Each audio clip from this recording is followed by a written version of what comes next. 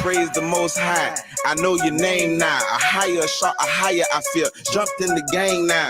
If you ain't come a slave cargo ships, then who's you? Cause I've been reading the Bible lately and find out we's the real Jews. They lying, they ain't telling us the truth. Elder gave me the game and he's showing me the proof. He said, brother, who is you? And took me to Deuteronomy. Man, they screwing us over, spiritual side of me. I know you tried to die for me. Ain't know he was kin to me. God is breaking Sabbath and lying to us religiously. And I don't appreciate none of that. I went to Catholic school. They ain't told me nothing about Deuteronomy 28:68. Lying. So gang banging, I denounced that. Catholicism, I denounced that. That white dude they call Jesus, yeah. Boys, yeah, I denounced that. I got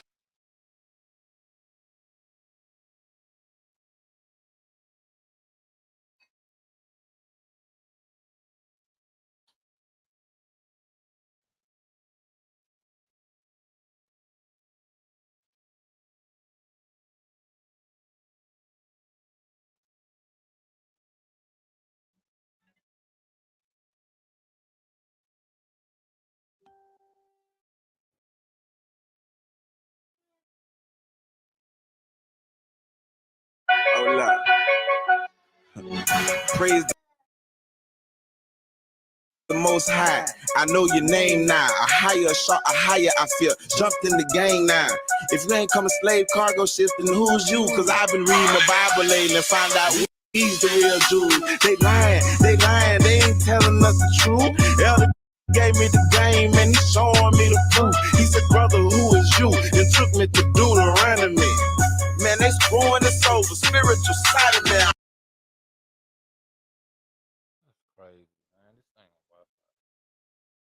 I know you tried to die for me. Ain't know he was kin to me.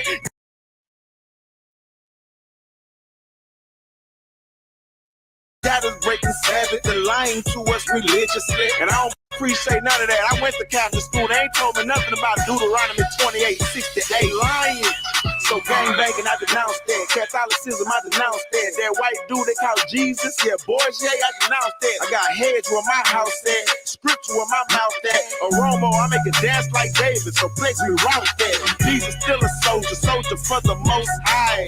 Now I keep a sword next to my knife. Preachers, modern day Pharisees, acting so divine. I was brought up around sinners, so with sinners I die. So you can catch the politicking with the pimps and thugs. Yeah, I relate to them, then I give them the word. The first thing I tell them, Christ, he look just like us. They leave the combo feeling Satan got us Jews effed up.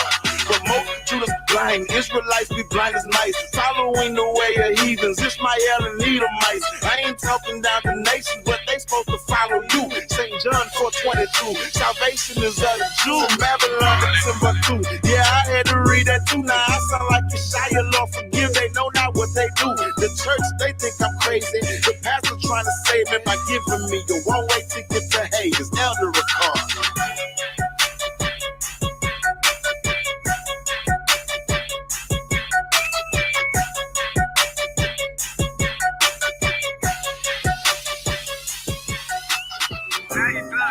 Hebrew hood music. I'm sticking to that truth that every man's a liar. I'm sticking to that truth that every man's a liar. I'm sticking to that word that every man's a liar. Yeah, Yasha out of Judah, hold up. Hand me my black ruler. Yeah, it's time for me to go in. Cause I'm from the tribe of Judah. They talking about hands up, don't shoot. A black dude kill blacks, bet y'all gon' shoot. A white dude kill blacks, bet y'all gon' loot. Shia looking at us like a die for these dang fools. It's sad, I know. Take me out this world, I don't want it no more. Ephesians 2:8, we were saved by grace, but not through ourselves. It was a gift from my higher. Hands up, praying through your Shia. Studying that word, the truth ain't no liar. Look me in my face and tell me I'm lying. You thought I was a lamb, boy, I'm a lion. Survival, never leave without my Bible. Always keeping that sword with me. I swing in front of my rivals. I step to you, ain't scared of you. Real Judah, we the real Jews. Jewish, I ain't heard of you. Oh yeah, that's right, they the converted dudes. I laugh cause it's funny. All y'all really concerned with is money. When you shot your return, y'all gon' burn in that money. Cause we get that last laugh, that's why it's funny. Hold up, pull up, a little bit of that wine though. I'ma take a few sips and put it down. I ain't trying to become no wino. Remember the Sabbath and keep it holy. We got to, cause the higher told us. Thank y'all for listening. Yo, PZ, we did it. All praise to the Most High. We kept it trill and true. Righteous one is the classic. Now here come Righteous two. I'm gone. Okay, my Judah, my Benji, my Ephraim, Zebulun, Asher, my Levites, my Manasseh, my Naphtali, my Issachar, Simeon, Reuben, my Gadites. I do this for the 12 tribes. Got a 4-5 pack for your third eye. I spend time, yes, Allah. They think I'm my kind of, but my people know we gon' ride it. Judah, know what? I feel like Noah. Reprobate mind maker, Judah wanna throw up. Just got you counting like a deadbeat dad, cause that nigga never show up. But my father, he could be your father, cause you see my father, he always there. We don't call him Yahweh, we don't call him Allah, we don't kiss no time, but we ain't with that there, man, you freaky. She freaky. All of y'all, man, y'all freaky. Walk around the stone and go and kiss the stone, man. Have you seen the stone, man? Y'all freaky. Yeshaya come, y'all ain't gon' kiss it no more. Or soon after, y'all gonna be kissing the floor. The first begot of the Most High, you can guarantee, man, he ain't raised up no hoe. They make bad good like Harry Potter, then cook up posters in they synagogues. Warlocks, we call them doctors, and Jehovah is their God. Turning their black cape for a white coat. Sucking out the spirit like it's light bulb. They say vaccination's gonna change the nation. Now your son goes to school in that trench coat. I tried to be righteous, fell off a few times, but got back up despite it. Gave a high on my bar. No paper, no pen, circumcised, I don't write it. You been chill. When you go somewhere, make life will feel like a cooler. Signing off is peace from the seed of Jacob. Real Judah.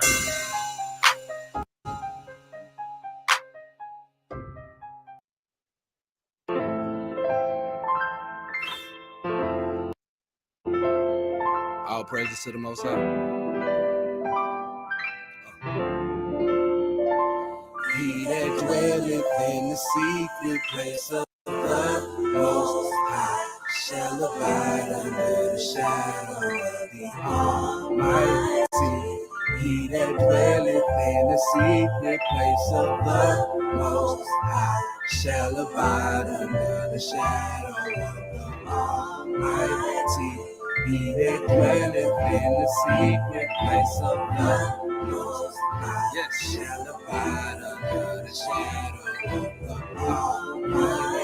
Okay, I'm riding on a wave, I am on a wave. To my sin I was a slave, and he died to save me. Broke the chains and got away, yeah, I found a way to give him thanks and sing his praise, so I give him praise. Now people looking at me strange, like why you changed it? Open my mouth with a praise, like what can I say? Yeah, I was going through some things, I was feeling pain. Felt like my whole life was going down the drain. So Romans 8:28 showed me the purpose. Found purpose, my patience, found the virtue. I repented of my ways, changed my ways. Now everything I do and say is not the same. So what you thinking is okay? No, it don't faze me. I just hope to make the Most High my habitation. Keep me in all my ways. I prayed for salvation and he showed me. Brand new and potent scriptures to kill the old me. Brand new and potent scriptures to kill the old me. Brand new and potent scriptures to go ahead and kill the old me. I'm on a roll. Yeah, I just let go of the wheel and he took control.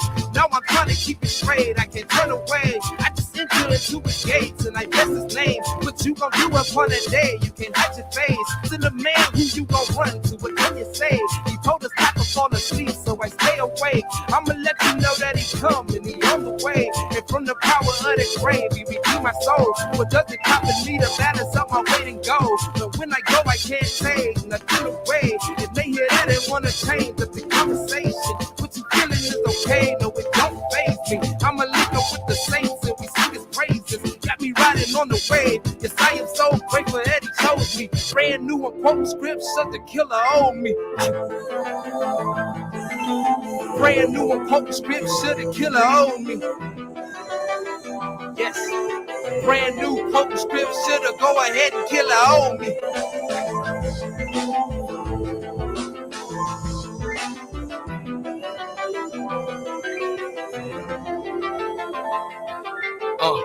all for the creation. One mother, two nations, birthrights and blessings. Esau and Jacob, raised in thick hair, brother grab your heel, birthrights and blessings. It was our God's will. You ain't know that you was special. You ain't know you had a purpose. They been lying to us from the jump. Truth lives in the verses. One father to his sons. We are God to the people. We sold into slavery. House of God to Egypt. Generation population more. Multiplying and growing strong. We was building all the major cities. They oppressed and we press on. Fools labor put us in the fields. Be a baby to the crocodile. Pharaoh's daughter washing in the river. Moses floating up the river Nile. Shoes off up the burning bush. Moses took the rod in his hand. God rained out 10 plagues. Brought the people out the land of Ham. Set apart unto the former. Hold it open up the matrix. Lord brought you out the house of bondage. You was destined for greatness. Yeah. But, okay, brand new, living scripture to get out. Brand new, post scripture to go ahead and kill a homie. Huh.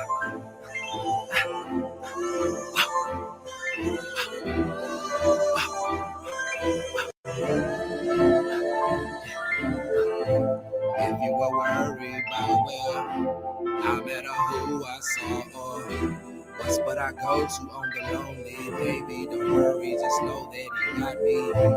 I never worry about where I met or who I saw or what's but I go to with the homies, baby, I don't worry, just know that he got me. If you were worried about where I met or who I saw or what's but I go to on the lonely, baby, don't worry, just know that he got me.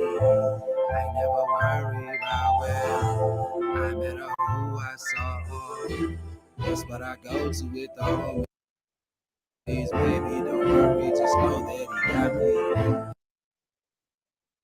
If you were worried about where I met.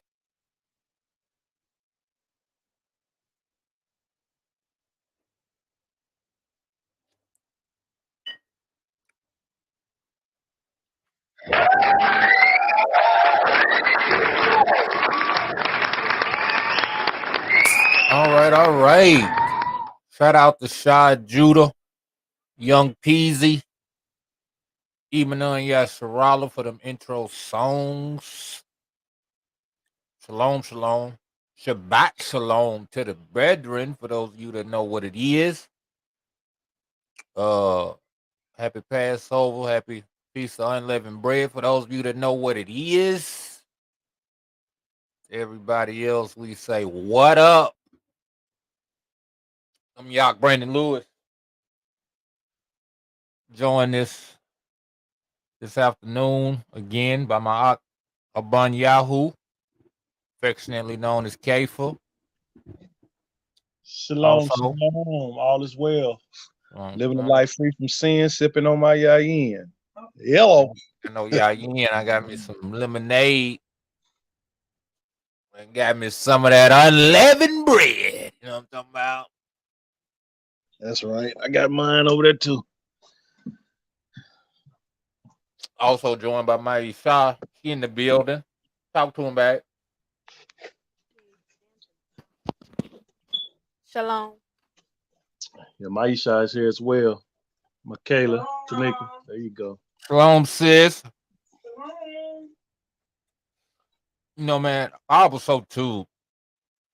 You know, because it's the appointed times and everything going on. So we are considering Yah as always and his word, and even more so his times.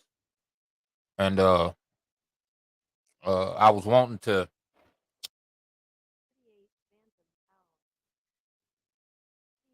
I don't know what's going on, man. This microphone's acting crazy all of a sudden. But I was wanting to go in and read, right? Because it's a lot of different books about scriptures. You know, it's a lot of different things. Let's see who we got in the chat. Sister Alicia's in the chat. Shout out to Sister Alicia and her East Cold Rain. So shout out to the Cold Rain household. But yeah, wanted to speak about particularly Jasher and Jubilees. You know, I know that a lot of our people don't believe in these books or have read them thoroughly, right? A lot of people ain't read the 66 thoroughly, you know what I'm saying? And shout out to sis Selah Love Israel. She been supporting a long time podcast. So uh you know, a lot of people aren't aware of these stories. You know, a lot of people don't know what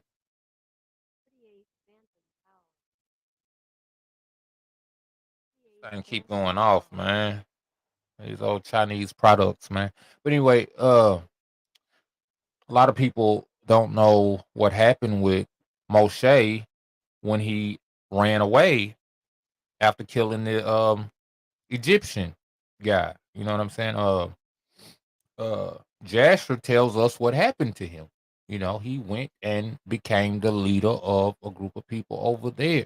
You know, he learned how to deal with people, how to lead, and you know, all of these things, which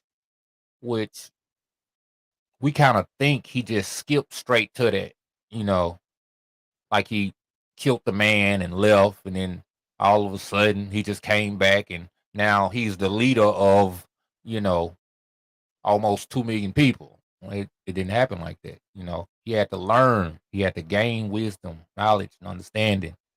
You know, so ain't no shortcuts, man. You know, oftentimes because we got microwaves and you know we got the internet and we got all this quick stuff, we think everything's quick. No, it's not quick. You know, it's a season and a time for things. Just like y'all saw fit for these books to come out, you know, and have certain things in it to make clearer other things. You know, it's like you ain't even ready for these books until you've read other things and understand them. Now these books should make more sense to you, you know. And so that's what we here for, to get into Jubilees and Jasher. uh we gonna get started with Jasher chapter 79. We're just gonna get right on into it because there's gonna be plenty meat on the bone, plenty of things to talk about, and that's how we're gonna rock with it. So, Jasher chapter 79. In those days, Moshe was feeding the flock of Ruel the Midianite, his father-in-law, beyond the wilderness of Sin, and the stick which he took from his father-in-law was in his hand. See, a lot of people wonder, where did that staff come from Moshe had? You know, it came to pass one day that a kid of goats strayed from the flock, and Moshe pursued it, and it came to the mountain of Yah, to Horeb.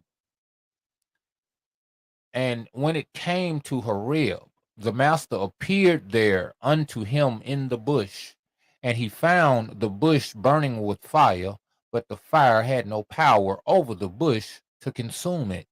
And Moshe was greatly astonished at this sight.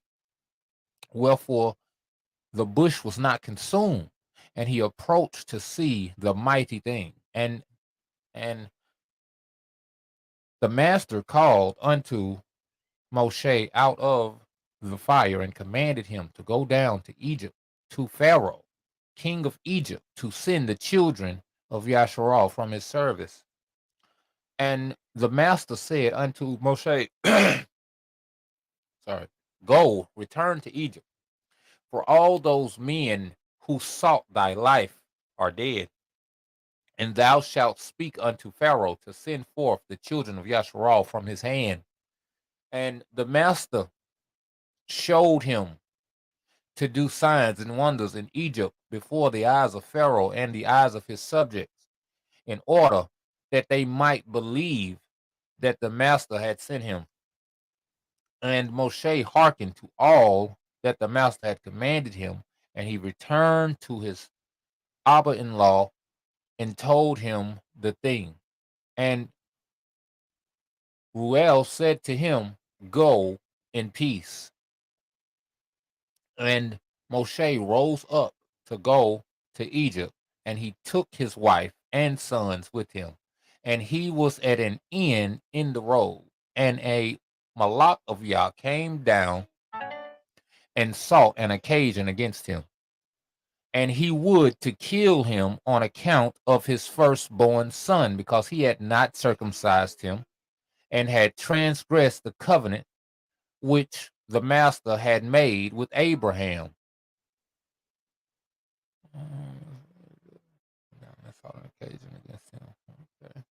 For Moshe had hearkened to the words of his Abin-law, which he had spoken to him not to circumcise his firstborn son. Therefore, he circumcised him not. It's some meat on that bone, man. Moshe obviously had a lot of respect for his father-in-law. You know what I'm saying?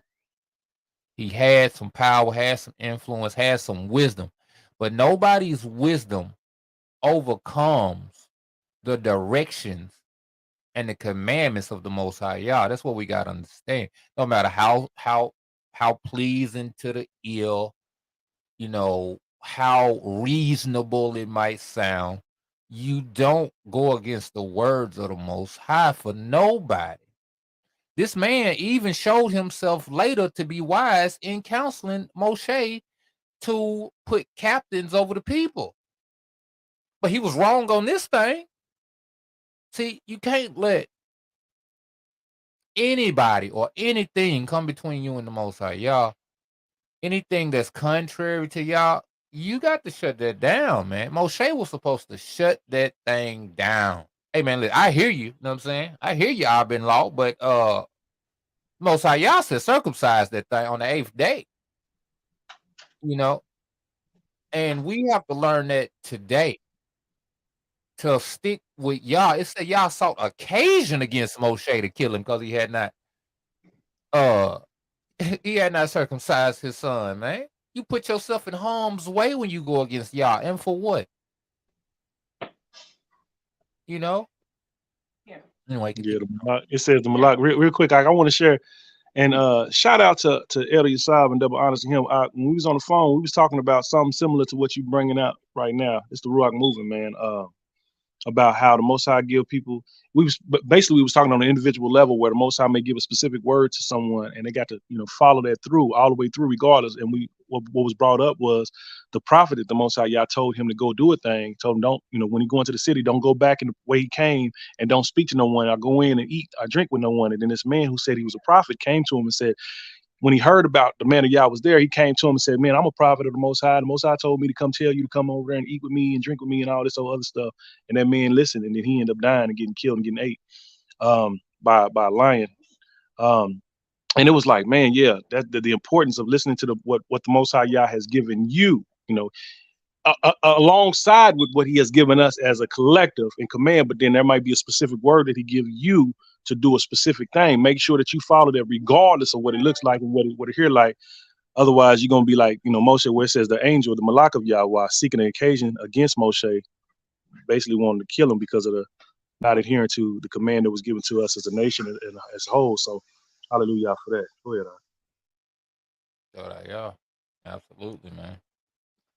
11. And Zipporah saw the Malak of the master seeking an occasion against Moshe, and she knew that this thing was owing to his not having circumcised her son Gershom. And Zipporah hastened and took of the sharp rock stones and that were there, and she circumcised her son and delivered her husband and her son from the hand of the Malak of the master. It's some meat on that bone too. She had to have some discernment. This ain't no foolish woman, you know. And I don't believe that she saw some like shadow or some moving around. I think it had to have been things going on that she recognized and was like, hold on, this, something ain't right, you know. And she immediately got to the business. The scripts tell us to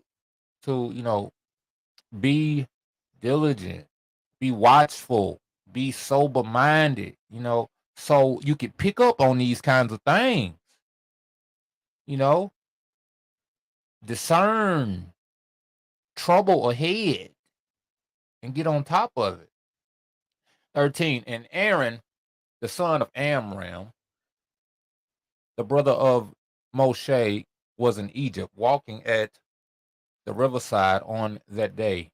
And the master appeared to him in that place and said to him, "Go now toward Moshe in the wilderness." And he went and met him in the mountain of Yah, and he kissed him. And Aaron lifted up his eyes and saw Zipporah, the wife of Moshe, and her children. And he said unto Moshe, "Who are these unto thee?"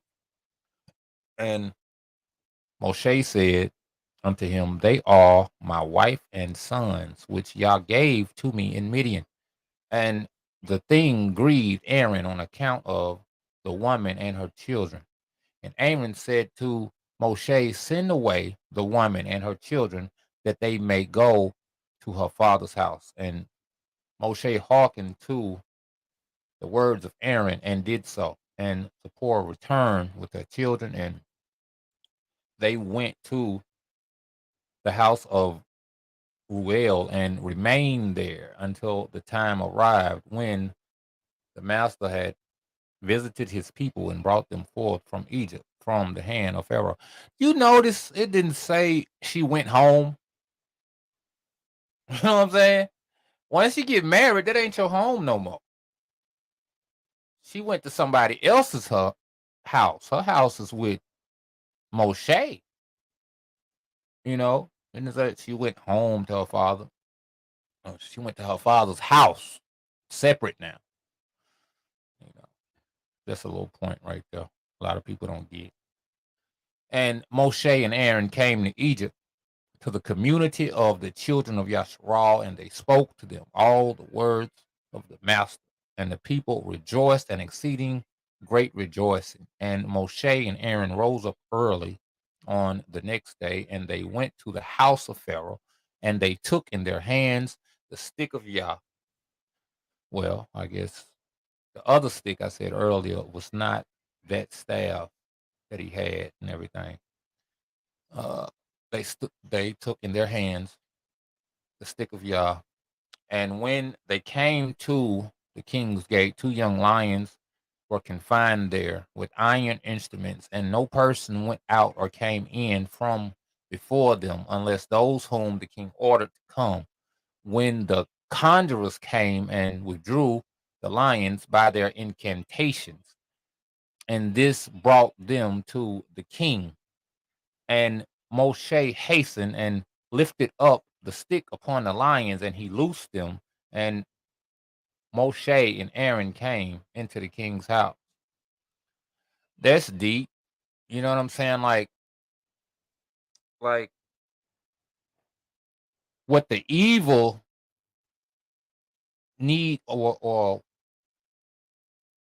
what the wicked need evil to do, we can do with righteousness, right? The evil need conjurers to try to control these animals, and spells and all this whole stuff. We just need Yah, man. Yah is stronger than evil, right? And Absolutely. most, Absolutely. right, 23. The lions also came with them in joy. And listen, not only did they keep the lions from attacking them, they unloosened the lions, right? Brought the lions with them. So it's like, not only are these lions not attacking us, but now they with us, and with us in joy. See, y'all's people is supposed to bring freedom. They supposed to bring life. That's another thing, man. A book said that Hasatan is going to be able to do everything, all signs and wonders, but he will not be able to bring life. you know, and not just life from a person being physically dead to being alive, but the joy and gladness, the freedom from sin, that kind of life. That's the kind of life that won't be able to give. And when you look at these doctrines today, when you look at these groups and cliques and these, camps and assemblies and all this, the way you're going to be able to tell the righteous from the wicked is, do they bring life? What good is it if it don't bring life, if it don't bring joy and gladness of heart, if it don't bring freedom from bondage, the bondage of sin, the bondage of old ways of life, worldly ways, the bondage of the flesh. If your doctrine, if your group, if your, members or whatever, if they don't give you life, if they don't restore the breaches in the wall, that's what it said, that the righteous of Yah, the righteous preachers, the righteous prophets, they will restore the breaches of the wall. They will bring life. If that's not what they do, man, it's not worth nothing, man. If they don't strengthen you to depart from sin, which is departing from death, because we know the wages of sin are death, right? So if you leave off from that, guess what you get? You're going to get life. And life what? Life eternally. In this life and the next. So we need to start putting things in context. A lot of things feel good, soothing to the ear, and it's good. That's what happened with Moshe. It was soothing to his ear. Well, you're right. Maybe I shouldn't circumcise my son. Maybe pleasing to the ear. Put death on his plate. And it was only by recompense. It was only by repentance that death was able to be taken off the table, because it was on the table till the thing got straightened out. And we need to make sure that in our life we recognize the wrongs. Moshe's wife recognized the wrong had been done. Man, you know what? We didn't follow instructions, and now death on the table. And the only way to get death off the table is to go back and follow them instructions. Likewise, what are we doing that got death on the table? What could we be doing that got death on the table?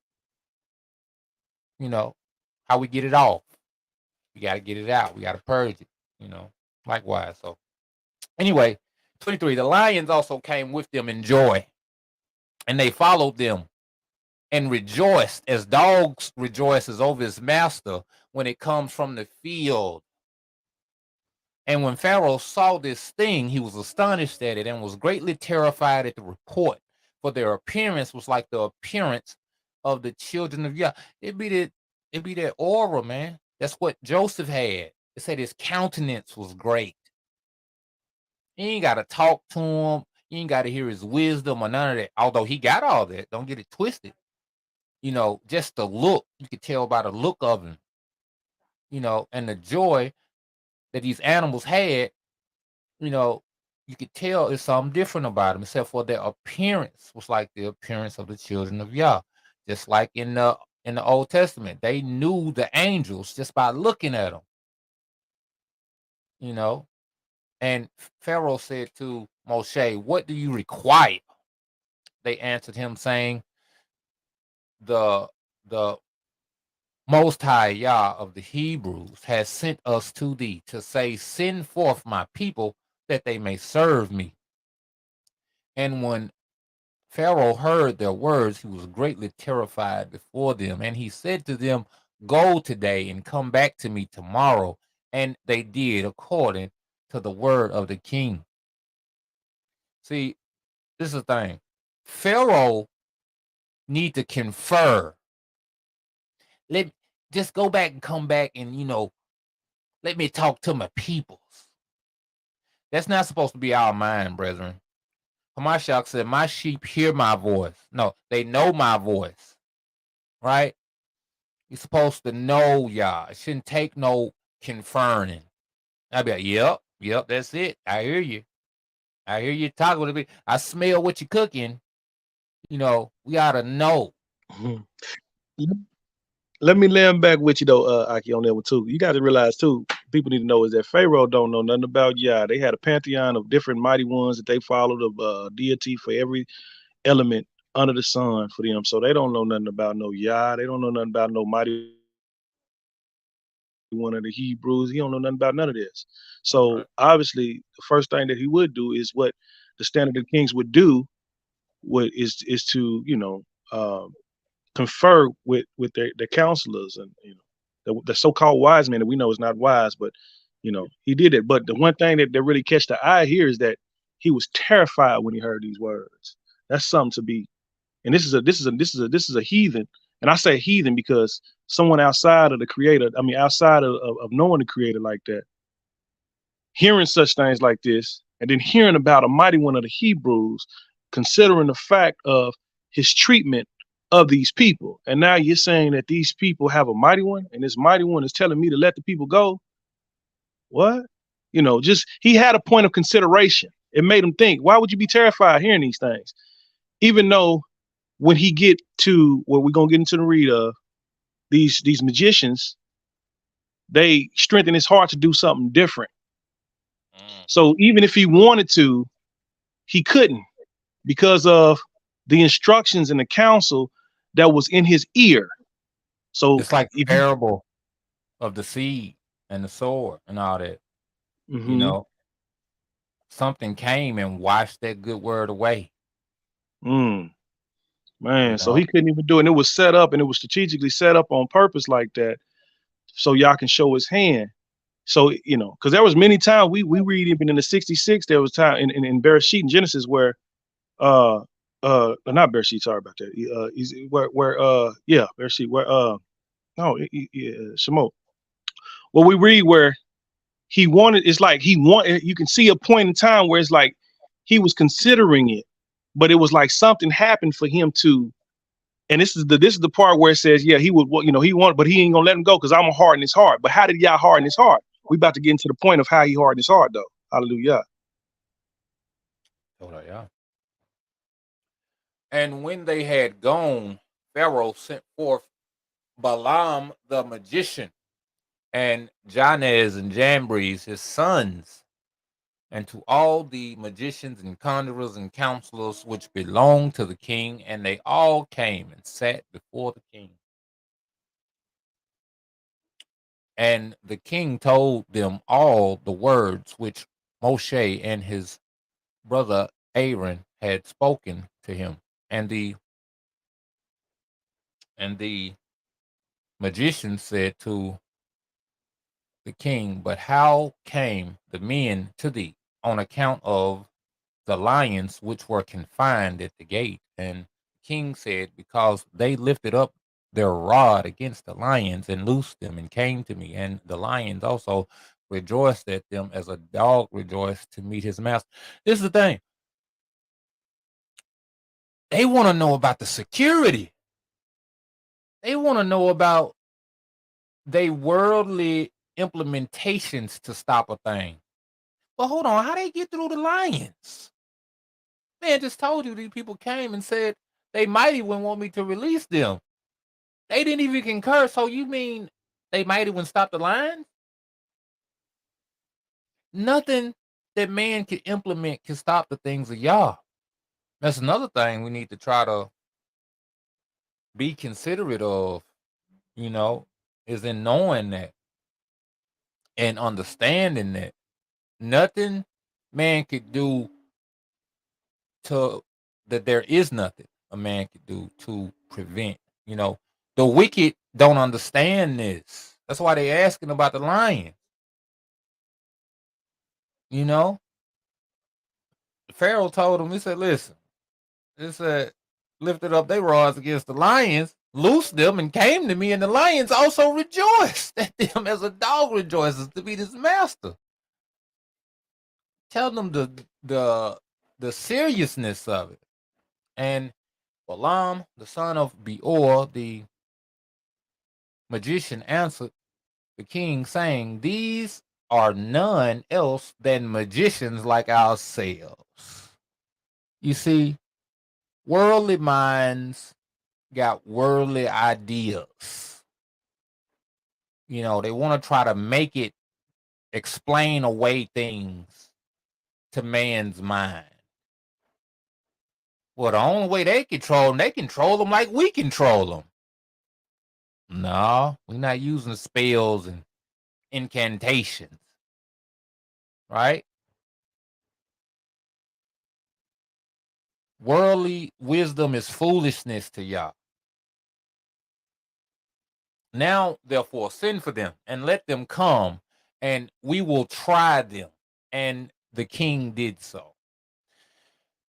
In the rising, Pharaoh sent for Moshe and Aaron to come before the king.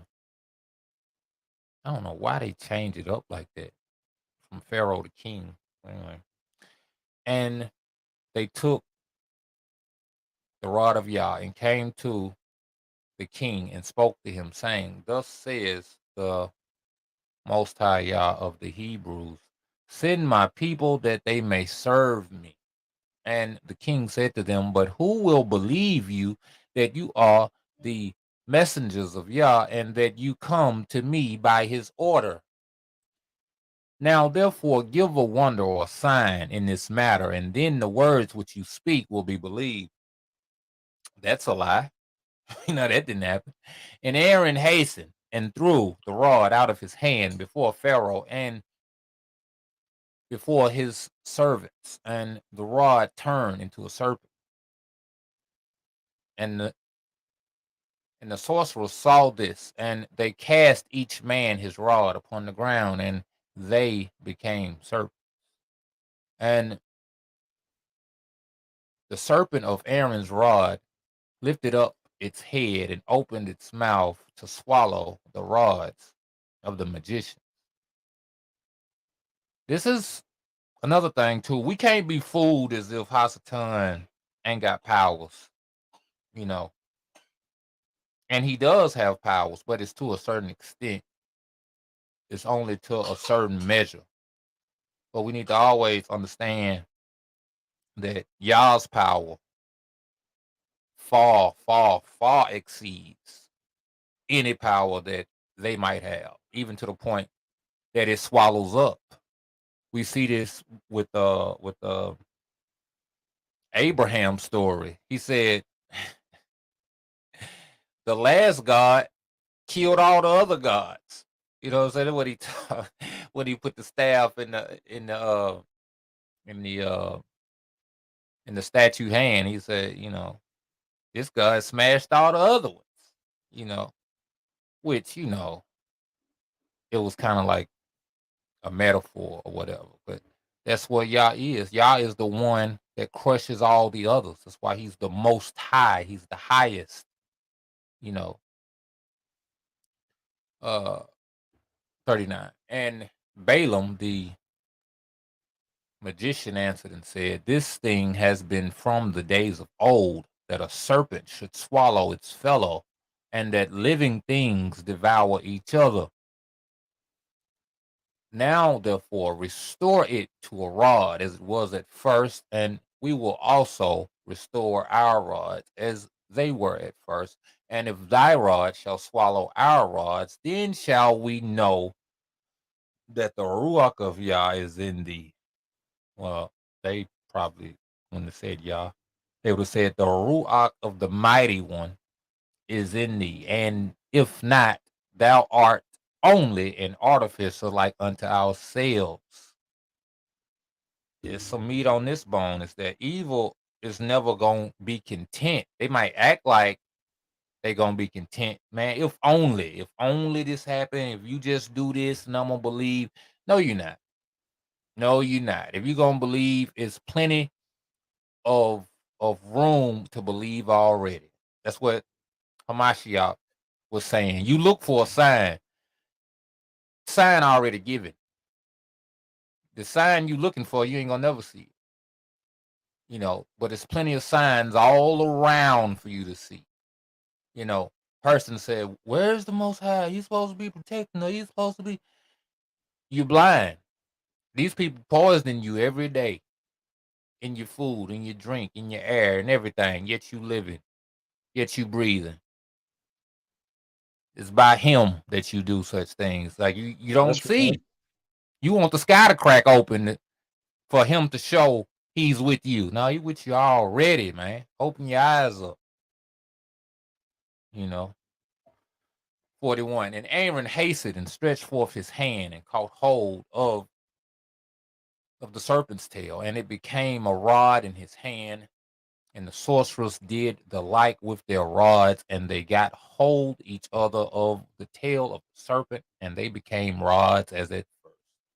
And when they were restored to rods, the rod of Aaron swallowed up their rods. And when the king saw this thing, he ordered the book of records that related to the kings of Egypt to be brought. So they brought the book of records and chronicles of the kings of Egypt, in which all the idols of Egypt were inscribed, for they thought of finding therein the name of Jehovah, Yahuwah, but they found it not. See, it be the reasoning of the mind to keep going when you had already said, if you would but just do this, I'm going to stop. You see how they keep going? Forget about what I just said. I just said, if you do this, I'll believe you. You did it. Now I'm trying to go to something else. That's like two kids. That's like children at a park and they get into it and tell them cross this line and it's on. And they cross that line. You can cross this line. And they go back some more. Cross this line. Like, dang, man, how many lines I got to cross? Man, for real. That's, we have to be mindful when we read this stuff to see how it can apply to us today and not be like this. That's the whole thing about crossing over in the realms and the evil spirits. Like, you can't cross over into the good realm if you got any of us in you.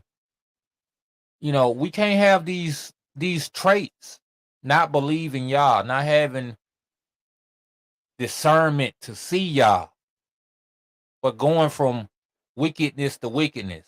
Oh, I'm gonna change if this happened. But then when that happened, you still ain't changed. Now I'm gonna change if that happened. Now I'm gonna change if that happened. I believe if this, I believe if that. It's dangerous, man.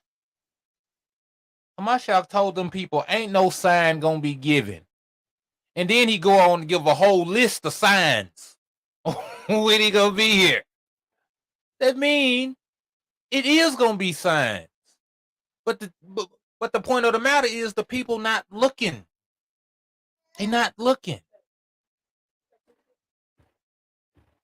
In the corridor. So they have eyes to see many things, but considering none of them. Considering none. What the Old Testament said, my people don't consider. What are they supposed to be considering? Supposed to be considering Yah and considering what he said, because he told you, I don't know how many times he said, I tell you a thing before it happened, so that when it happens, you will know that I am the master. I am the Adon. I am the Lord. And that's where your hallelujah is supposed to come from. The recognition of his deeds. The recognition of him keeping his word, of being true day in and day out, of never changing. People don't even know what they thanking him for. They just run around saying stuff. Praise ye Yah. Okay. Why?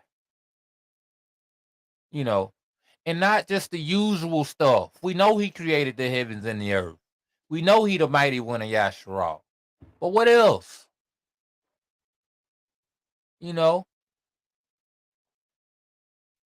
Woke you up this Boca. He laid you down at Layla. He keeping your children. Your children got to and fro safely. You got your limbs. You got your mind. He brought you from ignorance to understanding. He brought so many things. We do summaries. We do a whole summary. Hallelujah. Okay, for what? I told my wife sometimes, she'd be like,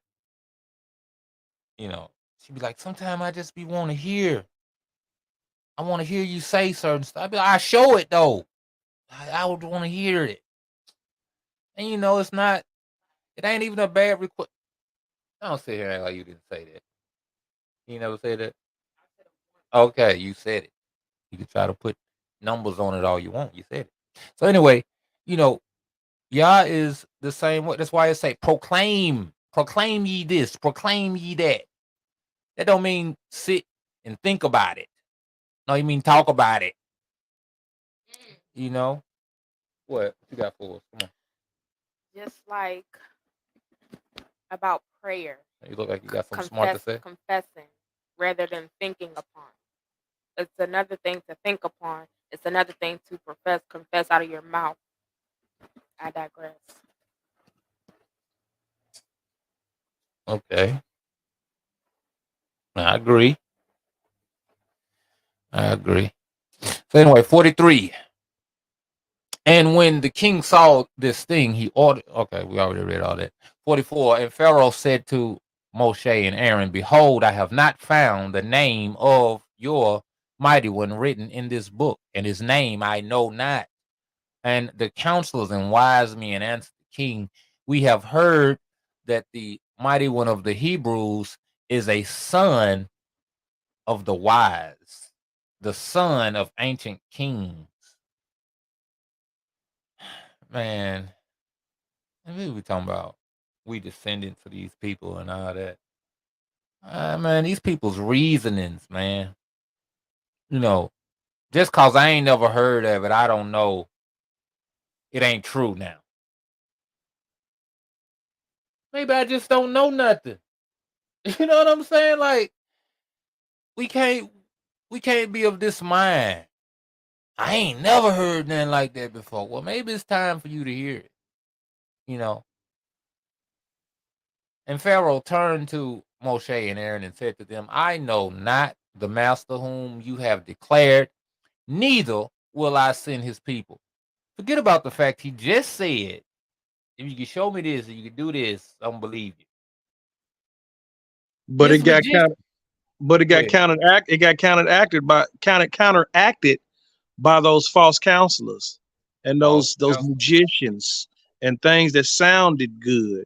That and to me, it's like in a way, okay, we was talking about this earlier. Shout out again to Elder Yasab, no double honors to him again. Where, was I talking to you? Oh, I think I was thinking of it to myself, maybe. Yahweh. No, not Yahweh, but not Elder Yahweh, but Elder Yasab. I talked to them both, but my thing is this: it was talking about how in a courtroom, a prosecutor may not even have evidence or anything, but they can talk good and they'll paint a picture that's not even actual facts based off true evidence, and the jury could lean toward that because it sound good, but it's no scriptorial. Let me say it like this: proverbial. It's no scriptorial facts or evidence, or no evidence in no evidence to solidify that statement, to make it solid. You know what I mean? It just sound good. And it's like, yeah, that sound good. But sometimes people, they go by based off of that instead of the actual facts and the actual truth about what is. Now, this man he said, like you said, they know that them lions was there by intent. They can only be loosened through enchantment. And yet these men came with a rod of Yah and loosened them. And they came, not only did they come, but they came with joy like a dog, happy to see his master.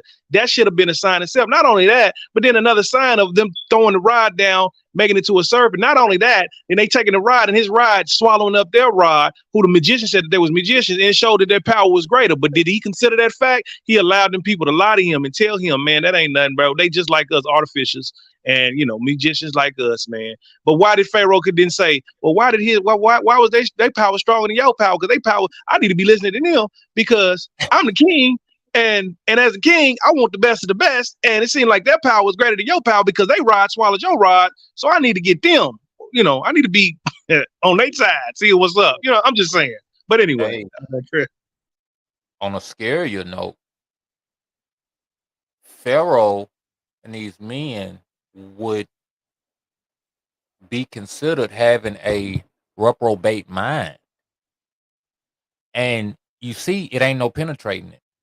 It don't care what they see. All signs and wonders ain't gonna penetrate that thing. That's scary, man. A lot of our brothers and sisters got this same kind of mind. They claim, if I would only but see. We think that if a certain thing happened to them, certain thing this, certain thing that, man, ain't no turning them folks.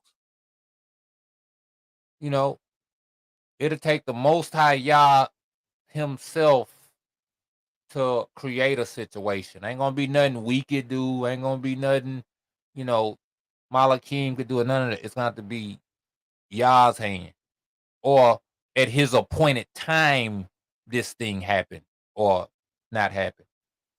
You know, and it's like that's a more weightier thing, because it's like, what if you don't desire for these people to have no understanding? Pharaoh had this understanding till he died. It took pressure to even make him give in, but he didn't give in to salvation. He gave in under pressure. He wasn't converted. So you know what? I'm gonna follow y'all. I'm gonna follow y'all, mighty one. That's what we hope for our our people outside of the walk. We hope that they are pressured to the point of conversion unto life. But maybe they like Pharaoh and these magicians, you know, which is it's a sad thing.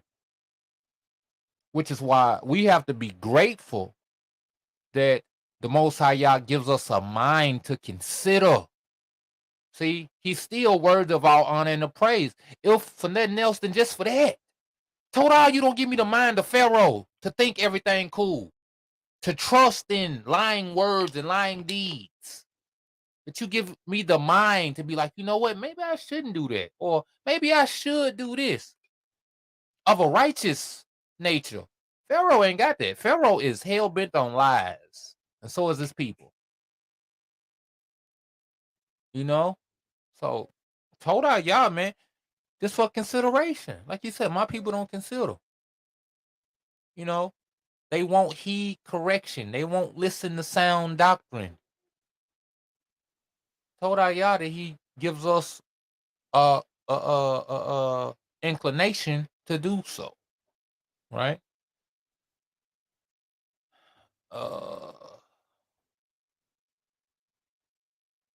Verse 47. And they answered and said to the king, the Most High Yah. So when I brief real quick, so what that would be, if that was going to be the name, it would be Yahweh Alua Alawai of Alaim, because Alaim is plural. So he's telling them Yahweh Alua of Alaim is his name, because he's the mighty one of mighty ones. You know what I mean? So that's right. Yeah. Appreciate that, Toto. Proclaimed his name over us for the days of our ancestors, and sent us, saying, go to Pharaoh and say to him, send my people that they may serve me. Hey, look, they saying like, listen, he told us to come tell you. We told you. You know what I'm saying? Like, I mean, I get you. I get what you saying, Pharaoh. But he told us to tell you. He didn't say you was gonna do it. He just said come tell you. You know. Now, therefore, send us that we may take a journey for 3 days in the wilderness, and there may sacrifice to him. For from the days of our going down to Egypt, he has not taken from our hands either burnt offering, oblation, or sacrifice. You know what? What if this the time frame we in? Or were in? The time of drought, but not of food and bread. I mean of water and bread. Because we don't consider this. We say we in Egypt now. He gonna bring us out in Exodus. We don't say, no, so I ain't been hearing from us this whole time. I'm just saying. Until the time it was ready for us to go. Then he started listening again. That's what happened here. Said he heard the cry of the people. They've been crying for 400 years. It just came towards the end. He said, you know what? Now I'm gonna hear something from him. I'm gonna get them together now. That thing right there deep. That thing right there deep. All the time our people was in slavery, being killed, babies cut out of stomachs, alligator meat, on from trees, shot, pick nickels, and all this old stuff. So listen, he has not taken from our hands either burnt offering, oblation, or sacrifice. We ain't considered that. We ain't considered it. And if thou wilt not send us, his anger will be kindled against thee, and he will smite Egypt either with the plague or with the sword. And Pharaoh said to them, tell me now his power and his might. And they said to him, listen, man, if that ain't evil, they're talking about, listen, if you don't send us out, he gonna get you, basically. Pharaoh said, tell me how he gonna get me. He find out. Keep playing and find out. He want to run down to see if he can handle it or not. He ain't gonna be able to handle it. That's how we is. He be like, man, it ain't that bad. I could take a couple lashes. No, you can't. Pharaoh said to him, tell me how his power and his might. And they said to him, he created the Shemayim and the Arats, the seas and all their fishes. He formed the light, created the darkness, caused rain upon the earth and watered it, and made the herbage and grass to sprout. He created man and beast, and the animals of the forest, the birds of the air, and the fish of the sea. And by his mouth they live and die. Surely he created thee in thy mother's womb, and put into thee the breath of life, and reared thee, and placed thee upon the royal throne of Egypt. And he will take thy breath and soul from thee, and return thee to the ground whence thou was taken. Listen, every time. And I did a lot of different lessons. And in these past 5 years, I've been heavy off into the truth, right? Going on 6 now. I've done almost every speech given to leadership. I did Abraham and Nimrod. I did a video on that. I did the 3 Hebrew boys. I did this. I did Hamashiach with a pilot. There's been some other ones too, I want to say. But in all of them, this is how they be. Right? I did Paul with old boy with Festus. And it's certain characteristics to each one of them. They stand on the word of the Most High Yah, and they give it to them flat-footed and plain. It ain't no wonders and mysteries. And listen, man, this is what it is. You know what I'm saying? You can not like it, but that ain't gonna change the fact that it is what it is. All of them hit them tough. No regards for their own life or none of that. Listen, I'm finna give you all this. You kill me for it, cool. But you gonna have to pay. Yep, I did the 7 sons and all that. When they talked to old boy, when he was torturing them, all that. All their speeches is the same. And we have hard times going to our supervisors asking for off on the Shabbat. These people talking to the most powerful men in the land and telling them what they don't want to hear at all. Abraham did it. Moshe did it. 3 Hebrew boys did it. Daniel did it. Daniel told that man, you gonna eat grass like an animal. Hey man, listen. That's worse than telling somebody, Most High gonna kill you. Man said, you gonna be an animal, dog. This man controlled everything. That's the first part of the beast. That's the head of the beast, wasn't it? Nebuchadnezzar, wasn't he the head of the beast? Oh, hold on. There you go. You're Yes, sir. I'm here. Yeah, but I'm just saying, man, like All of It's the these head. speeches, huh? I'm sorry. Shalak, yeah. Nimrod, not Nimrod. Nebuchadnezzar is the head. That's the lion. Represents Babel. Mhm. Head of the beast, man. The start of the thing. Told that man you was gonna eat grass like an animal. You was gonna go around crawling on all fours. He was nervous about it and then just told that man flat footed. And it's like that's what it means to stand on the word of the Most High Yah. And we be wise to take after these characteristics in speaking truth, because that's where the persecution come in at. And most of our damage, most of our troubling came from our own people in the scriptures. Why? Because they spoke the truth.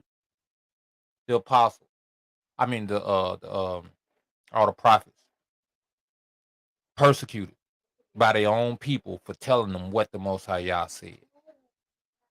You know, uh, apostles brought before judges and courts and all this by their own people, given up by their own people to these other nations to be killed. That's what happened to Hamashiach. His own people put him up to be judged. We can't kill him. You kill him for us. And here we looking for some kind of uh uh incarnate Hasatan to come kill everybody. And it's like our people been the ones killing the righteous among us all this time for telling them about ways that they have taken on, customs that they believe in that's wrong. And if you don't think a nigga kill you to this day, post something they don't like and see how strongly they disagree with you. They just ain't got the power to kill you. Imagine if they had the power to do something to you behind it. I'm just saying. Nigga would damn near kill you on Facebook behind it. Yeah, we would have been dead a long time ago if they had the power to do that like that. Man, long time ago. Them Negroes out the way. You want to talk about a council of elders that have the decree power to get you strung up? Don't even forget about lashings. Just oh man, we wouldn't have no more back. They'll give us up to lashes every other day. And it's like we miss that. We want to point everything out. Other nations, the white man's, the Edomites, this, that. No, the fact of the matter is, it's all about the wickedness within self and this mindset of Pharaoh to not turn to truth, to look for every way to believe a lie.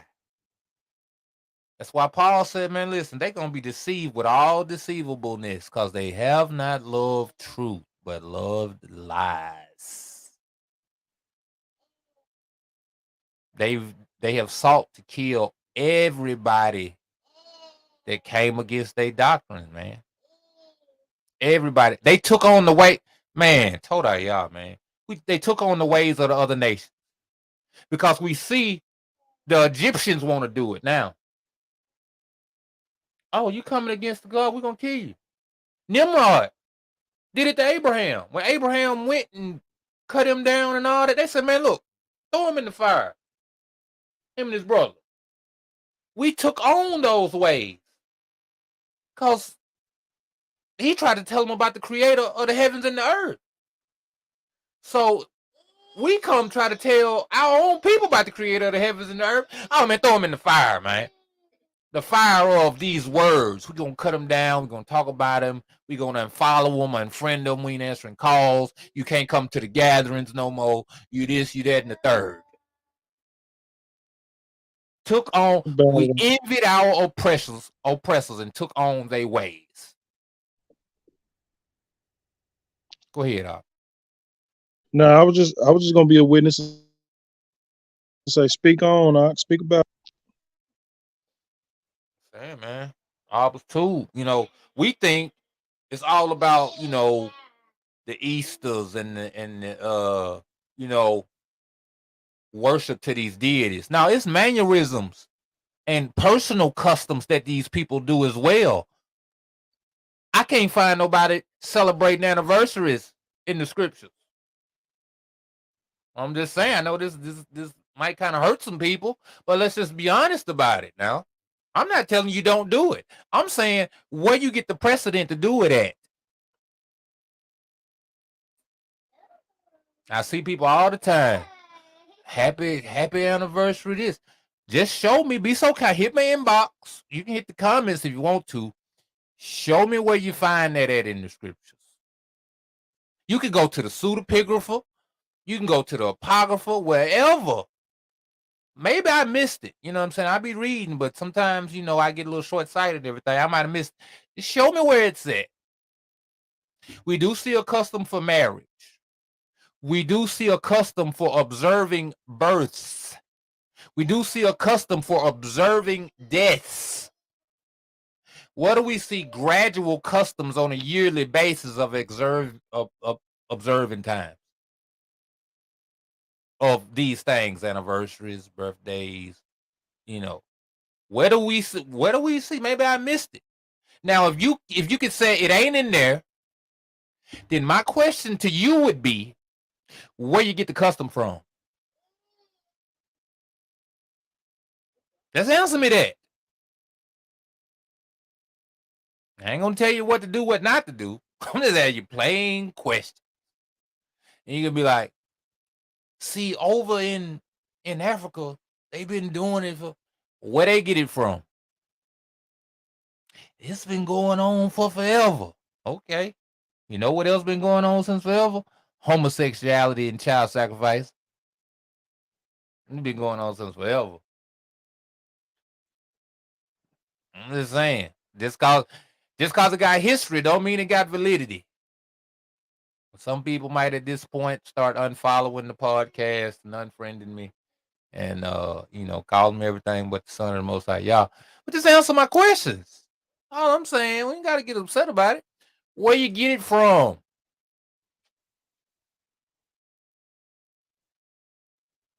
Oh, we gonna get a birthday cake. We gonna blow out the candles.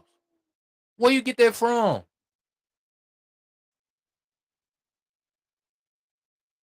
We see they got dreadlocks in the scriptures. We can see a precedent for it. I said they picked up Elijah by his dreadlock. Picked him up by the lock of his hair. They wasn't talking about a nap. I said we can see customs for certain things. We can see a precedent for it. Show me a precedent for anniversaries and birthdays. And anyway. So I know that's a little meaty and weighty. We gonna move on, man. Cause I assure you, the point of this whole thing was not that entirely, but told y'all if even bring that up, sit on that for a little while. Are you in here? I keep losing you, man. Yeah, I be trying. I was scrolling trying to do something, and it kicked me off. And I'm trying to still work out this stuff. So my bad, man. Okay. I just wanted to be in here. You might have had something to say or something. Did you have something to say on that? No, sir. What you think about the anniversary thing? I mean, I'm in agreement. Where do we get, like, we do stuff, like, why do anybody sit and really consider, like, why do we do what we do? Is it scriptural based? Where we get it from? Where it come from? Do you know the origin? Do you know the thing? These are good things to know because scripture tells us to not be ignorant of a matter, small or great. So yeah, you want to know. You want to know and you want to comprehend why you doing what you're doing. Do you even know? Is it even, you know what I mean? Like, I'm in agreement with y'all. Simple and plain. That's it. All right. Now we into Moshe and Aaron speaking to Pharaoh, and Pharaoh asked them, what kind of powers do your mighty one got? And they told him, like, man, he created the heavens and the earth. He feed all the animals. Everything is under his control. And he said, you know, he the type that gave you breath and a soul. He the type that'll take it away. So they still talking to him in 51. I mean, uh 51 is the I'll tell you what, let's just start at 50. Surely he created thee in thy mother's womb and put into thee the breath of life and reared thee and placed thee upon the royal throne of Egypt. And he will take thy breath and soul from thee and return thee to the ground whence thou was taken. And the anger of the king was kindled at their words, and he said to them, but who amongst all the mighty ones of nations can do this? My river is mine own, and I have made it for myself. You know, I wonder what river is this he's talking about. This could be kind of important because it could be a river over there that everybody think is biblical when it's really a man-made thing. We know today man can make their own rivers. So anyway, I'm just saying that's a little point. You know, I ain't saying which is what. I'm just saying what river is he talking about when he talking about it. And he drove them from him and ordered the labor upon Yasharal to be more severe than it was yesterday and before. This is what the kind of measures the wicked resort to when they can't get their way. It was a tantrum. You know, he couldn't prove himself right. He couldn't overcome the righteousness of Yah. But what you do is you abuse that you can control. Which, you know, it could happen. It could happen to us, you know, because we got him saying the whole thing was getting the children out of bondage by the measures that Yah didn't set forth. So he thought to overcome those measures. Can't overcome the measures. It's like, you know what? You want to get them out of bondage? I'm finna put them in more bondage. How about that? It really be a testing of Yah. See, all them plagues and all of that came afterwards. This is what he brought forth by not believing truth. Ask yourself, are you calling for plagues on your own head? I don't believe it. No. I ain't gonna listen. Matter of fact, I'm gonna do more wickedness. I'm gonna go more harder. He gonna have to show me. That's what we be saying. This the kind of talk we be talking like Pharaoh. He gonna have to show me. You sure about that? Listen, brethren, when I tell you what we know about the plagues from the 66 is not what the plagues and Jubilees is. Okay? He's finna tell you just how bad these plagues was. I'm gonna try to get to it. I'm sorry. I keep stopping, but you know, that's why we say if Yah permits, we gonna do such and such, because I'm gonna bring this stuff out, man. And Moshe and Aaron went out from the king's presence, and they saw the children of Yasharal in an evil condition. For the taskmasters had made their labor exceedingly heavy. And Moshe returned to the master and said, why hast thou ill-treated thy people? For since I came to speak to Pharaoh, what thou didst send me for, he was exceedingly ill-used the children. He has exceedingly ill-used the children of Yasharal. And this is another thing, too. Paul said, things are written aforetime was written for our learning. We're supposed to see this, read this, and gain a deeper trust for Yah. Don't be going back like Moshe and questioning stuff. Like you gonna check, like he have to give account to you about something. You know. And it's like we're supposed to just know whatever he did it for a reason. You notice that the that the heart of a man speaks to Yah. Moshe heart, he questioned, and Yah ain't really take it no kind of way, right? because he knew his heart. But in the wilderness, when the children question, they're like, man, I'm finna go ahead and get rid of these people. These people ain't gonna get right.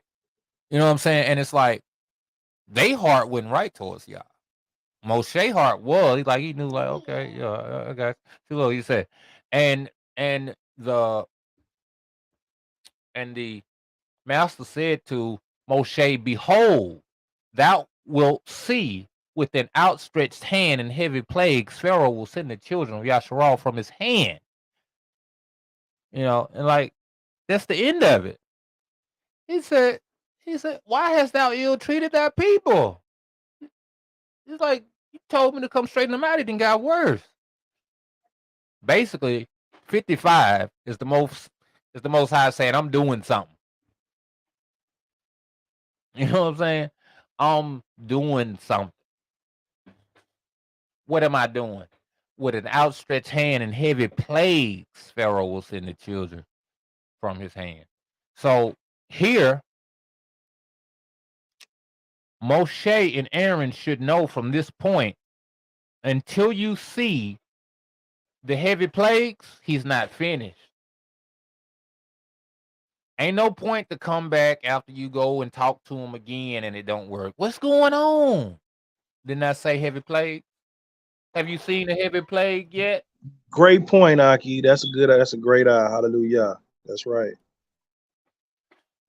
Which too, we need to understand about prophecy and certain things. And I really want to do this story, man. I be seeing so many people talk about Revelation and using the prophets to confirm certain things, man. When a lot of this stuff was talking about Jacob's trouble and talking about the fall of Yahshua.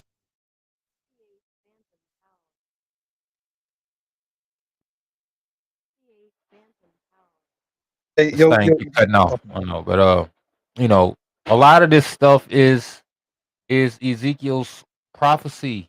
A lot of what Mashiach said was the same thing Ezekiel said. And it's like, it's the culmination of these people losing everything y'all had gave them, being stripped.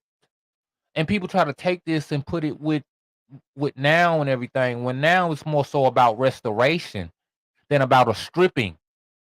We've been stripped. What need we got to be punished more for? What? It's like you do disrespect to what y'all said he was gonna do. From before the Chaldeans came, before they came, until now, has been the worst time for any.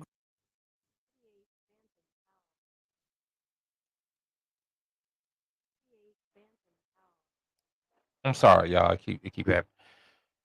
From what happened before the Chaldeans until now, right, has been the worst period of time. You have to think.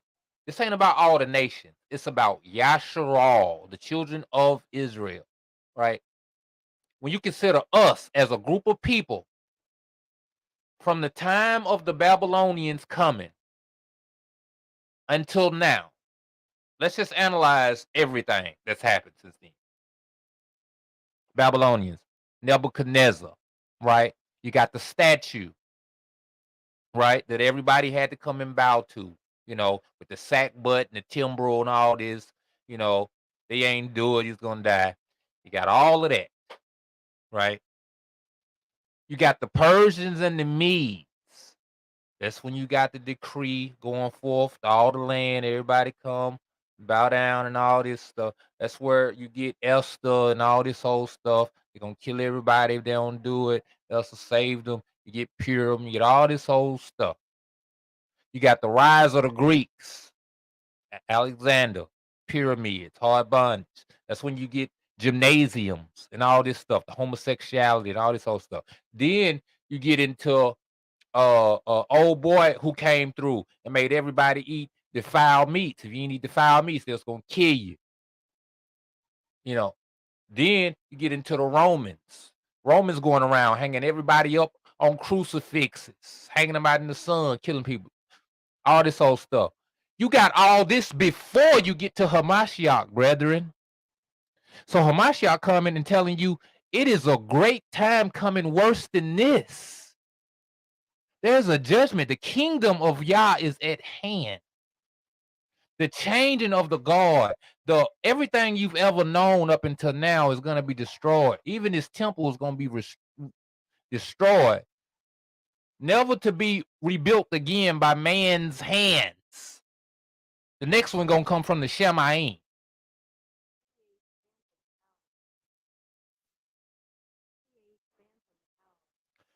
And it's like people don't understand. They don't understand the context. They don't read.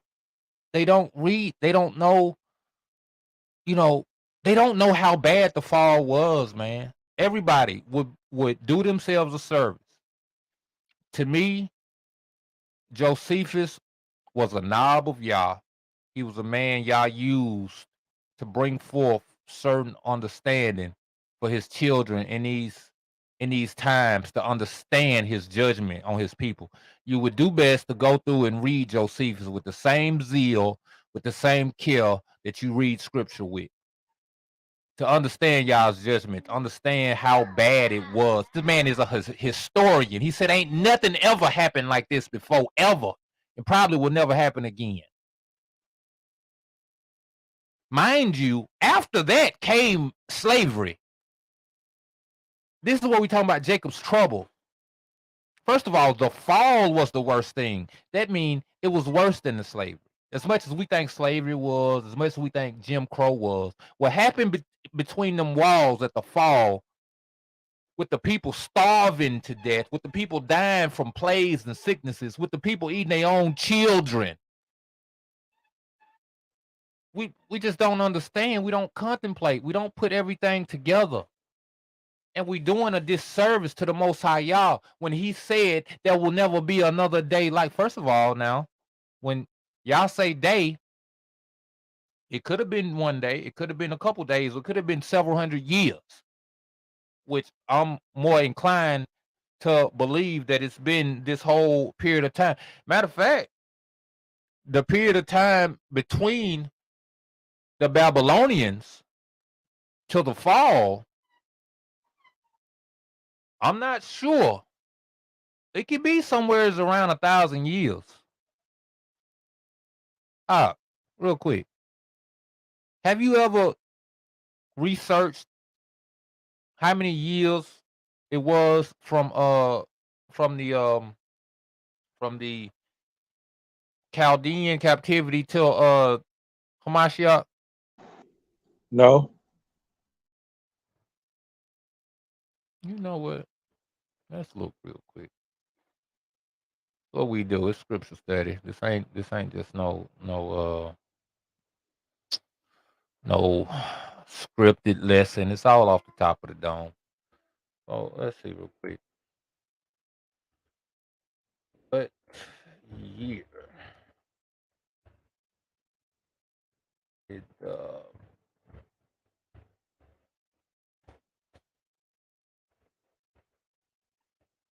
Babylonians raid Israel?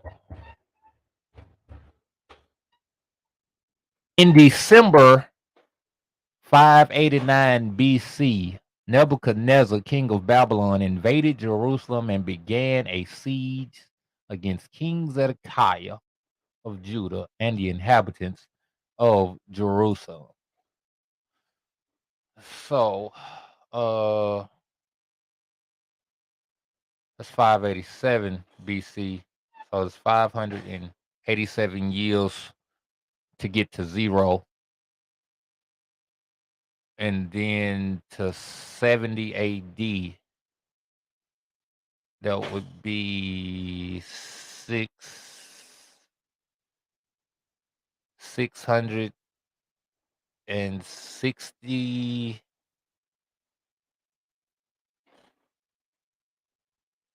No, 70 AD.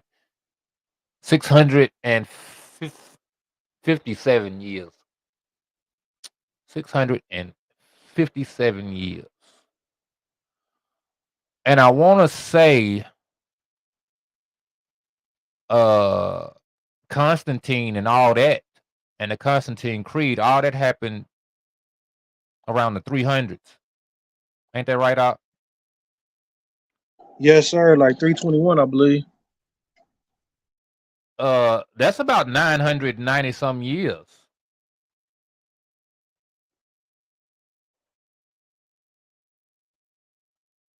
And with that came the decree, the Constantine Creed, and all that. That's when it was illegal to keep Torah and all that, to keep Shabbat. So anyway, I'm just saying, man. That's about 1,000 though, to be honest with you. But we know it continued on until now. But so I mean, from then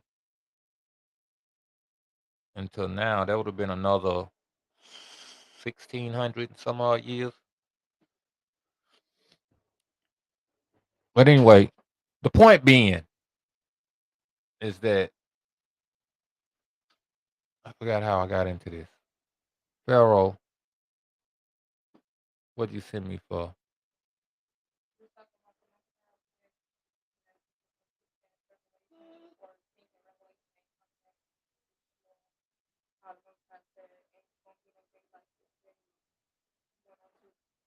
Oh, yes, that's how your brother get off and all kind of stuff. But the point of the matter is the judgments of Yah is very, very serious, and he don't back down on his word. And that's what it was. I was comparing the two captivities and uh Yah's judgment. But just man, do your research on it. Check it out. And the master said to Moshe, behold, thou wilt see with an outstretched hand and heavy plagues, Pharaoh will send the children of Yasharal from this land. And Moshe and Aaron dwelt amongst their brethren, the children of Yasharal in Egypt, and the children of Yasharal. And as for the children of Yasharal, the Egyptians embittered their lives with heavy work, which they imposed upon them. Chapter 80 of Jasher. At the end of 2 years, the master again sent Moshe to Pharaoh to bring forth the children of Yasharal and to send them out of the land of Egypt. And Moshe went and came to the house of Pharaoh, and he spoke to him the words of the master who had sent him. But Pharaoh would not hearken to the voice of the master, and Yah roused his might in Egypt upon Pharaoh and his subjects. And Yah smote Pharaoh and his people with very great and sore plagues.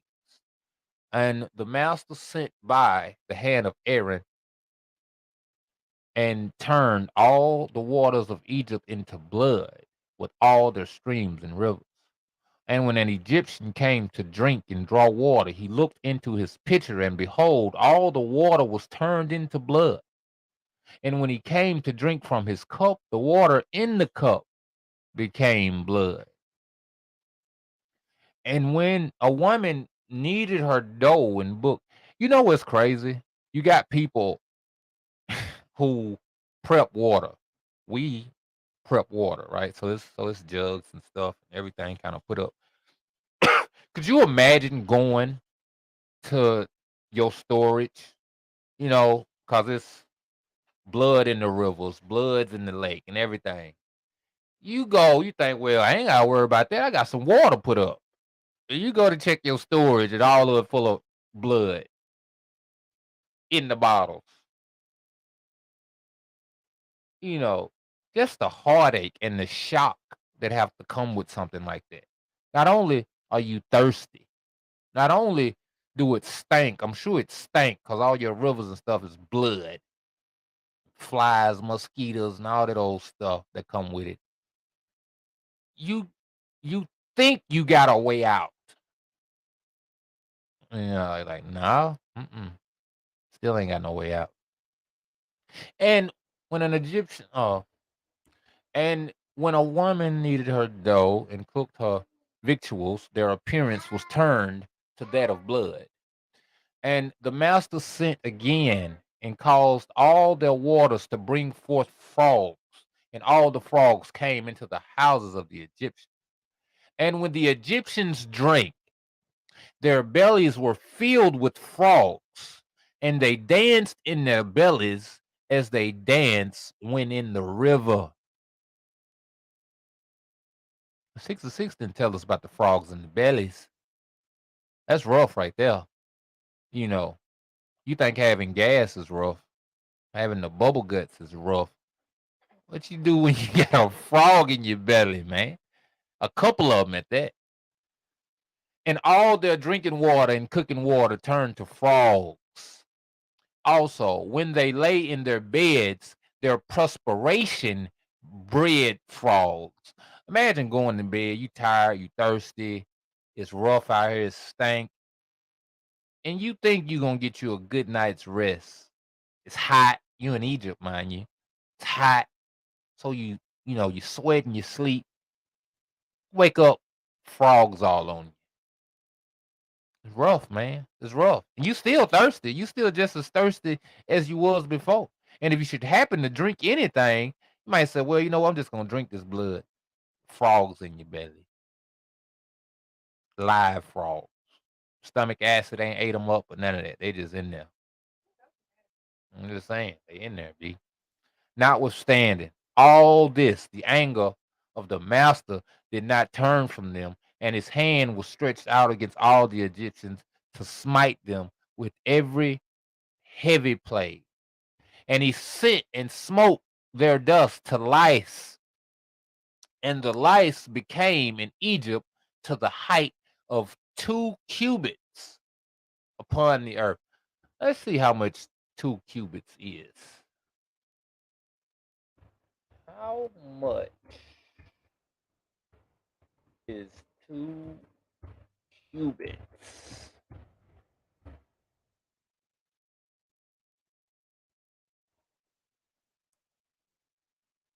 Two cubits is 2 feet. 2 feet of lice.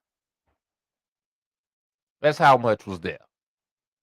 2 feet of lice, brethren, on the ground. What you do with that? If it was just enough to cover the ground, we'd feel some type of way. What you gonna do with 2 feet? What you do with 2 feet of snow? Much less 2 feet of lice. The lice were also very numerous in the flesh of man and beast, in all the inhabitants of Egypt. Also upon the king and queen, the master sent the lice and grieved Egypt exceedingly on account of the lice.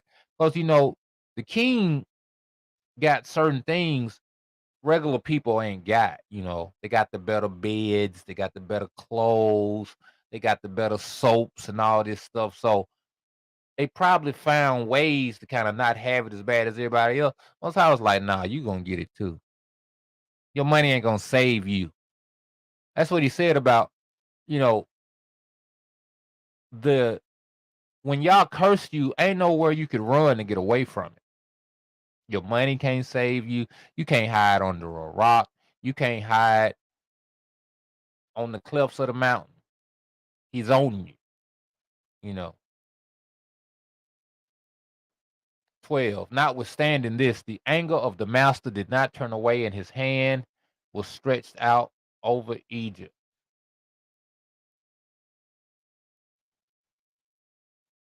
And the master sent all kinds of beasts of the field into Egypt, and they came and destroyed all Egypt, man and beast, and trees, and all things that were in Egypt. And the master sent fiery serpents, scorpions, mice, weasels, toads, together with others creeping in dust. Flies, hornets, fleas, bugs, and gnats, each swarm according to its kind.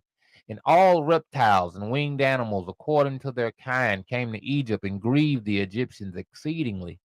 And the fleas and flies came into the eyes and ears of the Egyptians. Listen, fleas and flies. I don't know if any of y'all have ever had pets and stuff with fleas. Just having a couple of them on them, you can see them bouncing off of them and stuff, moving around and doing everything. They itch, they scratch you, and all this whole stuff. Say, man, listen, man, these things everywhere. Flies, hornets, fleas, bugs, and gnats. That is a nasty, nasty combination of things. Just one of them is enough to drive a man crazy. Hornets going around stinging people? And the hornet came upon them and drove them away, and they removed from it into their inner rooms, and it pursued them. Now, this is where it get interesting at. This is something, when I read this, I was like, man, it's real out here. 19. And when the Egyptians hid themselves on account of the swarm of animals, they locked their doors after them, and Yah ordered the Sulanuth, which was in the sea. We're gonna have to see what a Sulanuth is now. Well, I don't know what a Sulanuth is. I think it's like a squid or something. We're gonna find out. First time I read this, I was in the penitentiary. Uh, it's, uh, Sulanuth in Hebrew, gelatin-based surgical sealant.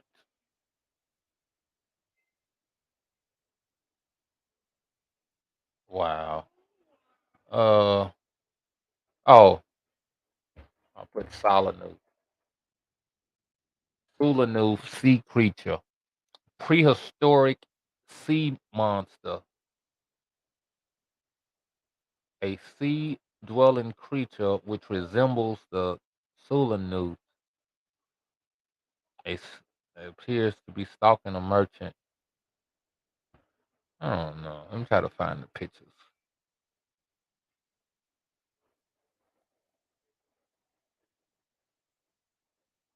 Uh, some of the pictures look kind of like a squid.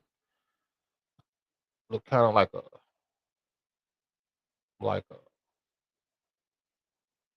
Do it look like an octopus?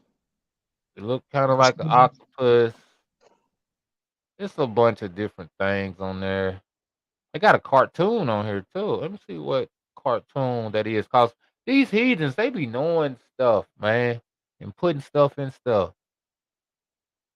Oh no, there's some kind of a man-made thing. But I tell you what, I'm gonna share it up. I'm gonna share it up so y'all can see it here. Let you see what I see. This is what they say a Sulanuth is.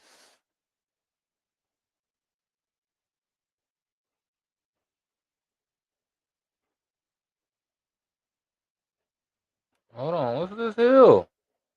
Giant sea monster found dead in Kamar from Cambodia. Whoa. Look at that right there, brethren. Is that no now that look kind of CGI right there. You see that up? Yeah, I can see it. This Whale shark. arm right here, that look kind of CGI right there. I ain't Right. gonna They did a science project, a seal shark whale, a shark lie. whale. It's a shark whale. Oh, this right here. It look about right. 10 deep sea creatures you never heard of.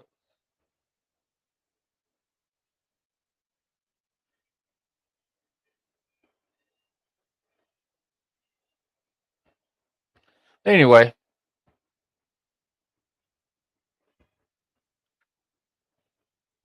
I real quick, do an etymology on the word of Salinut or whatever that's called. Sulanite, whatever that is. Maybe we can get a better happy oh, feast and shalom, Cody. shalom, sis. Same to you, sir. That is the Isha of our Ak, Ezariah J.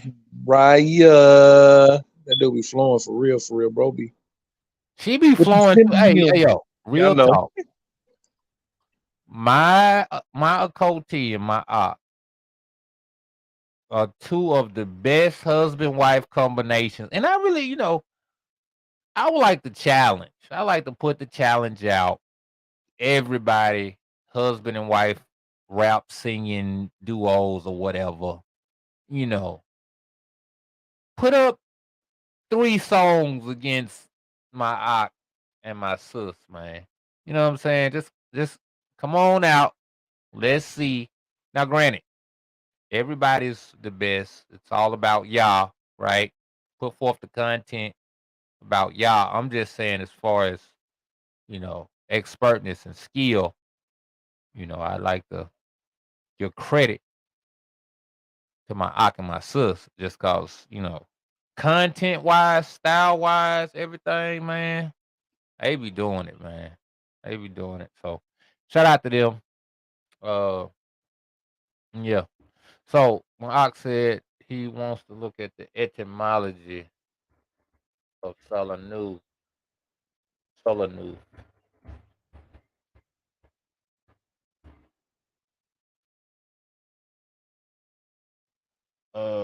Let's see here.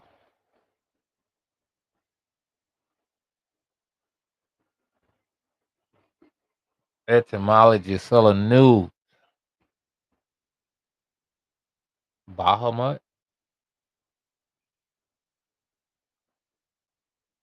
Sultan comes from Sultan, the mother or daughter or concubines of the Sultan.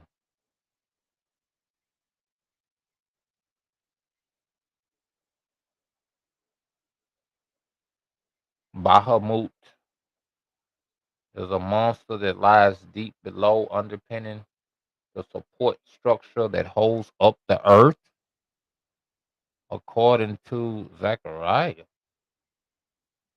That's what people call the behemoth. Well, yeah. Behemoth, yeah. Mm-hmm. Bahamut, yeah. So I guess that's pretty much it. Ordered from see. He had long arms, 10 cubits in length. It's gotta be longer than 10 feet in length, man. The cubit is about a foot, a little bit over a foot.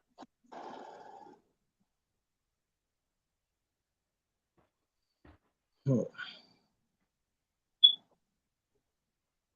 Um, Loop.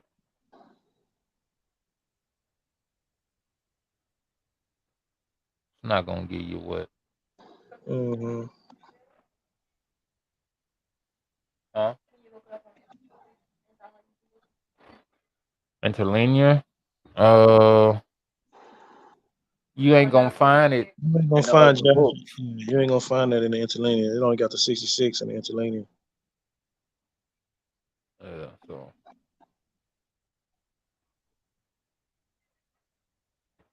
But anyway, let's get back to this thing.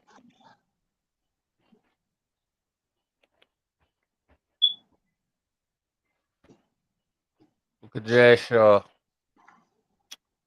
uh,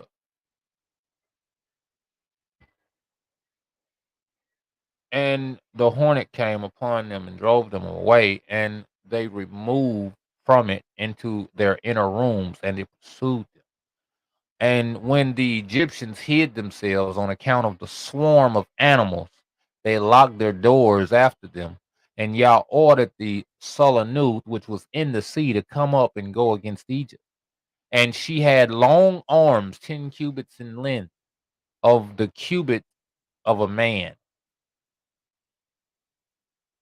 And she went upon the roofs and uncovered the raftering and flooring and cut them and stretched forth her arm into the house and removed the lock and bolt and opened the houses of Egypt. Afterward came the swarm of animals into the houses of Egypt, and the swarm of animals destroyed the Egyptians, and it grieved them exceedingly. Hey man, listen, you can't hide from the Most High Yah, man. You can't do it. I don't care what you think you're gonna do. He got a way to get in there, and everything works for him. This man then called an animal from out the sea to come take care of you. You know, he said one of his weapons is the animals. Like you said, the beasts of the earth to come and take care of you. Now also we see the beasts of the sea can come take care of you too. Dangerous person to be playing with. Afterward came the swarm of animals into the house of Egypt, and the swarm of animals destroyed the Egyptians, and it grieved them exceedingly. Notwithstanding this, the anger of the master did not turn away from the Egyptians, and his hand was yet stretched forth against them.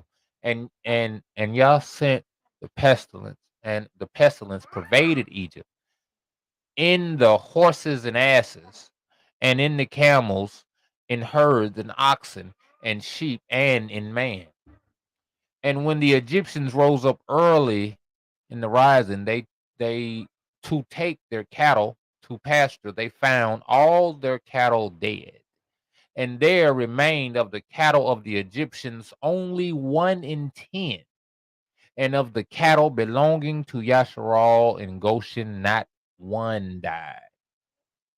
And Yah sent a burning inflammation in the flesh of the Egyptians, which burst their skins, and it became a severe itch in all the Egyptians from the soles of their feet to the crowns of their heads. And many boils were in their flesh, that their flesh wasted away until they became rotten and putrid. Notwithstanding this, the anger of the master did not turn away, and his hand was still stretched out over all Egypt. And the master sent a very heavy hail, which smote their vines and broke their fruit trees and dried them up, that they fell upon them. And every green herb became dry and perished, for a mingling fire descended amidst the hail. Therefore, the hail and fire consumed all things. Uh, what was we talking about a couple weeks ago about the hail and the fire? It was hell and lightning. Hail and lightning. Okay. Okay. Also, men and beasts that were found abroad perished of the flames of fire and of the hail, and all young lions were exhausted, and all the young lions. I don't know what is the significance of that. If ain't no beast, ain't no. I mean, if all the beasts was killed amongst them, I mean, this is just a quick share. The lions they eat the beast and ain't nothing to eat. They faint, Right. Right. exhausted. Yeah. And the master sent and brought forth numerous locusts. That's another thing. You can't be lions not controlling, not lordshipping. If you think about it, we think about lions, about the ferociousness, and even in the king of the jungle, but not the king of the jungle in its proper context. Like, we don't rule from fear and respect. That's what the lion got. They like, man, we're not messing with the lion. If we mess with it, we got to team up. We gotta get a clique of hyenas together. We gonna come try them then. But even that's to try to get the food the lion got. They don't really want beef with the lion. They just want the food. And they'll go through whatever to get it. And it's like we don't really think about those concepts like that about the lion. About his stature and his prominence comes from his execution. It comes from the threat. His power comes from the threat of his ferociousness. We be looking like lions. We be big. We be strong and all this stuff.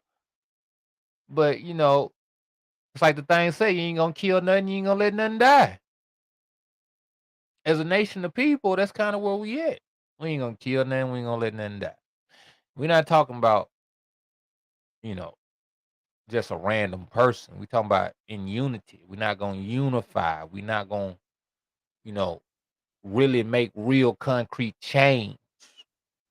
We'll get angry and hurt somebody, for hurting us and all that. But that's really nothing on the scale of things. When y'all spoke about the system, the beast system, when he talked about the statue, that statue was a world power, man. King David, King Solomon, they was before the statue, they was world powers. People, they was lions. Well, nobody finna come mess with them. You don't mess with them Hebrew boys. They talked about them like lions. You don't mess with them Hebrew boys. They mighty when it's gonna come, like they gonna kill us. Leave them folks alone. You know what they said? Oh, but if they ain't living right, they ain't living right. You can get them now. They ain't living right. You can get them. But if they on point, you better not touch them. It's gonna go bad for you. You know what? They don't say that now. They don't say that now. Oh, they ain't nothing. They ain't talking about nothing. You kill their women. You can rape their children. Shoot their little boys down for old BB gun. They ain't gonna do that. They ain't talking about that. That's a reproach, man. People don't talk about it. It's a reproach. It is. You know what they say? They can't come together, man. They got all these groups and stuff and all this. Man, these people ain't coming together, man. These people can't put their differences aside. They ain't finna start no school systems. They ain't finna start no security force. They ain't finna do. They ain't talking about that, man. They ain't no lions, man. Jacob said, man, listen, as an old lion, who gonna rouse him? Who gonna get him up? Who gonna make him active again? They sleepy. They sleep. They captive.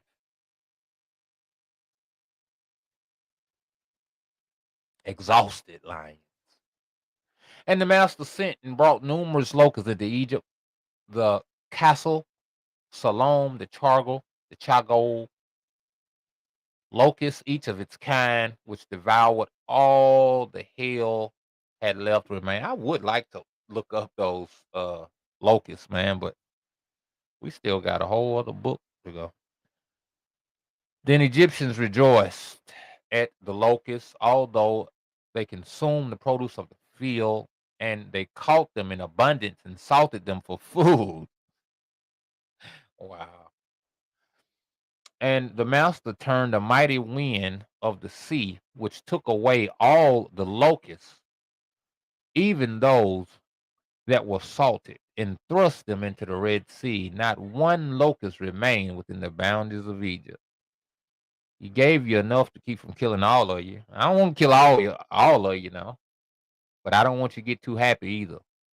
I'm gonna give you enough to eat, get refilled. Then I'm gonna snatch that. Let me get that.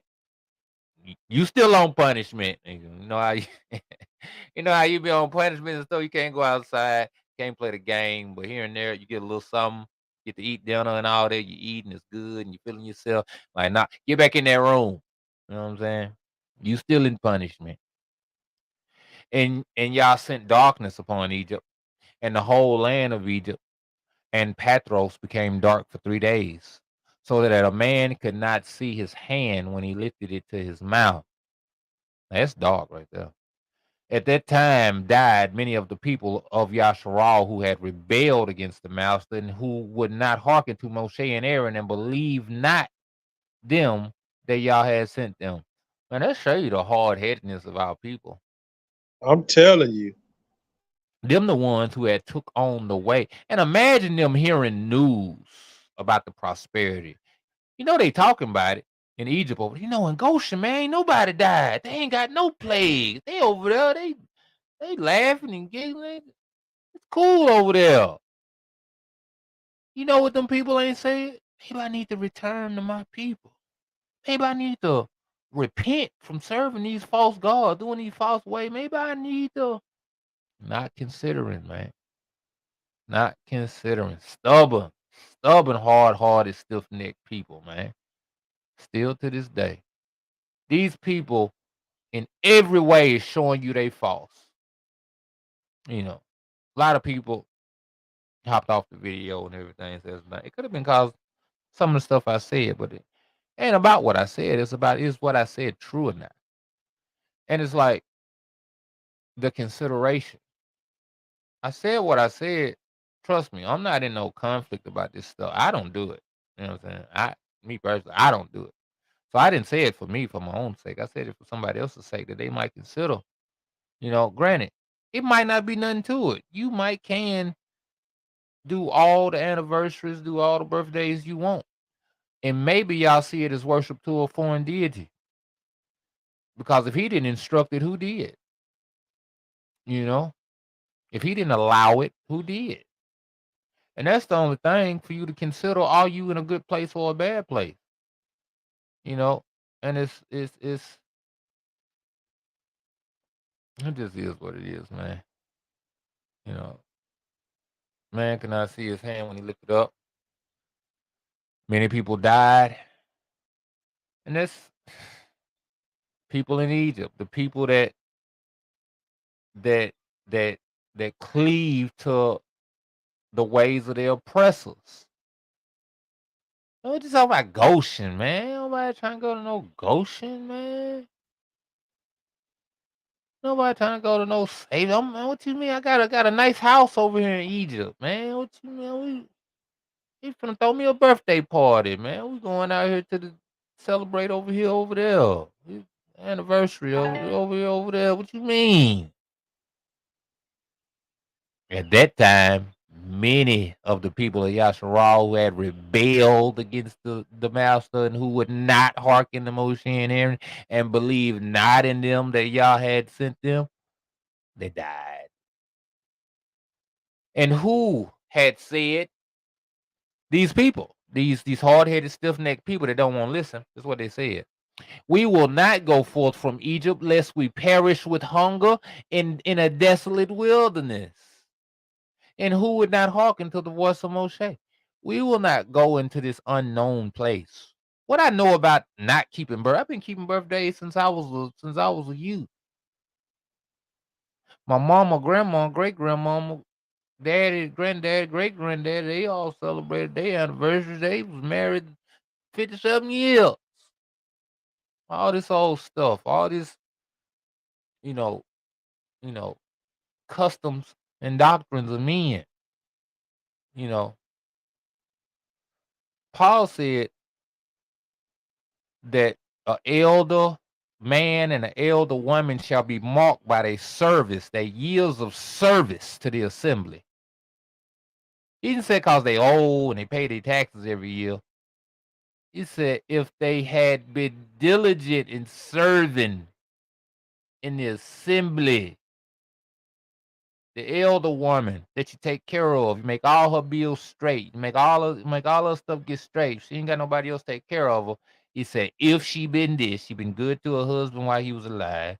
Even she been living like this. She been in service. She been doing all this. Now she in good standing. You know the things of Yah versus the things of the world. You know what did you put your time in?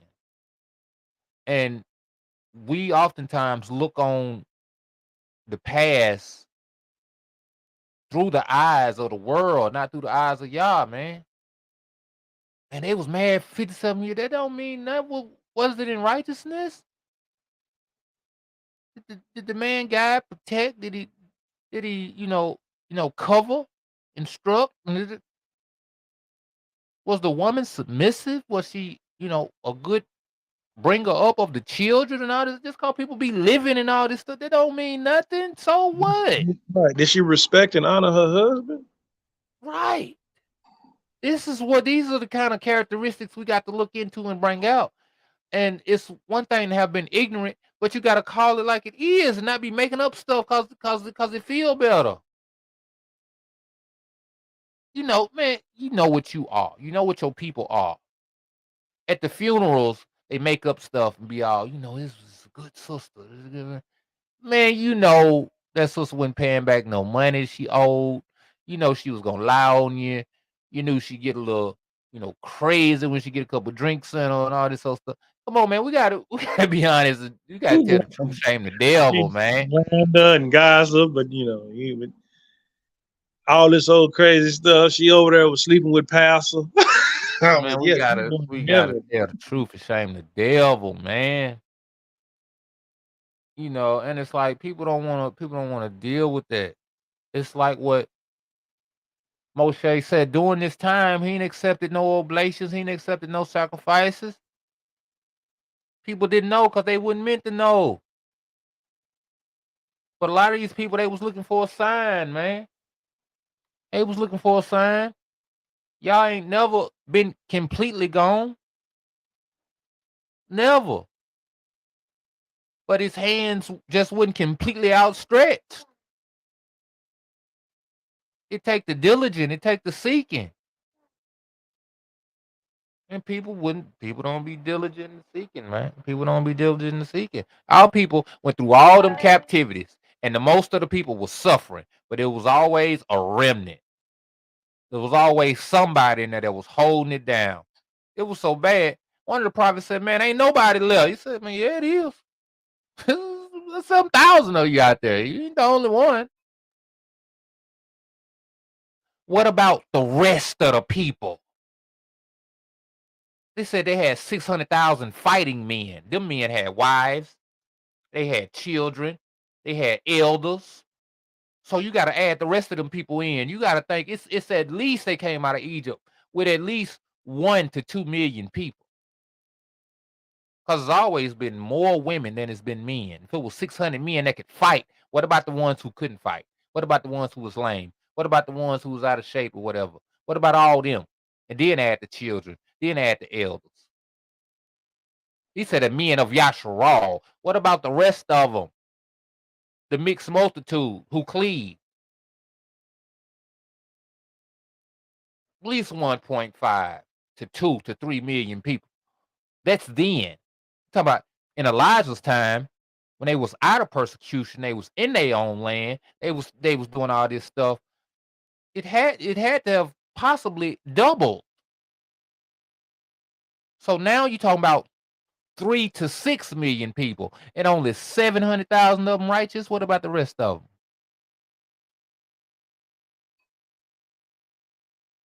7,000 of them righteous.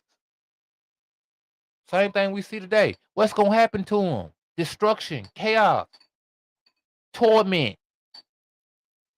Are you going to cry over them, or you going to strive to be one of the 7,000? That's got to be our mindset now, man. Forget about the fact of it's so many wicked. Well, what are you?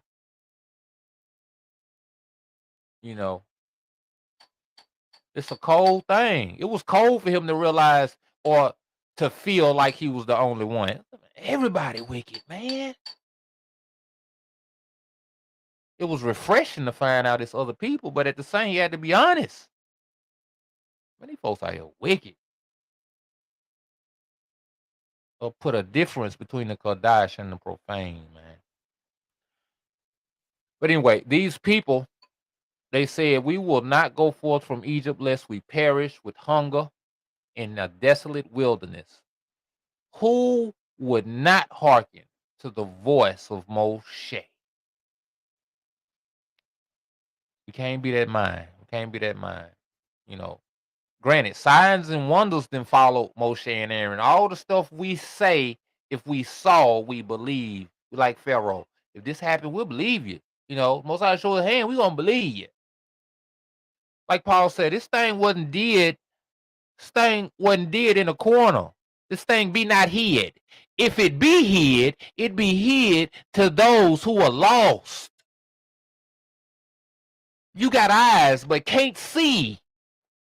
You got ears but can't hear. You are lost and you are damned.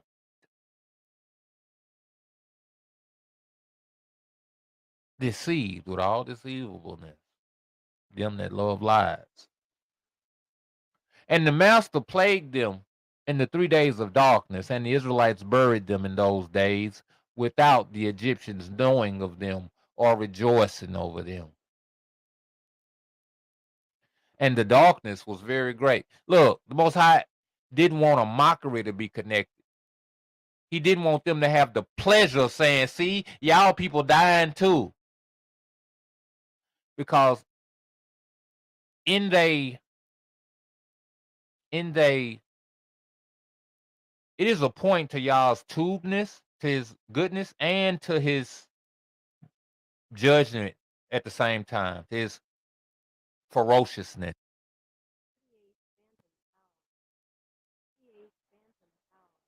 Yeah, so, you know, in his judgment, in his uprightness, so man, I gotta kill y'all, man. I'm killing these. I don't know what's going on with this thing, man. But he kill them. In his tubeness, he said, you know what? I'm still gonna bury y'all.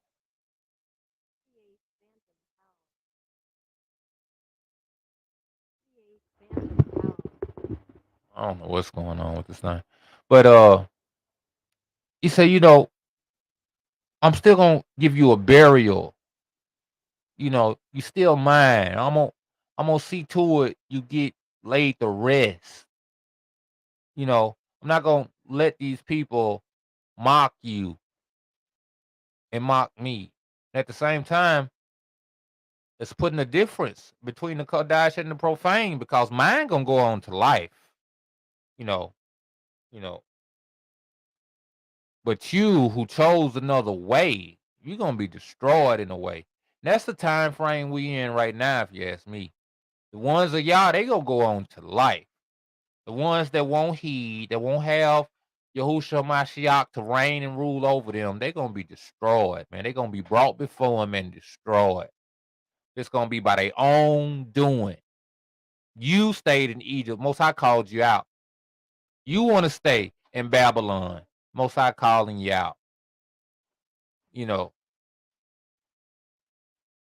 these ways of our oppressors, the ways of the Gentile, he calling you out.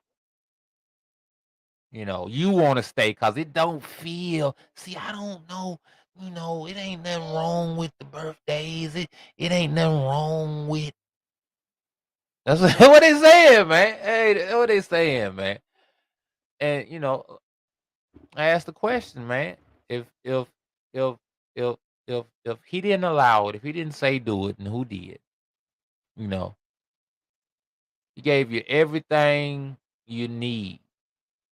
Said this thing is good for reproof, correction, sound doctrine. That means you can live by these words. You can correct others, correct yourself by these words. Where you find in these words what you talking about? That's all I'm trying to say. You know, where you find it at? You don't find it. You don't find it. You're doing your own thing. Doing your own thing. Shout out to Cindy Smith. Uh, uh the Egyptians knowing of them or rejoicing didn't want any kind of condemnation brought or any kind of mockery because these that wouldn't listen. If anything, they should have known how serious the Most High Yah was by killing these people. So I won't only kill you. I killed my own behind it. You know, that's what people don't understand. you know. Anyway, and the darkness was very great in Egypt for 3 days, and any person who was standing when the darkness came remained standing in his place, and he that was sitting remained sitting, and he that was lying in the same state, and he that was walking remained sitting upon the ground in the same spot. And this thing happened to all the Egyptians until the darkness had passed away. Listen, they didn't want to move, man. That's a different kind of dark right there. That's that dark when all the lights off in the house. It ain't even that, cause they say true darkness, you could feel it, like you could feel it, like on your skin and stuff, like you know, it's like a pressure. They had to have felt something. You gonna sit still for 3 days? Hey man, listen, you feel something, or stand up for 3 days. That's something, man. You gotta think. You gotta be done defecated, urinated on yourself, everything. You ain't go nowhere for 3 days. That's rough. That's real rough. And the days of darkness passed away, and the master sent Moshe and Aaron to the children of Yasharal, saying, "Celebrate your feast and make your Passover, for behold, I come in the midst of the night amongst all the Egyptians, and I will smite all the firstborn, from the firstborn of a man to the firstborn of a beast. And when I see your Passover, I will pass over you." Your Passover, it's your atonement. When the judgment comes, Yahushua Mashiach, the vengeance of Yah is coming upon who? All those that didn't believe, all those that didn't make preparation, all those that didn't turn, all those that wouldn't heal, all those that didn't purge themselves. Coming to get them. Coming to get them. See, this was a sign of that. Somebody need to hear this thing. I'm gonna cut this out, put this on TikTok or something. See, let me put this on the thing real quick. Let me put this on the thing real quick. See, it's a lot of people, Messianic Israelites included. Shalom, Sister Rita. It's a lot of Israelite Messianics that still keep Passover like they kept the first Passover, right? They eating in haste and all this old stuff. They doing it, right? But that was pointing to a Passover lamb who was to come. And he came. You don't hear about him eating lamb. You don't hear about him eating lamb. All right. This is a man who observed the instructions, right? But when he kept Passover, he said, "Here is my body that's broken for you. Here is my blood that was shed for you. As often as you do this, do it in remembrance of me." See, that's what's not being acknowledged. That's what's missing. The mindset is missing from people. You see, just as Joseph was made known in the land, this is the one that's going to be running stuff. This is the one that's head of operations. You want to do something, you want to see something, you want to get something approved, go see him. That's what happened with Joseph. That's what happened with Amashiach on that day. This going to be the head of operations. This going to be heaven and earth is his footstool. It's given the power, given the authority to judge the quick and the dead now. See, that's an acknowledgement that has to take forth with a Mashiach. And it's not We all about returning. We have to understand too. A part of him being appointed. Shout out to Machiavelli, not the rapper, the real man. He said, when a prince takes over a kingdom, he got to get rid of all the old people. You know, Hamashiach, in a way, he didn't get rid of it because everything pointed to him. But what happened was there were certain things in place that if it stayed in place, he wouldn't have got the recognition he needed to get. That's what Machiavelli said about getting rid of everybody. If you take over this kingdom, but you're gonna keep all the captains and all of this and all of that in place, you're not gonna get the proper respect. That's why the temple had to go. That's why the priesthood had to go. Because you're gonna be looking to this stuff instead of looking to him. That's what happened with Hamashiach. That's why after he left, the priesthood had to go, the temple had to go, the land had to go. Now what you gonna do?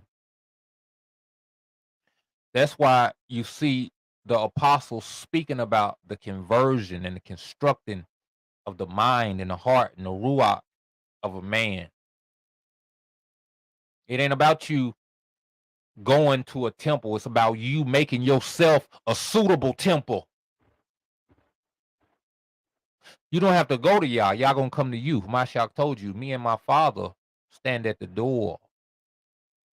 You want to come in and sup with you. And this is what this season ought to be in recognition of.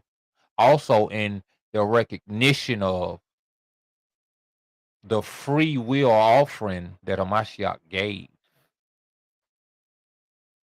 You know, this day, the 15th day, he gave himself. He died. He ain't gonna believe what we got to do if we believe in him and he died. We got to keep the leaven out. That's right. I was just about to say, what we got to do? I know you. We got to keep the leaven out. Not only for 7 days, but forever. The leaven of the Pharisees, the leaven of the doctrines of men, the leaven of the doctrines of the world, and best believe the doctrines of our oppressors. Come on now. Hallelujah. That's right. It all got to come out. It all got to go.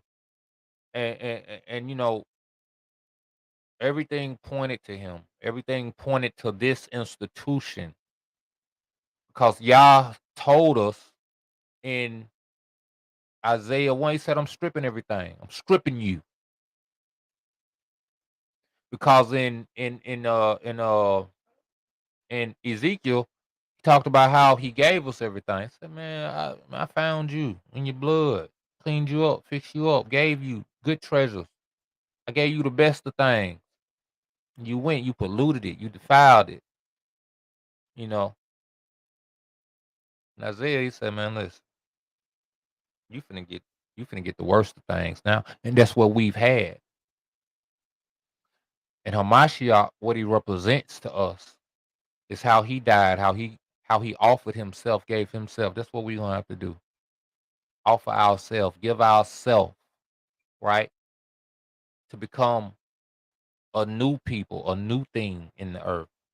But not that we do our own will. You know what I'm talking about? So it's new, but it ain't new.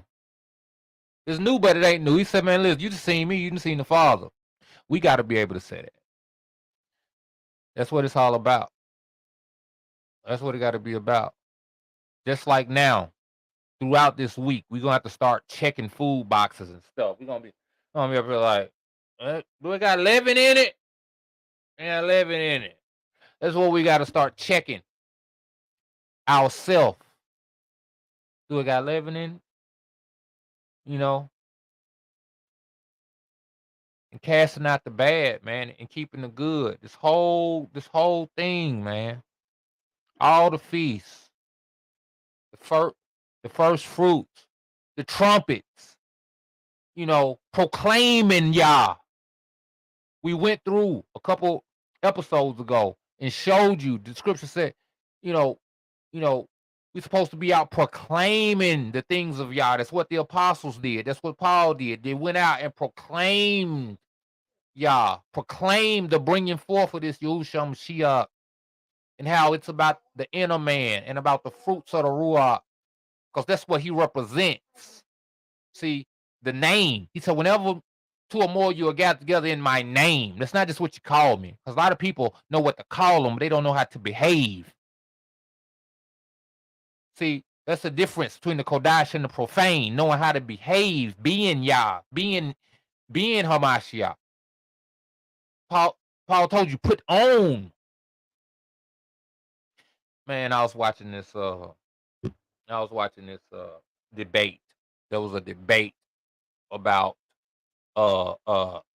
is Paul a false apostle? And one of the things they said was it was certain guidelines to be considered an apostle. You know, you had to have walked with Hamashiach, you had to have been taught of Hamashiach and all this whole stuff, right? And Paul came in and said he wasn't given his thing of men, that he was given it by Hamashiach himself. He don't qualify. He don't qualify. Technically, when you think about it, Paul was sent to a certain man prophetically to go and receive instructions, right? But Paul had already been diligent in the scriptures enough that when he was told certain things, everything made sense to him at that point. And we see Hamashiach said to Peter about how this understanding you have, it wasn't revealed to you by man, it was revealed to you by the Most High Yah. It's a lot of people read scriptures like Paul read scriptures. They couldn't have broke down how Paul broke down and said what Paul said about Yah, expounded on the deeper things of Hamashiach and on the deeper things of Yah, what it means to put on Hamashiach. You know, how you gonna understand that? Put him on? What you mean? He ain't a shirt. He ain't a cloak. What you mean? But Paul could go into the Old Testament. You got to think he ain't got no New Testament to tell you about. He telling you this from what he done read in Torah and in the prophets, bringing you life out of it, showing you how you can repair the breach out of it. That's what, man. Ooh, I kind of want to call Buddy and be like, man, you know what, man? Let me get some of that smoke he was talking about. Because granted, he did kind of, from what I seen, he slayed old boy, and old boy was for Paul. But dude had such a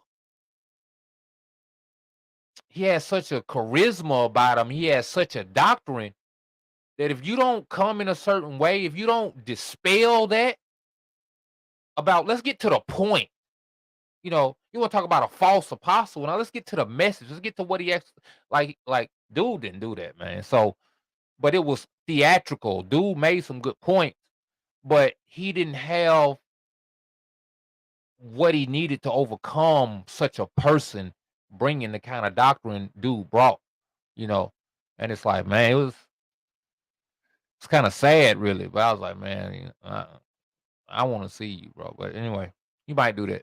But it's revealed. It's life. Hamashiach said, if you believe Moshe, you believe me, because he wrote of me. What that mean? That mean I'm in there. What did Moshe write about? He wrote about the feast days. That mean I'm in there. He wrote about a Joseph. I'm in there. He wrote about a Jacob and the 12 tribes. He wrote about a Shamshun. I'm in there. They talking about me. That's what he's saying. Can you see me in there? Do you got eyes to see? Can you see me? Paul said I could see him. And he didn't tell me. It was revealed to me by man that I could see him. He said, well, let me go back.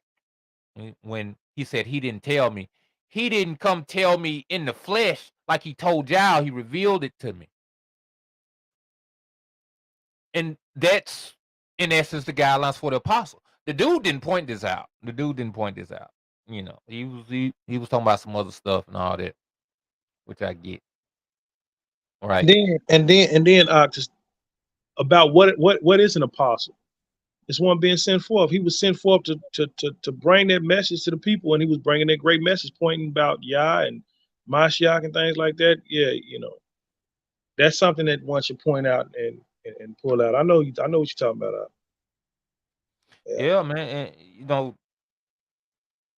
the sent of Yah, the same office they did, he did. They heal people, he healed people. Like so much stuff. Isn't I'm like, man, it's really kind of a slam dunk, you know.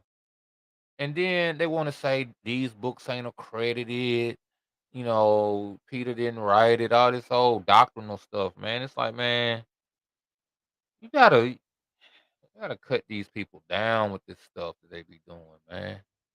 It's like I get dude game. Dude brought the game, you know, the anti-Paul or whatever. He brought the game. Coming out that whole Nazarene stuff and not eating meat and all this old. I'm like, man, look, man. I tear that stuff up. Now, shout out to the brother. You know, the brother been holding it down for a while. Even though he's anti-Paul and everything, he's been given over to a certain mind and he believes it. And he believes it wholeheartedly, which I can respect in a way. You know, I don't agree with it. I don't believe it. But his belief in it and and how he move in it, hey, you can't do nothing but say, you know, hey, he going all out for what he believe in, you know, and I just would that the brother would have seen his presentation he needed to be able to combat that because it wasn't just about truth, it was about presentation and it was about making certain points at certain times and saying certain things in certain ways and all. And it's like, man, you got to step on them fires, step on that thing, you know, call it out. Hey, man, what you talking about, man? That ain't hitting on nothing, man. You know, so like, I don't know. Anyway, oh, Hamashiach I was talking about and the Passover as opposed to the new covenant, which is not completed, but it was started and formed with a Mashiach doing what he did, right? What had to be left was the punishment and the judgment that was to come, and it's still being implemented in such a way. But now we're seeing the emergence of truth again, the emergence of the true and living waters that comes from the mouth of the Most High Yah. We are seeing that, right? And that's what we have to acknowledge is this covenant and the new things of it, and not just coming into the realization of who we were and seeing the agreements of the old as being still as binding, right? As far as, like I said, about how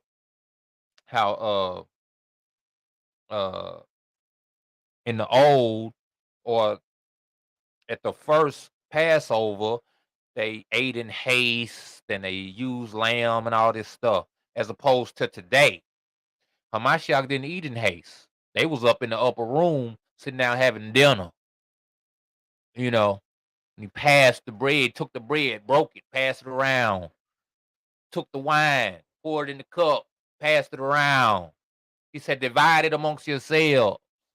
You know, different. Each one of you take of me. You know, Let me also share too as well, man. It wasn't no need for them to eat in haste. They wasn't leaving a country of people to go to another place. What's the point of context.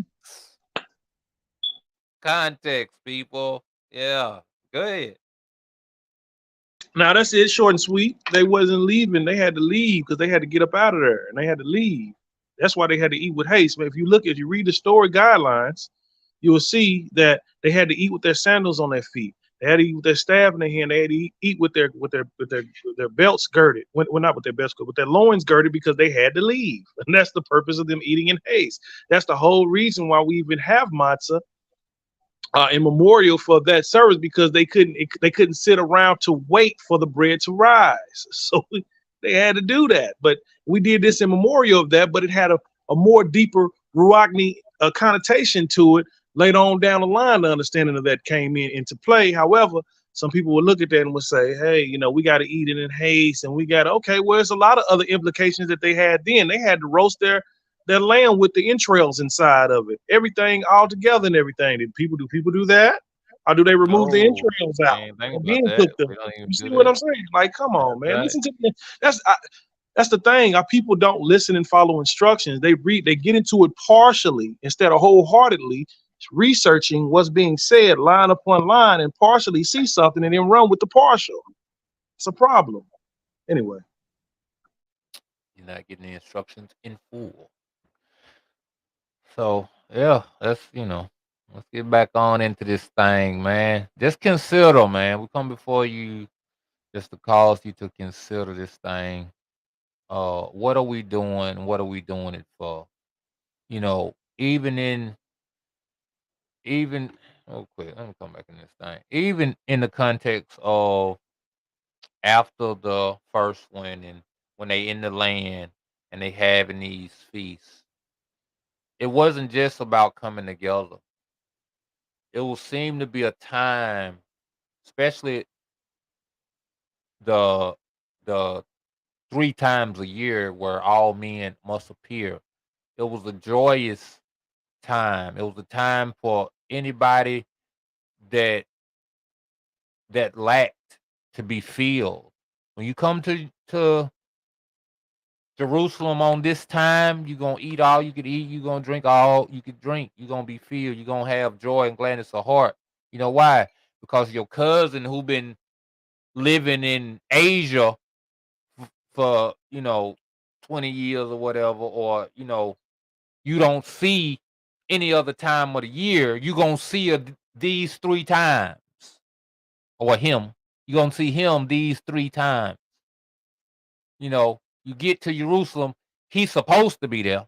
Now, granted, some people do what they want to do. Some people, I'm busy, I can't get away, all that. That's on them, but they supposed to be there, right? This time to where you have to come and consider y'all. Sometimes you be off in these other places and everything, and you don't really get the same feel for home. Home starts to get far away from you till you come back and you in it. You can smell it, you feel it, and you can see the temple. You can see things like, man, y'all is mighty. Y'all is awesome, man. Y'all is with my people. There is a mighty one in Yahshua. You can see it. You can feel it. That's why you had to come back 3 times a year. Ain't no, I'm gonna do it here and because I can. Now, granted, the other feast days, you might can make an argument and say you could do them in these other lands just because it's mandatory that you come for 3, not mandatory for the other one. I don't know. An argument can be said for that, but ain't in Isaiah it say for all feast days, right? New moons and the Sabbath. You're gonna have to come up, right? Yeah, in Isaiah 66, it speaks about from one new moon to another new moon, from week to week, month to month, basically. All flesh will Oh, come up to worship Yah in Jerusalem. Yeah, Isaiah 66, I believe. see, yeah. Now, until then, I don't know if that's the thing, but let's saying. Now, another thing I wanted to hit on too is that when the people got into the land, and remembering Yah's feast and its appointed times, it's a memorial service in remembrance of how'd you get here? Who brought you here? Remember what I've done for you. Don't ever forget this. At least you eat your bread to full and kick and forget me like they did. Remember these things. You didn't get here on your own. You didn't get here because you didn't do this. You did it. Remember, you was crying. You was crying out in a place where they was oppressing you. And I had to come down and rescue you. And then when I came down to rescue you, then I gave you my ways, my instructions, my teachings, because you was following the instructions and teachings of Mitzrayim. I had to teach you. Then I brought you into a land of milk and honey, and said, remember me. Rehearse the righteous acts of me, meaning my things that I've done for you. Remember these things. At least you grow fat and kick, yes, Sharon, which they did, right? Remember these things. And go to the place. Now, as a matter of fact, make sure that you don't do it anywhere that you. This is the thing, people don't listen to instruction. Make sure that you don't do these things anywhere that you please, but that you go to the place that I chose to place my name. This is what Yahweh said. Go back and study the scripture, like intricately, detailed, like really pay attention. You will see the instructions, because, and the reason I'm gonna say this, and I'll be quick. People say, well, we kept the feast in the wilderness. Listen, they was actually going through it in real time. And then when they brought out in as a memorial, after they received the instructions, Moshe told them, make sure that y'all take heed to these instructions that I've been teaching you. I'm paraphrasing, that I've been teaching you all this time in the wilderness, that when you get to the land, that you don't get kicked out, that you remain there, that you remain in the land that I've given you. Make sure that you take heed. And people will override the instruction that Moshe gave to the children of Yashar when he brought them into the wilderness and taught them the ways for them to follow in the land, to remain on the soil that Yahweh is bringing them to. Now we see that we're scattered to the four corners of the earth, but that Yahweh gave promise that he's going to restore us and bring us back upon our own soil, never to be removed again. Hallelujah for that. Praise Yah for that. I can hallelujah for that. You know, straight up, man. So it's like, pay attention to detail. When you pay attention to detail, you'll be more skilled. You'll be more discerning. Yah will give you abilities that he can give you, that he'll grant you. He'll give you eyes to see things that you wouldn't normally see, because you're so, you'll be able to you'll be able to see. He'll give you sight to see. He'll give you that eye salve where your sight will be clear to see things, man. And it's like, okay, it's time to get up out of, what pastor, what elder, what them said. And it's time for me to really go after Yah myself and searching diligently to find him on my own, because that's what we're supposed to do. Matter of fact, there's a ceremony or a custom that we had in Yahshua with regards of, it's called the Efko man, right? Where they hide the matzah in a bag, and the child, they have to diligently search for it, and whoever search for it get a prize, and it's like searching for Mashiach. Searching for the word, searching for the bread of life, and matzah that come down from Shemaim. And the one that search, and find, boom, they find it, boom, they get rewarded. That's proverbial for us. Everybody have to search and seek. And when you diligently seek, I keep saying these same things over and over again. When you diligently seek, you find, you get rewarded, and you remain in that. So yeah, that's what it's just all esteem to Abba Yah for these things, man. So just please take heed, family. When you're doing research and study, if somebody bring up some scriptures or something like that, don't just go read that passage. Get into the whole book of it. Look at the whole conversation from the beginning to the end. See what Yah is doing. See how Yah responded to things. See what he didn't respond to. See what a person done to get Yah to respond a certain way. See what a person didn't do to get Yah to respond a certain way. Look at all these different details. That's right. So hallelujah. Right. Analyze that thing, man.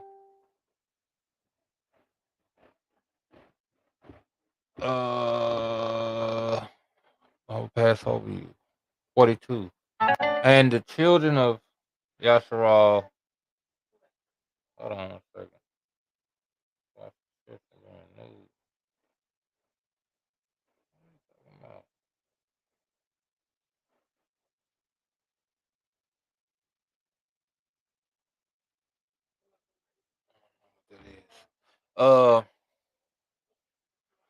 And it came to pass in the middle of the night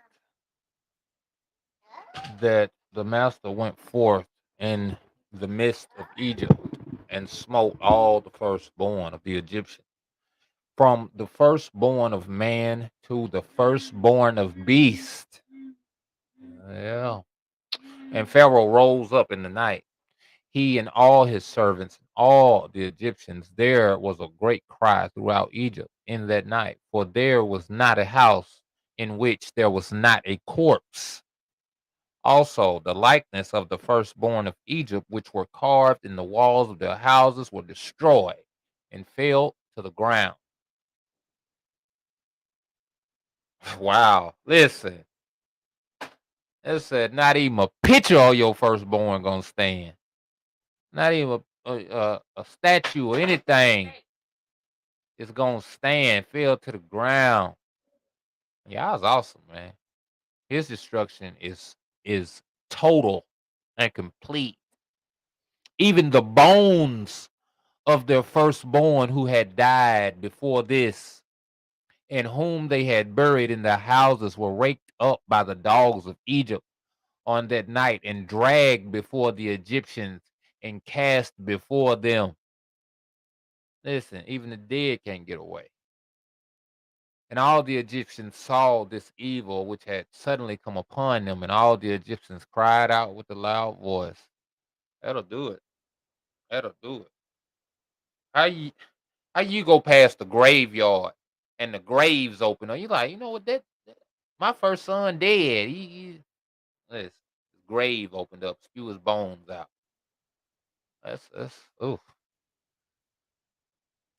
And all the families of Egypt wept upon that night, each man for his son, each man for his daughter, which being the firstborn, and the tumult of Egypt was heard at a distance on that night.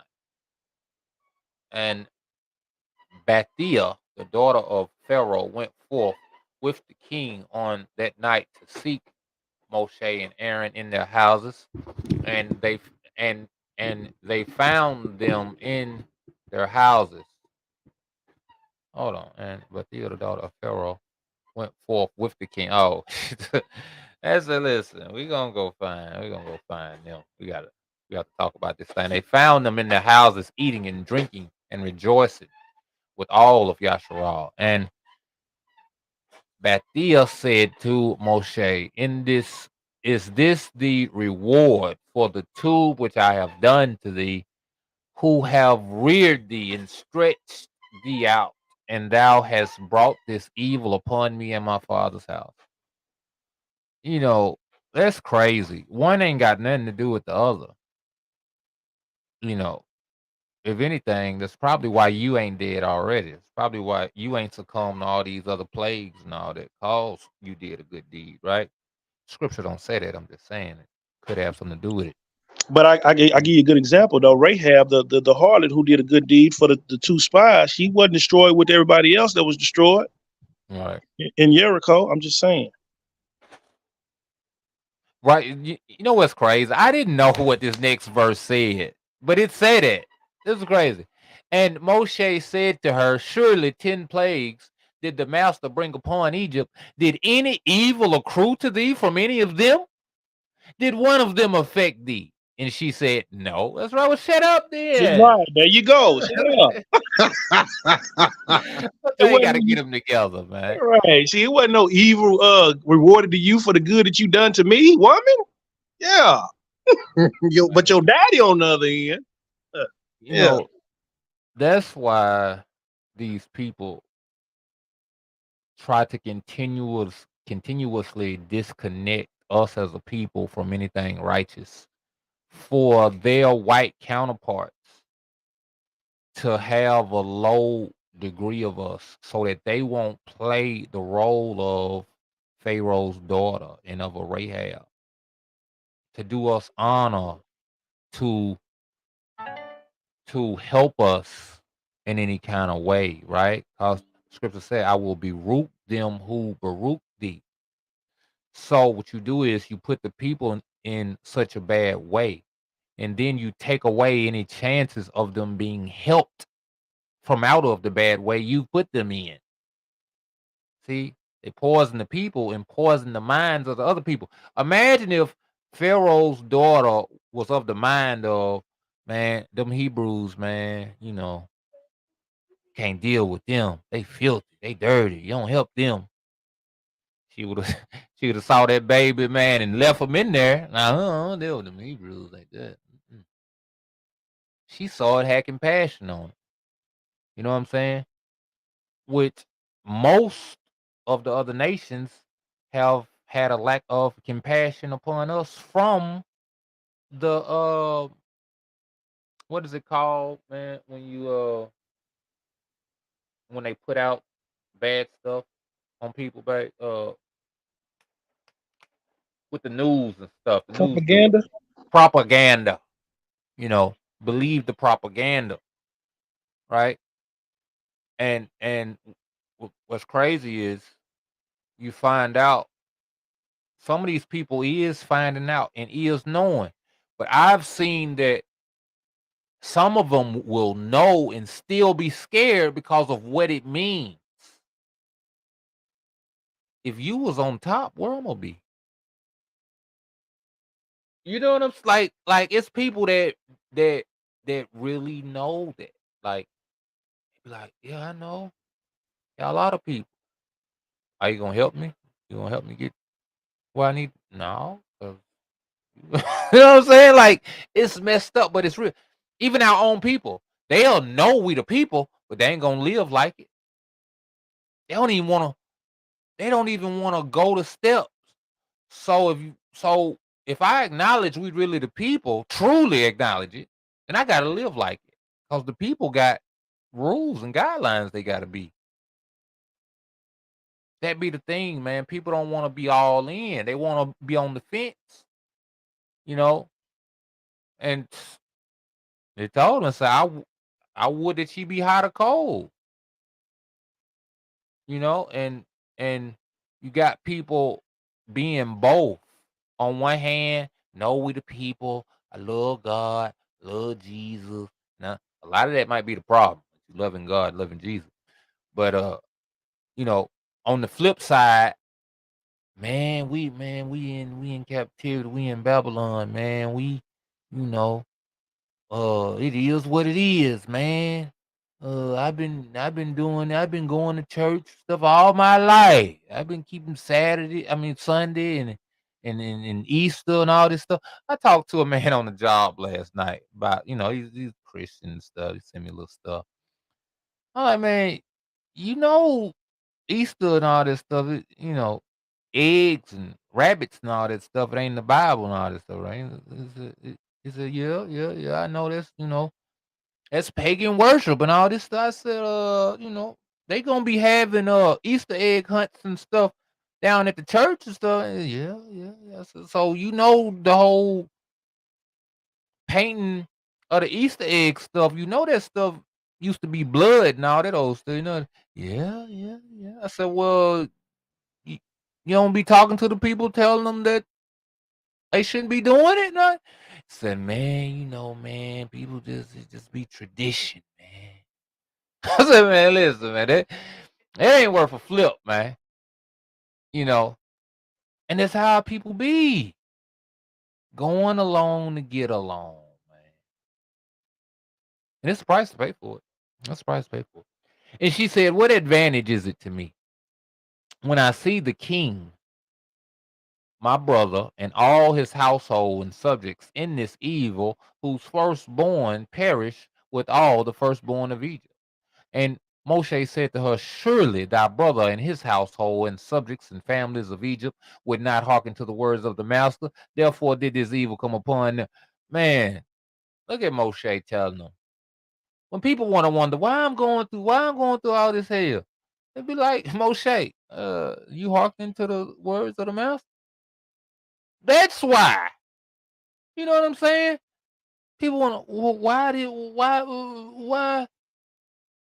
Because you're not doing right. What you want from me?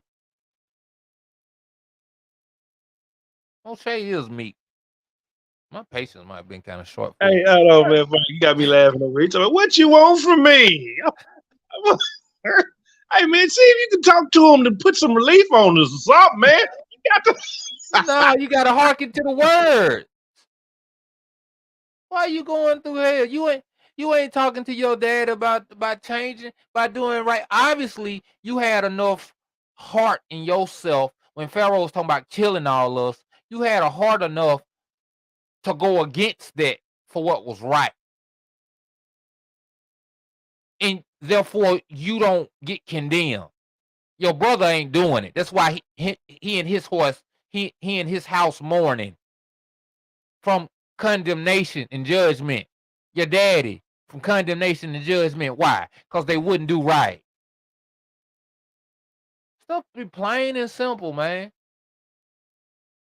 And people want to try to, do all this old extra stuff, man. I mean, I guess, it's been going on for forever. Going on since Pharaoh did it. Happened with Cain. Cain act like he ain't understand why everything was going on. Why you want to accept my sacrifice? Did I tell you to do that? You know what I'm saying? Like, what are you looking for? What do you met Abel did exactly what, and you got to know in your mind, I set up a certain thing and said a certain thing. You got to know Abel did it. And you want to do your own thing and bring it to me and wonder why I don't want it. Come on now. It's crazy, man. People, it's been since the beginning. We're now hearken to the words of the master, therefore did this evil come upon them. And Pharaoh, king of Egypt, approached Moshe and Aaron, and some of the children of Yasharal were with them in that place, and he prayed to them, saying, Rise up and take your brethren, all the children of Yasharal who are in the land. You know what he said when he prayed to them? He begging and pleading. That's what a palau is. You know what I'm saying? It's a plead. It's a it's a it's a humble request. That's what he doing. He ain't bold and Pharaoh, and I decree that you. Nah, this nigga is Hold on. What are you doing? He just said, please. Rise up, man. Take your brethren. All the children of Israel in the land with the sheep and oxen and all belonging to them. And they shall leave nothing remaining. Only pray for me to the master your power.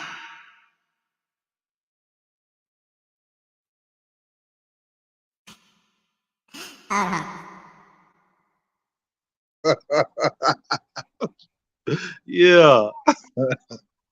Hurry up, please. Just take everything. Don't leave nothing behind. And while you at it, Moshe,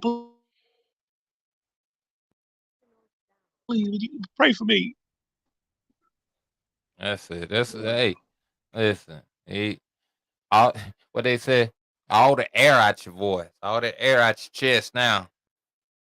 That's how he is. Now he was all bold and everything. I ain't gonna let you go. Hey, what's that? The inner tube is all puffed up till you get that little poke in there. That's it. You was all tough with your little lines and your little counselors and all that. Now look at you. Just pray for me, why don't you? Just pray. It's one thing to send him away.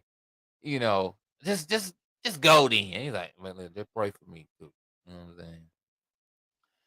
Rise up and take your brethren. And he brought his daughter, like, maybe I'll appease him when I bring my daughter with me. He won't he'll listen to me when I bring my daughter with me. That's how they be, man. And Most ain't have to get mad and get all this stuff. Most High gonna make your enemies your footstool. Hear me? That's what he did with Pharaoh. Made him a footstool. This man that wanted your death. Because at one time he robbed you. Early on in the story, it said Moshe used to sleep in Pharaoh's chest, man. Man was at the table and stuff, holding him and everything. It said Moshe took the crown off his head and put it on his own. But it went from that to all cool to hate and everything, and then the hard bondage and all this old stuff, and now pray for me, man.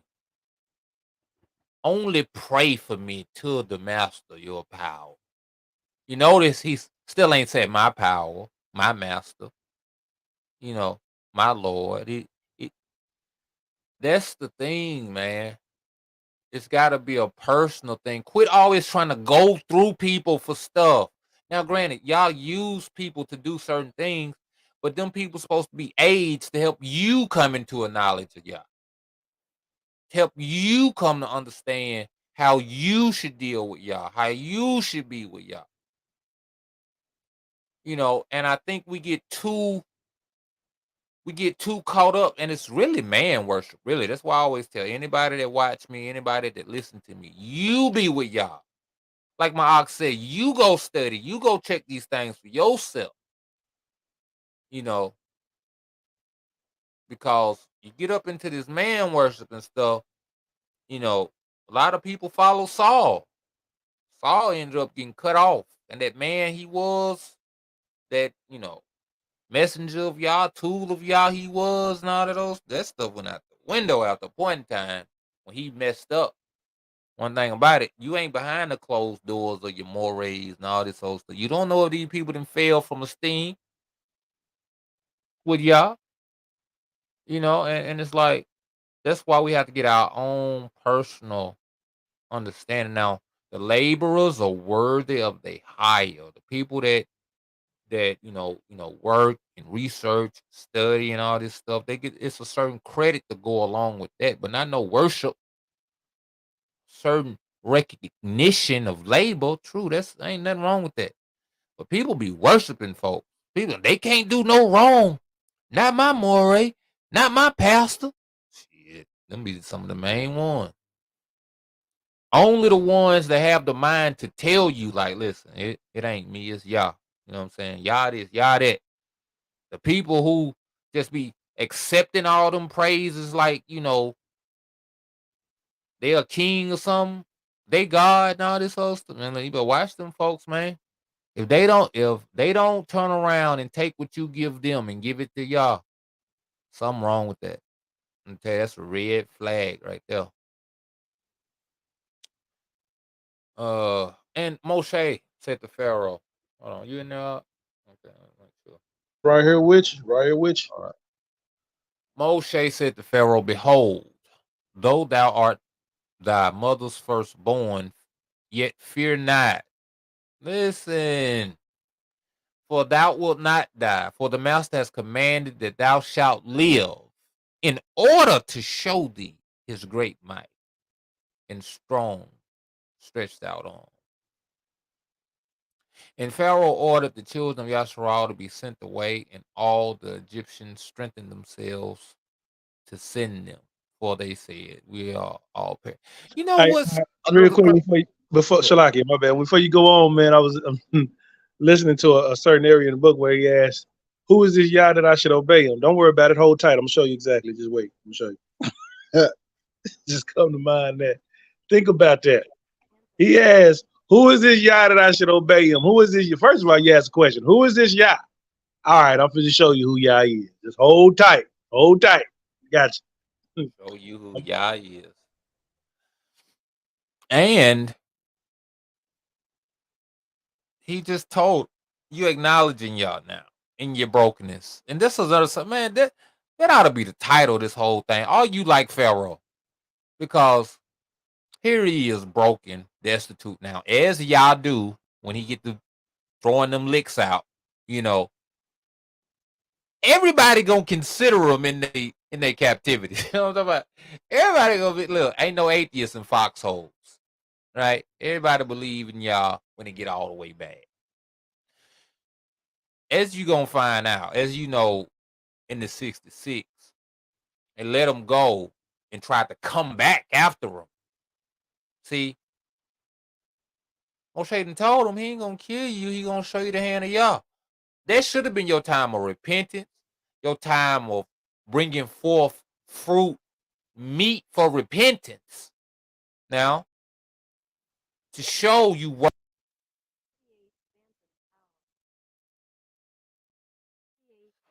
to show you worthy of being saved or being forgiven, right?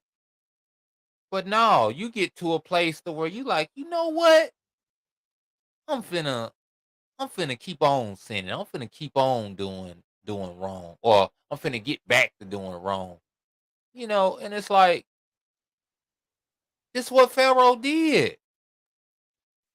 That's why we have to be considerate That's what I was saying a couple weeks ago about getting to a place to where we stop considering Yah because things going well. You know, it's like you put yourself in a place to be destroyed when you do that. When you stop being diligent, when you stop seeking, when you stop searching, you know, because it's like it's what happened to Pharaoh. It was made known to him who Yah is. It was made known to him there was a mighty one in Yasharal. He saw it with his own eyes.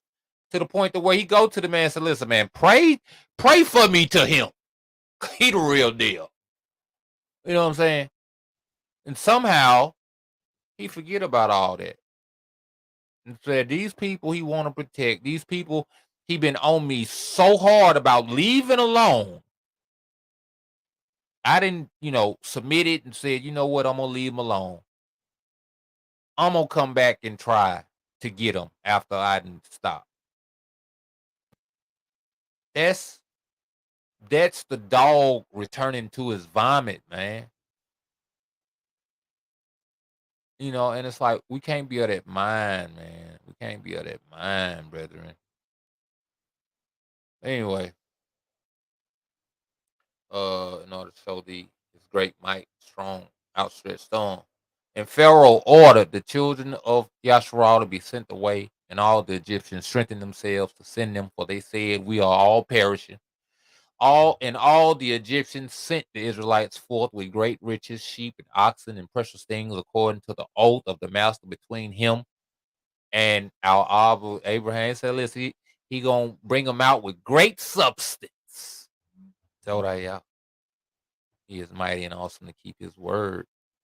And the children of Yasharal delayed going forth at night.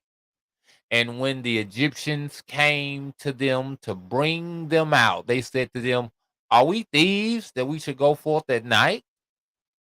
And the children of Yasharal asked of the Egyptians vessels of silver and vessels of gold and garments, children. And the children of Yasharal stripped the Egyptians. They said, man, look, whatever you want. They said, whatever we want. Well, let me get there. Let me get there. Let me get there. Let me get there. Let me get there. Let me get there too. Let me get to them. Stripped them. Moshe hastened and rose up and went to the river of Egypt and brought up from thence the coffin of Joseph and took it with him. And the children of Yasharal also brought up each man his Abba's coffin with him, and each man the coffins of his tribe. Listen, they ain't leave no dead person behind. Last chapter, 81. We still got to go to Jubilees. Man, I've been doing a lot of talking on this thing. It's been too. And the children of Yasharal journeyed from Rameses to Succoth, about 600,000 men on foot, besides the little ones and their wives. Also, a mixed multitude went up with them, and flocks and herds, even much cattle. And the sojourning of the children of Yasharal who dwelt in the land of Egypt in hard labor was 210 years. So that's another thing we don't get straightened out. It's like They they didn't spend dwelt safely for 200 and some years in peace. Hold on. They dwelt in the land of Egypt in hard. Yeah. They was only under hard labor for 210. That's why it can't be the prophecy of 400 years being enslaved and oppressed in the land of Mitzrayim, unless it's talking. And you got to know it had to be talking about this place. Look at the items and the like on the back of the dollar bill is represented by a pyramid and all these different things. You got obelisk and different things. They name certain cities by the names of Egypt, like Memphis. You get what I'm saying? Stuff like that, man. Like this place over here is, they didn't spend no 400 years. The prophecy, in order for prophecy to be fulfilled, it has to be done according to how it's spoken. You can't do anything outside of what was spoken. It got to be done exactly how it was said. Let's look at Samuel. Let's look at the Nob Samuel when he told Saul that he was going to be there at a certain time, right? So the time was winding up to get to that point, And Saul decided to do something different than what was instructed to him. But the man of Yah came exactly on time, right? That's prophecy. It was spoken according a certain way. It was done exactly how it was spoken. 400 years shall your people be oppressed in a land that's not theirs, right? Oppressed, man. These people weren't oppressed 200, 400 years, man. They tell you right there, 200 some years. They were 210 years, it says right there, that they was oppressed, not 400. So it can't be that prophecy that was fulfilled. That's a thing that should be waking people up, be an eye opener. Anyway, go ahead. All right. Oh, right. 5. And the children of Yasharal traveled from Egypt and from Goshen and from Ramesses and encamped in Succoth on the 15th day of the first month.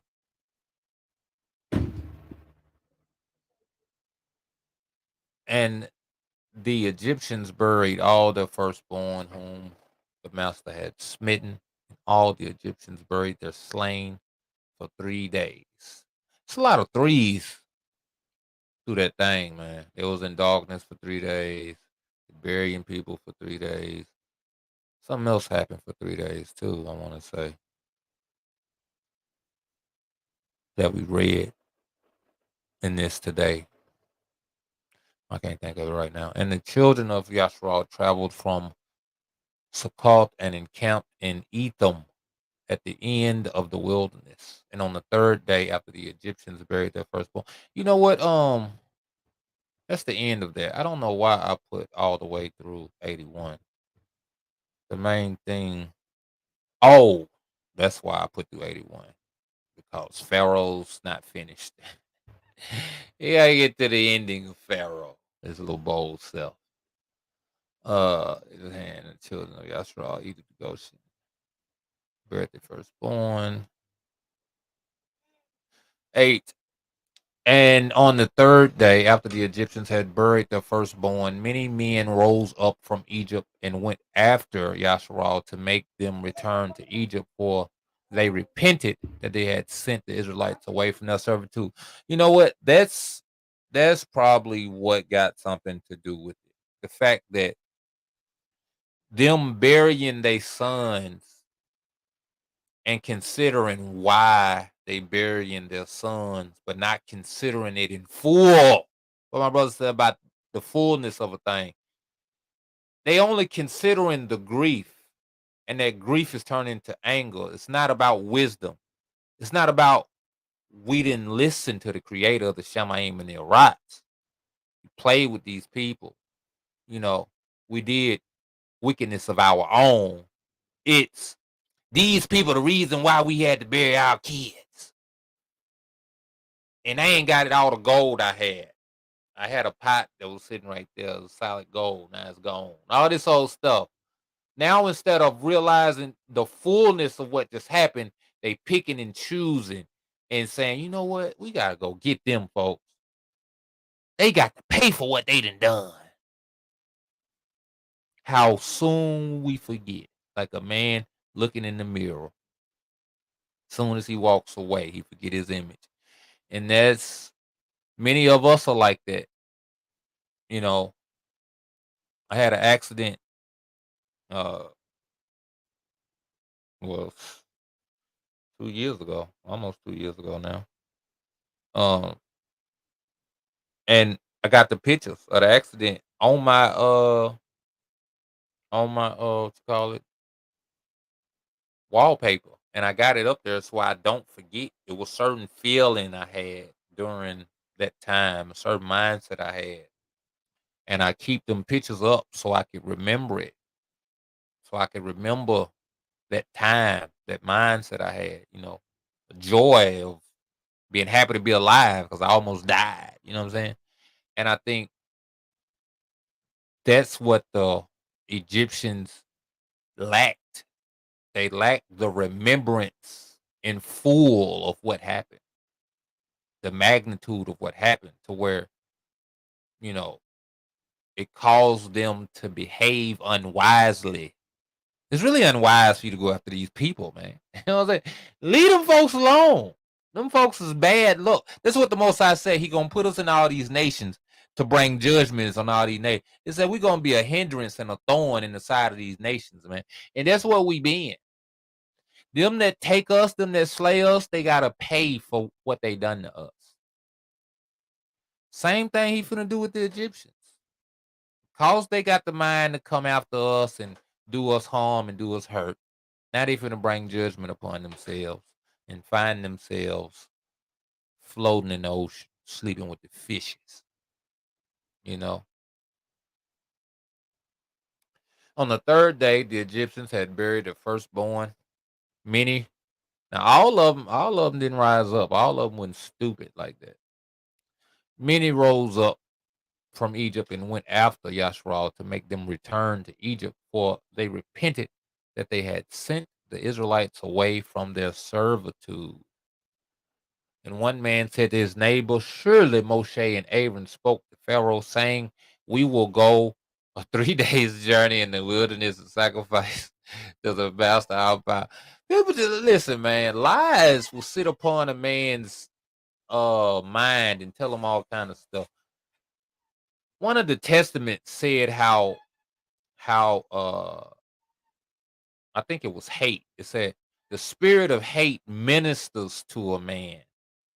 Minister, talk to him. Get them to thinking certain things. You know they don't like you. You know they over there talking about you. You know this is the third. You know, to get you to just believe in lies. That's what these people doing right here. It said, surely Moshe and Aaron spoke to Pharaoh and said, we will go on 3 days journey in the wilderness. But look, it's the Most High's hand in all this stuff, deceiving these people with all deceivableness. Because they love lies, not the truth. If they'd have loved the truth, they'd have considered him fool. Listen, Pharaoh ain't got nothing to do with this. Most High said, leave these folks alone. We're going to leave these folks alone. But they not loving truth. So they giving themselves over to deceit. What deceit? That they only gone on a 3 days journey. They supposed to come back. See, they late. They late. We gonna go get them. Now, therefore, let us rise up early in the Boca and cause them to return. And it shall be that if they return with us to Egypt to their masters, then shall we know that there is faith in them. But if they will not return, then will we fight with them and make them come back with great power and a strong hand. Now you got power and strength in you. Now you was just crying and begging for them to go. You was just giving them all your goals and all everything to go. How soon we forget about the judgment of Yah. You know, let's not be of that mind. Let's not be like Pharaoh and the Egyptians. Let's not be hasty or ever even. I was gonna say, let's not be hasty in forgetting Yah's judgment, but let's not forget it ever. You know, it shouldn't be at no time that we disregard the judgment and the punishments of Yah. I thought I had lost you up. There you go. Ah, you hear me? Yes, sir. I'm here. I'm here, Oh, Aki. okay. I want to make sure. I had lost you, and I didn't know if you could have been trying to get in from that time or whatever and said something. But anyway, uh, yeah, let's not be like Pharaoh now. And all the nobles of Pharaoh rose up in the Boca, and with them about 700,000 men. And they went forth from Egypt on that day and came to the place where the children of Yasharal were. You know what's crazy? Did the 66 say that the Pharaoh went in the waters too?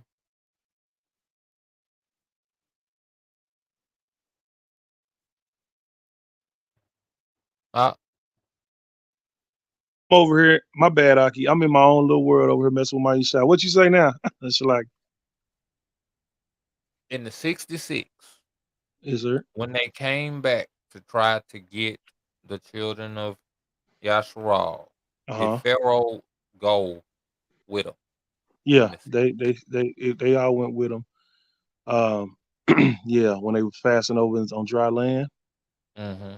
Yeah, we can. I mean, if you wanted to, we could, but pull it up because if I'm not mistaken, that Pharaoh was also with the man going forth to go try to get at the children of Yashar at the time when they were stuck.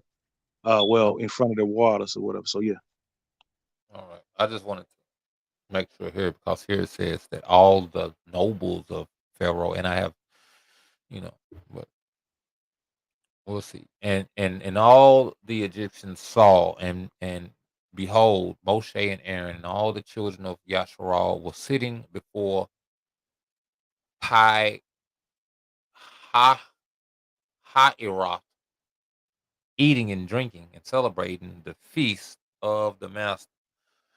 This will still be unleavened bread, I guess.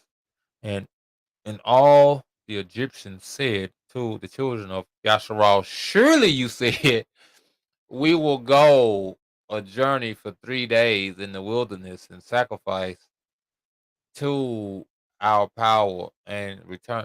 You know what's crazy though? The original thing was for 3 days, wasn't it?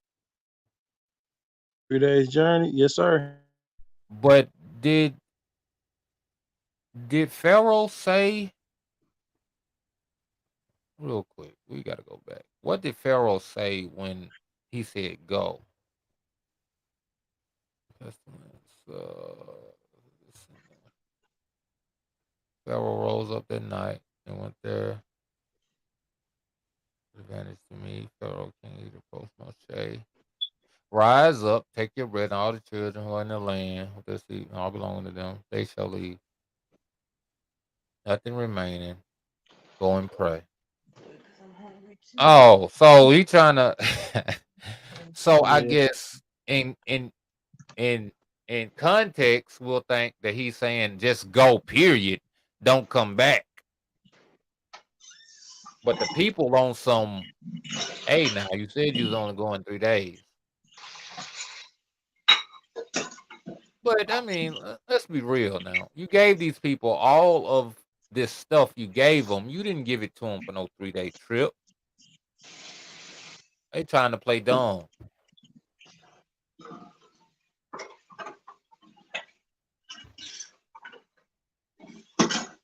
But anyway, uh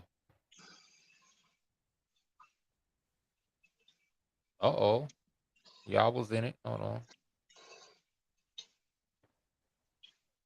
Surely you said we will go a journey for 3 days in the wilderness and sacrifice to our power and return.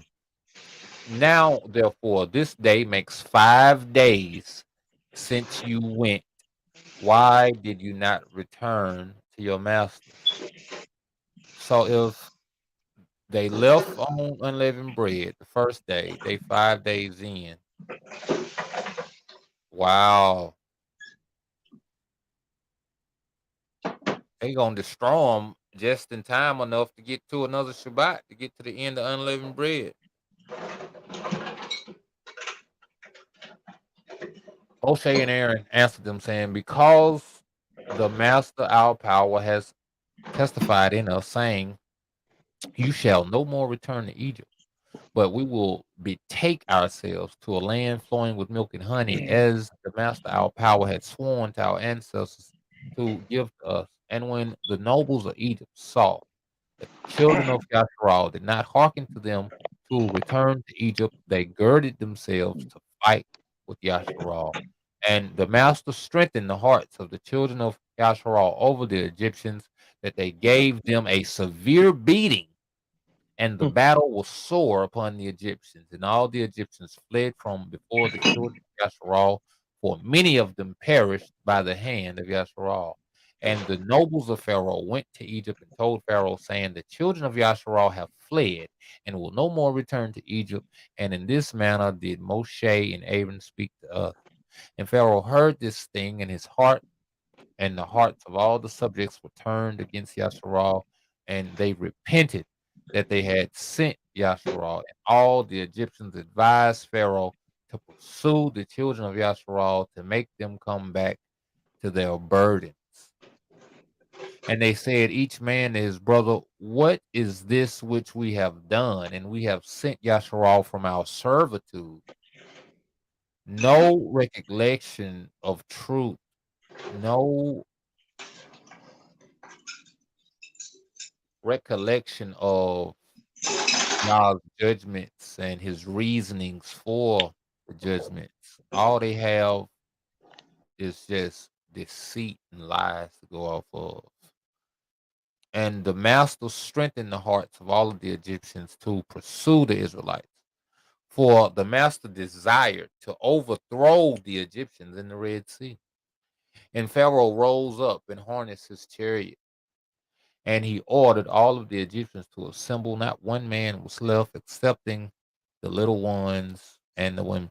It's got to be in a crazy position to be in Pharaoh's position, to be in Egypt's position, to be destined to be destroyed. Ain't no way you finna understand any truth. Ain't no way you finna be able to understand how to come out, how to go to and fro, how to repent, how to none of this. Even at times when it appears as if you got it, right? When Pharaoh came and said, pray for me and all this, people would be like, you know what, Pharaoh got it, man. Man, he cool now, man. He changed his heart. No, it's only for a time. It's only for a time. You're gonna be destroyed, brother. You out of here. Even then, that's a hard thing to swallow, man. It don't matter what I do. I'm out of here. Mm, mm, mm, mm. All the Egyptians went forth with Pharaoh to pursue the children of Yasharal. These people going forth to their death. Don't let the hard times be the only time you considering Yah. Because that's one of the signs that you mark for death.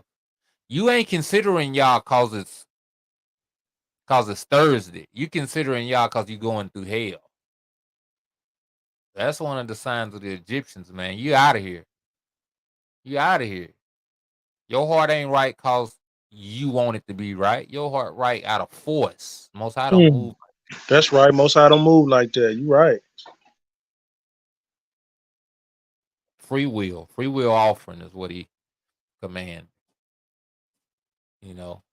Got to put on Hamashiach. That's what Hamashiach did. He said, listen, I want you to know it ain't you that's doing this.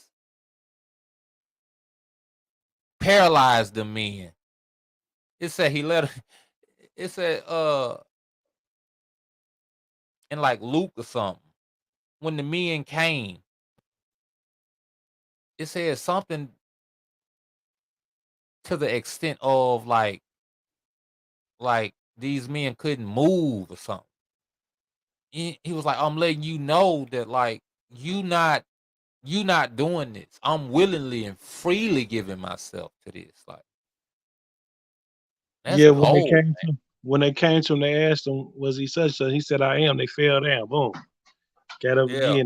again. He said the same thing. They fell down. Boom. Showing them that I got power, bro. You ain't doing nothing. I'm willingly doing this. Cause he said, not my will, Abba, but your will be done. So he willingly laid it down. Like boom. And he was showing them that he could have. You get what I'm saying? If he healed a man's ear and everything. You know what I'm saying? Like, man, listen, this ain't what I'm here for and all this. I don't want y'all being killed, destroyed. You see, they can kill you. You see Peter thorough with this thing now. This ain't what I want. Giving myself freely, man. And that's how we got to be. Those all these things written aforetime, man, written for our learning, man. Good for rebuke, correction, sound doctrine. It's dangerous. How many people would have thought, without knowing the story? Of course, we know Pharaoh ended up dying, right? But imagine people today that's like Pharaoh. They in the walk, they got fringes, they don't eat pork and all this, but they not in it for real, for real. They ain't got no free will offering. They in it cause everybody else in it. They in it cause it feel right, cause it feel good. That's dangerous, brethren. You don't see how dangerous and scary that is? I keep talking about the hell thing, man. I'll be willing. We're gonna do that thing about hell. We're gonna do the apocalypse of Paul and the apocalypse of Elijah, man. Hell ain't no place to be. I don't think we don't talk enough about hell in its entirety to know the tortures and everything. Man, listen, man, you don't play with this stuff, man. We don't talk about it. I'll be willing. All the Egyptians went forth with Pharaoh to pursue the children of Yasharal, and the camp of Egypt was an exceedingly large and heavy camp, about 1,000,000 men. I think that's about 1,000,000 people, ain't it? Well, not 100,000. You would think they'd say 100,000 100,000 instead is of 10. 100,000. Right. 100,000, ain't it? 10,000, 100,000. 10,000 not 100,000. That's 10. That's That what is I a million. said. That's It a should be million. a 10,000. 1,000,000. That's what 100,000 times 10 is a million. right. That's what I'm Yeah. thinking. That's what I said at first, but to kind of catch the people that say, no, that ain't what it said. Where you get that at? How much is 10,000 really? Anyway, 24. And the whole of this camp went and pursued the children of Yasharal to bring them back to Egypt, and they reached them encamping by the Red Sea. And the children of Yasharal lifted up their eyes and beheld all the Egyptians pursuing them, and the children of Yasharal were greatly terrified at them, and the children of Yasharal cried unto the mountain. You know what, Tudo? That's about the biggest amount of death occurred in the whole scriptures at one time.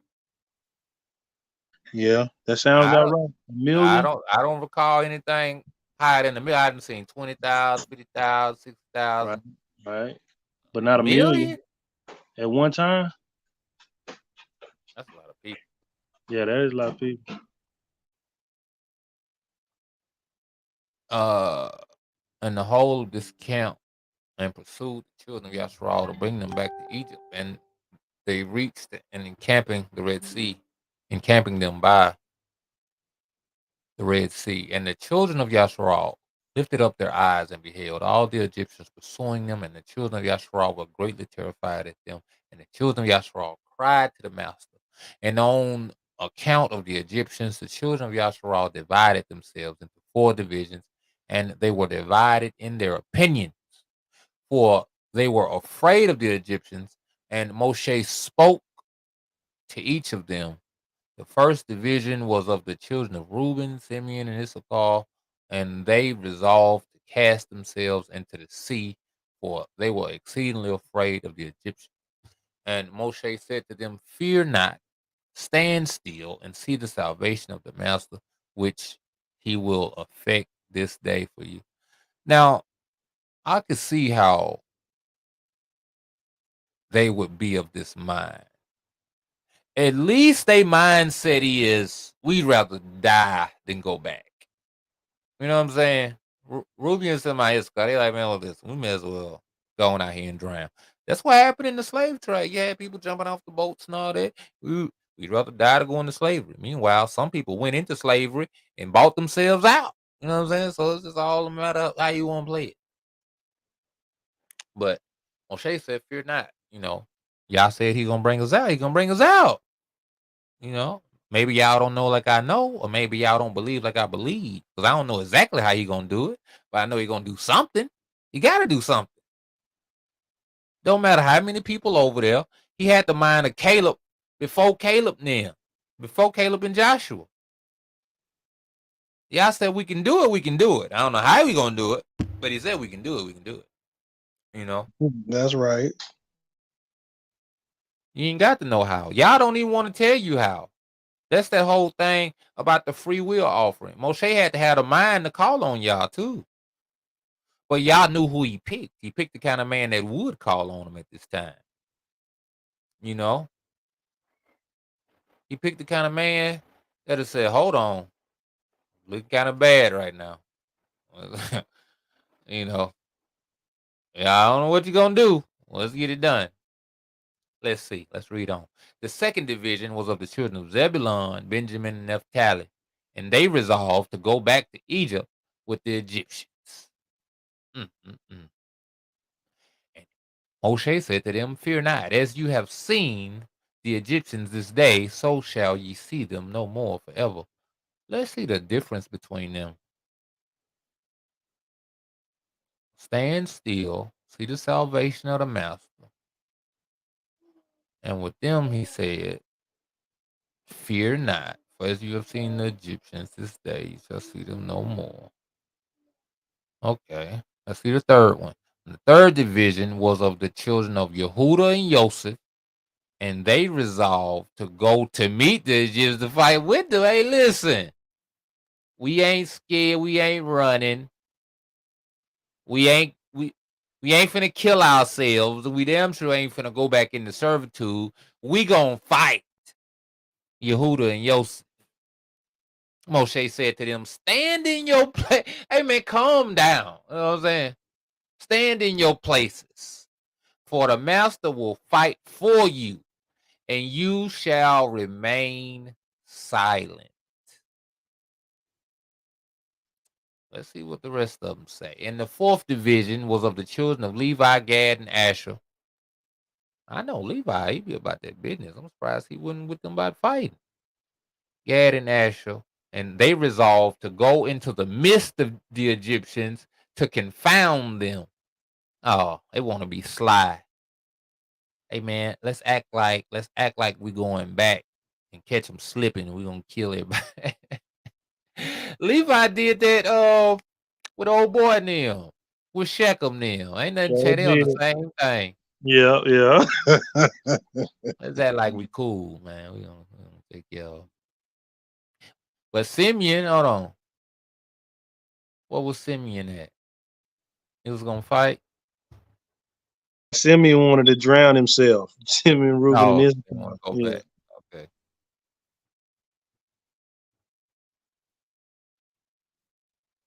And it said resolved to go in the midst of the Egyptians, found them. All right. 34. And after this, Moshe rose up from amidst the people, and he prayed to the master and said, you know what's crazy? 12 tribes. Really, at this time, nope, because it didn't talk about Ephraim then and Manasseh. So it's only 12. Right, because Ephraim and Manasseh is still considered with Joseph. They consider Right. this. But nobody's talking about, nobody's considering y'all but Moshe. That's what's crazy. You didn't seen there's a mighty one in Yasharal. You didn't seen he's active. He's active with you. He's not just, just here in the back. He's active on your behalf. Nobody said, hey man, holler at him, man, see what's going on. Ain't that crazy? We think them going into the wilderness and backbiting and all of that is crazy. But even that make more sense than not considering him at this point. At least in the wilderness, it's like you in the wilderness. And you might have actually got a little hungry. You might have actually got put in some circumstances where it kind of make a little bit more sense. But y'all just got done feasting and your belly's full. Your drink is full. You really was just in the best of moods now. You was rejoicing. Man, you think they feasting? What you think? What you think they saying? These people, they have to be talking just like us. Man, all praises, man. All praises, man. Praise Yah. Toda Yah. Hallelujah. Soon as trouble come. Hey, man, we ought to go back, man. Man, we ought to fight.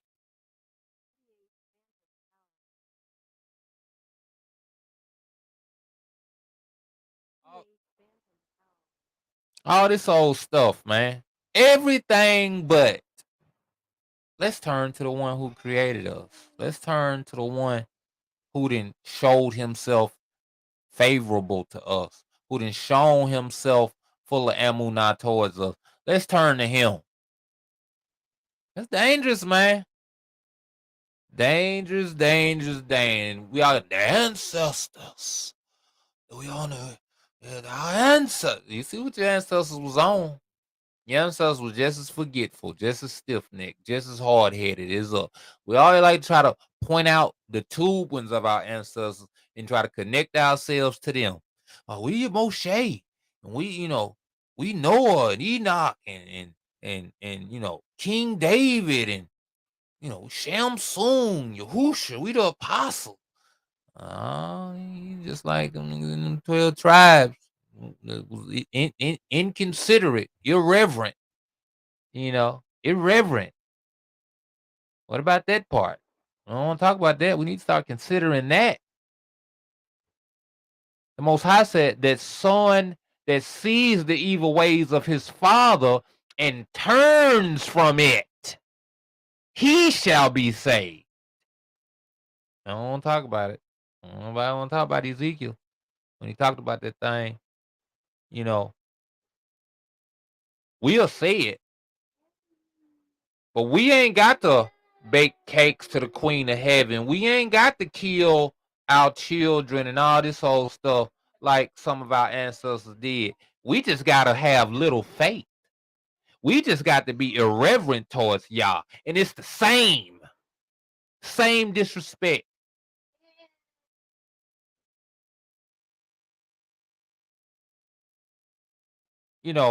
Disobedience. What's the word? Like unto witchcraft?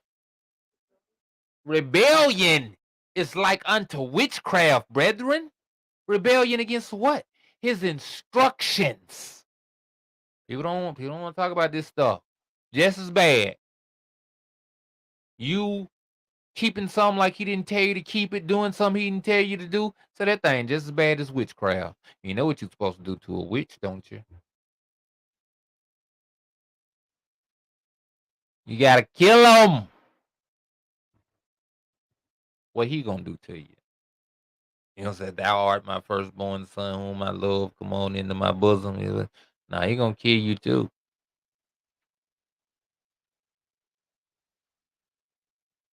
And the Most High power of the whole Arats. Save now thy people whom thou didst bring forth from Egypt, and let not the Egyptians boast that power and might are theirs. Moshe knew how to talk to the Most High too. You know what I'm saying? He knew just the way to do it. These ain't no average prayers. These ain't just save us because we need saving. Nah, he says save us so they won't think they doing something. It's about the essence of what the Most High do. You understand what he was doing? Most High didn't say, I'm going to save them from bondage because they need saving. No, he said, I'm going to bring them out with a mighty hand, with my mighty hand. So he said, if you let these people be destroyed, they going to doubt your mighty hand. Do you know how to talk to the Most High, y'all? Like Moshe do. You just talking to be talking. Moshe didn't just say anything. He heeded to the instructions. The Most High said, I'm going to do this way.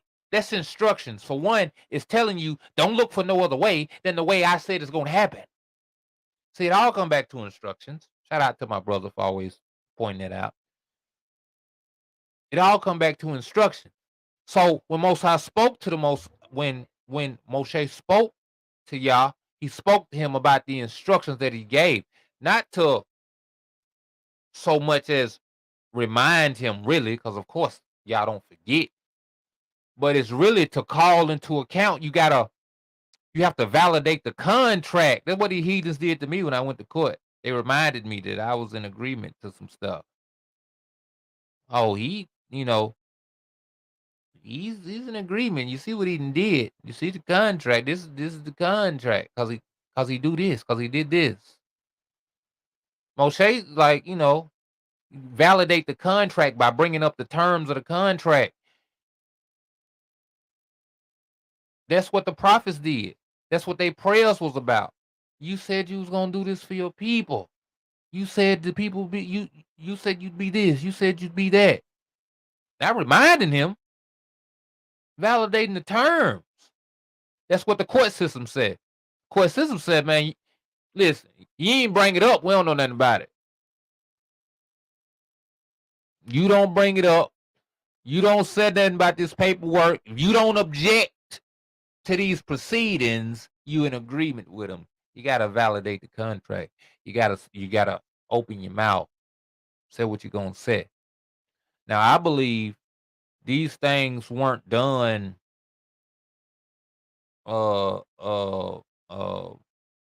strictly for these purposes. These things was done so that we in this time or in times past could review these things and see the manner of Yah and see it. Things written of our learning, that we through patience, the comfort of the scripture, might have hope. Hope in what? Hope in Yah. Know that he gonna come through for it, but also know how to move, how to talk, how to handle. You see, Moshe? Man, these people, let not the Egyptians boast in that power and might are theirs. You said you was gonna bring us out with a mighty hand, with greatness and power. So if they destroy us, they don't, gotta learn to talk to the Most High Yah like Moshe did. Like Hamashiach did when he prayed for the apostles. People don't want to talk about it. Anyway, so the master said to Moshe, why dost thou cry unto me? Speak to the children of Yasharal that they shall proceed, and do thou stretch out thy rod upon the sea and divide it, and the children of Yasharal shall pass through it. That's another thing. Same thing happened with Joshua. He down there crying on his face because stuff ain't go his way. Like, get thou up, get thee up. Put your discernment on. You know what's going on.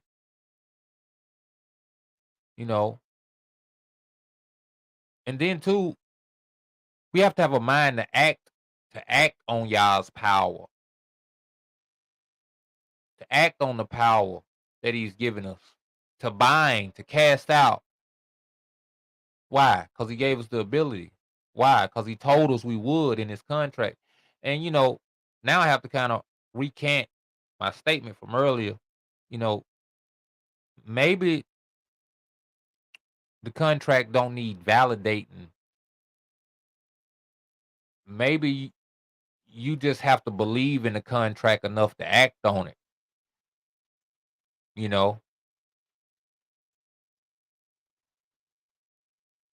To stand on it. That's what Mashiach was talking about with the apostles, like, your little faith. Don't you understand? Don't you understand the power you have? The power that I've given you? That's what Paul was trying to tell the assembly. Don't you know you shall judge the Malachim? You can't handle problems between yourselves? That's what the Most High is saying to Moshe right here. Why dost thou cry unto me? Don't you understand the power that I have given you? Do thou stretch out thy rod upon the sea and divide it, and the children of Yasharal shall pass through it.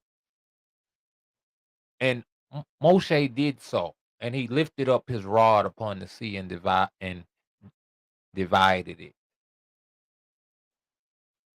You know what's crazy? it don't really say as if he didn't have that power before y'all told him. It sounds almost as if he had it already, and y'all had to almost remind him. Like, man, uh, just go ahead and divide it up. Moshe, as a good servant, he's like, all right, cool, divide it up. You know what powers have y'all given you? What authority? See the authority right there, the dominion. What dominion and authority has y'all given you that you are not acting on, that you are not walking in, moving in? Hey, Shalaki, too. I want to share this, man, and say this publicly, man. All esteem to Abba Yah for that. Elder Yahweh spoke to me today and was talking about this. The authority is that walking in what Abba, the desire to bring forth what y'all desire in the earth, and you doing all this in your ability that Abba Yah strengthen you in to make that come to fruition. You see what I'm saying? Walking in that, knowing what Abba desire is, and you carrying out his desire on this earth. You don't think that Yah's gonna cause you to be successful in that because you esteeming his name. You're doing it for his esteem, for his praise, so he can be esteemed, so he can be honored. Yah's gonna have you. So when you read that, he was like, Moshe was plowing Abba and asking Abba what to do. He was like, "Why are you crying to me?" Like, well, Abba, I don't know. I mean, I ain't never been in a situation before. What am I supposed to do? Raise your staff, man. All right, okay. But that's a good thing that you pointed that out, because no matter what you do or what you think you know or whatever, man, always palau first, right? Always seek out. But that's one thing that we see about Moshe that's consistent. Before anything, even in response, even when people was coming up against him, man, he always hit his face and always sought Abba about it. Just like Mashiach said, my judgment is just because I do not seek my. We didn't just go by what his eyes saw or what his ears heard. That ain't how he judged. He always went to the Father. And the Father gave, and his judgment was just because his Father gave him that ability to judge a matter correctly. You get what I'm saying? Not based off what he seen or what he heard, but what Abba told him when he sought Abba. That's it. That's it, man. That's right.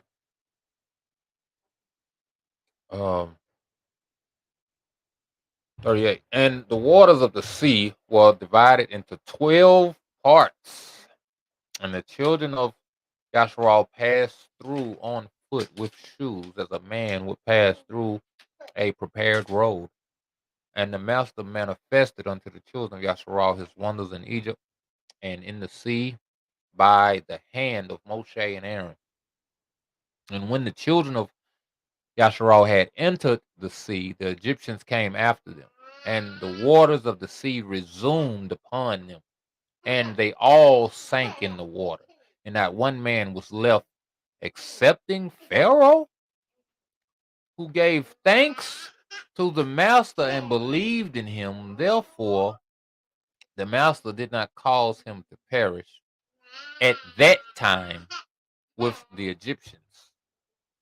And the master ordered and Malak to take him from amongst the Egyptians, who cast him upon the land of Nineveh, and he reigned over it for a long time.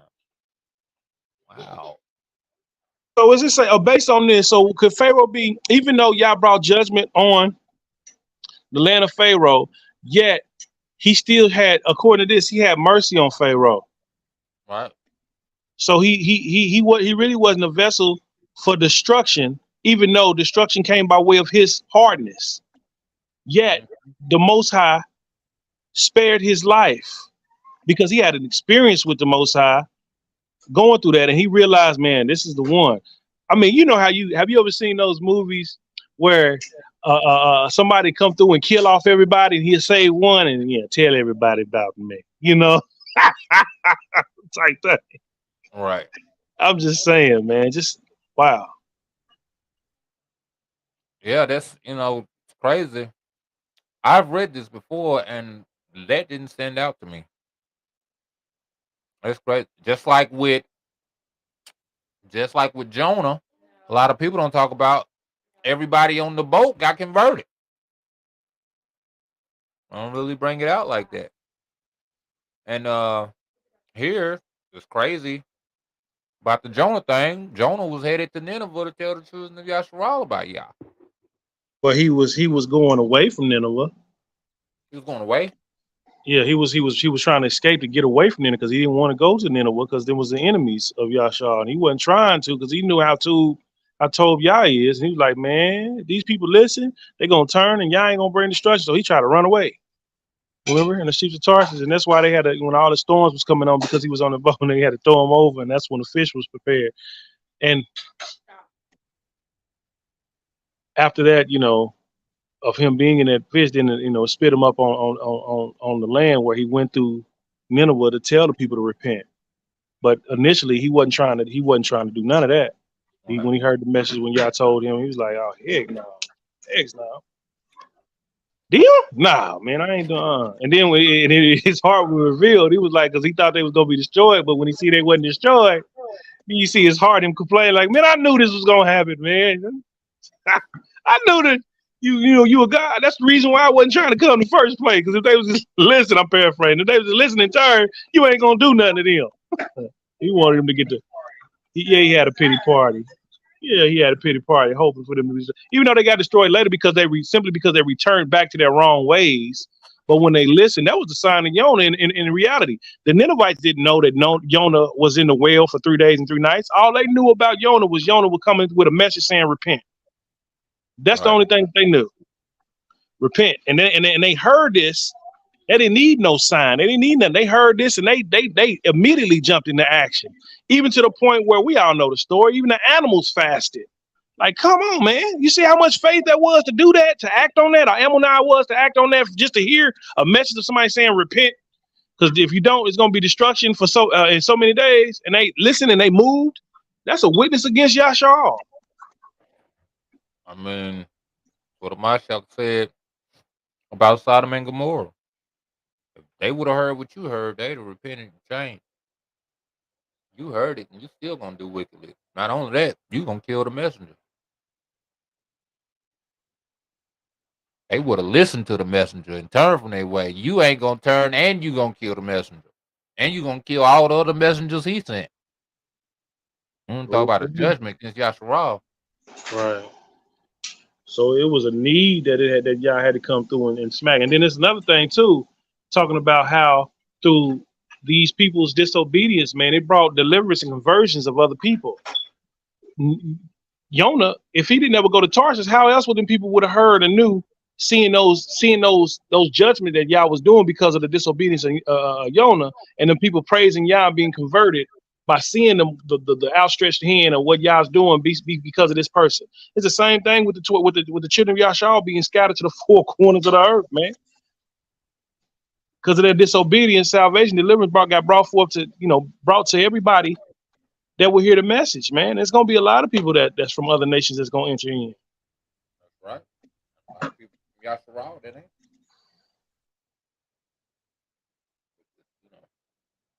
Sad and sobering. Because a lot of the birthright is gonna be cast out. A lot of those outside of the birthright gonna be cast in, gonna be grafted in. But as we see, got the scriptures though. But let's see what we at. 43. Then sang Moshe and the children of Yasharal this song unto the master.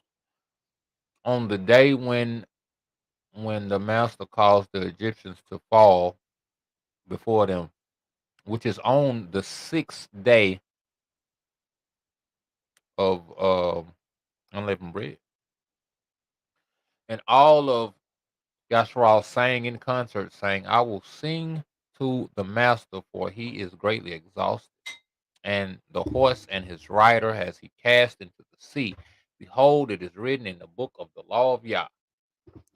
After this, the children of Yasharal proceeded on their journey and encamped in Marah. And the master gave to the children of Yasharal statutes and judgments in that place in Marah. And the master commanded the children of Yasharal to walk in all his ways and to serve him. And they journeyed from Marah and came to Elam, And in Elam were 12 springs of waters and 20 date trees, and the children encamped there by the waters. And they journeyed from Elam and came to the wilderness of Sin on the 15th day of the second month after their departure from Egypt. At that time, the master gave the manna of the children of Yasharal to eat. Uh, is it a feast day on that time in the second month? No, not in the second month, but if when it came to Pesach, if they weren't able to keep the Pesach, then it was commanded by through the statutes and judgment that they were to keep the Pesach in the second month of that time and feast on the bread. It's just that he fed them manna on the second month. On the 16th day of that month, he gave them manna. On the 15th day in the evening, he gave them quail, remember? Because they was hungry. And then he gave them manna in Exodus, this is in Shemot 16, Exodus 16, where it speaks about this particular incident right here. Not incident, but particular this right here, basically. And that he was testing them to see if they was going to walk in his ways or not by raining down manna for 6 days. Then on the seventh day, it wasn't going to be any. So it wasn't a feast day. It was just a testing to Right. see if they was going to walk in his way. Yeah. All right. Hold on. And at that time, the master gave the manna of the children, gave the manna of the children of the master gave the manna to the children of Yasharal to eat. And the master caused food to rain from Shemaim for the children of Yasharal day by day. And the children of Yasharal ate the manna for 40 years, and all the days that they were in the wilderness until they came to the land of Canaan to possess it. Days that they were in the wilderness until they came to the land of Canaan. That's it. My son is over here pressing buttons. Stop it. Wilderness came land of Canaan. They proceeded to wisdom. Okay, they proceeded from the wilderness of Sin and encamped in Alush. Stop, boy. Alush, and they proceeded from Alush and encamped in Raphidim. And when the children of Yasharal were in Raphidim, Amalek, the son of Eliphaz, the son of Esau, the brother of Zepho, came to fight with Yasharal. I would implore everybody to get into the story of Zepho. It's a very intriguing story, by the way. He's an Edomite. And he brought with him 801,000 men, magicians and conjurers, and he prepared for battle with Yasharal in Rephidim. And they carried on a great and severe battle against Yasharal, and the master delivered Amalek and his people into the hands of Moshe and the children of Yasharal, and into the hands of Yeshua, the son of Nun, the Ephrathite, the servant of Moshe. And the children of Yasharal smote Amalek and his people with the edge of the sword, but the battle was very sore upon the children of Yasharal. And the master said to Moshe, write this thing as a memorial for thee in the book and place it in the hands of Yeshua, the son of Nun, thy servant. And thou shalt command the children of Yasharal, saying, when thou shalt come to the land of Canaan, thou shalt utterly efface the remembrance of Amalek from under Shemaim. And Moshe did so, and he took the book and wrote upon it these words, saying, remember what Amalek has done to thee in the road when thou wentest forth from Egypt, who met thee in the road and smote thy ear, even those that were feeble behind thee when thou wast faint and weary. Therefore it shall be, when the master thy power shall have given thee rest from all thine enemies and round about in the land which the master thy power giveth thee for an inheritance to possess it, that thou shalt blot out the remembrance of Amalek from under the Shemaim. Thou shalt not forget it. And the king who shall have pity on Amalek, or upon his memory, or upon his seed, behold, I will require it of him, and I will cut him off from amongst the people.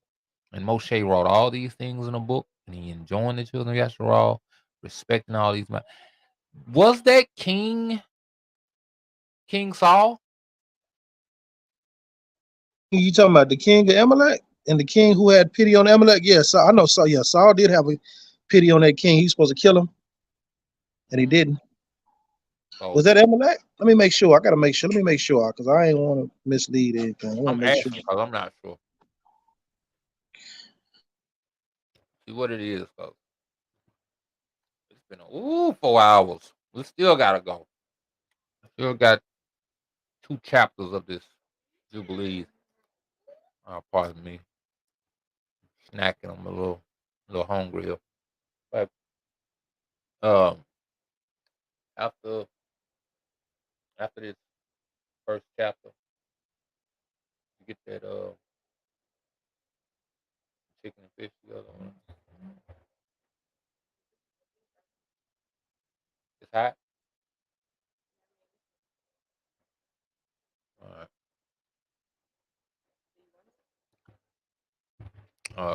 Yeah. We're finna get this Jubilees going. It's only 2 chapters, and then we can get out of here. Oh yeah, Shalaki. That's who it is. It's Amalek. It was the king Agag. Okay. King Amalek. That's what I was thinking. Okay, so now we're finna go into this Jubilees. It's short. It's short. 2 chapters. It's 48 and 49 Jubilees.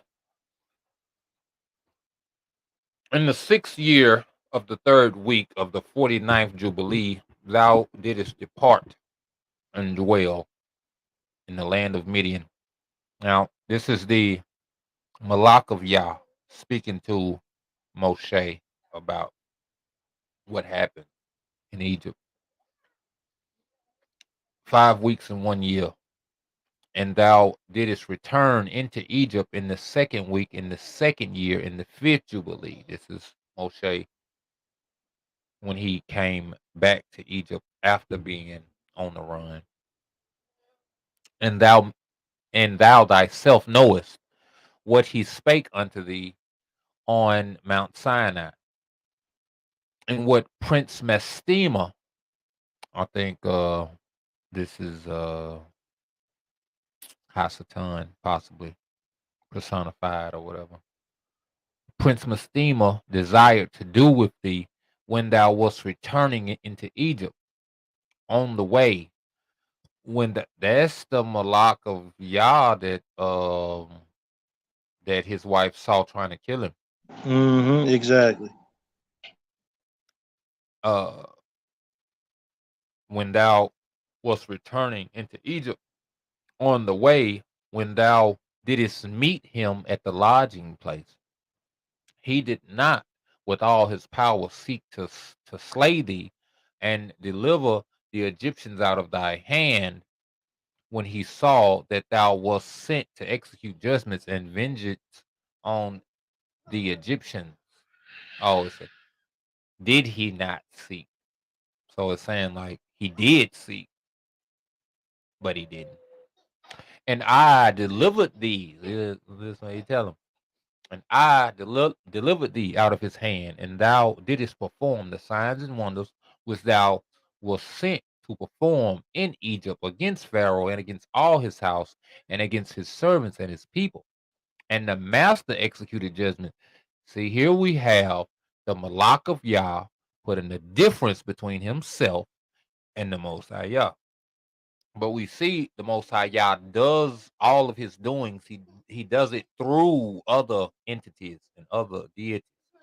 Like I said, he don't get off that throne, right? That's why the Malak said, I delivered thee out of his hand, but he delivered it through the power of Yah, through the instructions of Yah, right? And it says, and Yah executed a great vengeance on them for Yasharal's sake, and smote them through, and smote them through the plagues of blood and frogs and lice and dog flies and malignant boils and breaking forth of blains and their cattle by death and by hailstones. Thereby he destroyed everything that grew for them, and by locusts, which devoured the residue which had been left by the hail, and by darkness, and by the death of the firstborn of men and animals. And on all their idols the master took vengeance and burned them with fire. And everything was sent through thy hand, that thou shouldest declare these things before they were done. And thou didst speak to the king of Egypt before all his servants and before his people. That's what y'all do with his servants. All of his servants are after his heart in some kind of way. They resemble Yah. All of his Mashiachs that he sent to save his people resemble him in some type of way. That's why Hamashiach could say it. That's why Moshe could say it. David could say it. All of these people resemble Yah to a degree. That's why he deal with them. They familiar to him. That's what the Spirit say. The Spirit told them, folk, hey, look, we know Paul and Hamashiach. They resemble Yah. We don't know you niggas. And that's the same thing what Yah said. He recognized our ruachs, recognize our natures. So then he allows us to know him. You know, and a lot of people don't know Yah. They're not resembling Yah. Truth be told, Yah don't know them. You know, that's what he told Jeremiah. So listen, before you was born, I knew you. I knew what you was. I knew what you gonna be.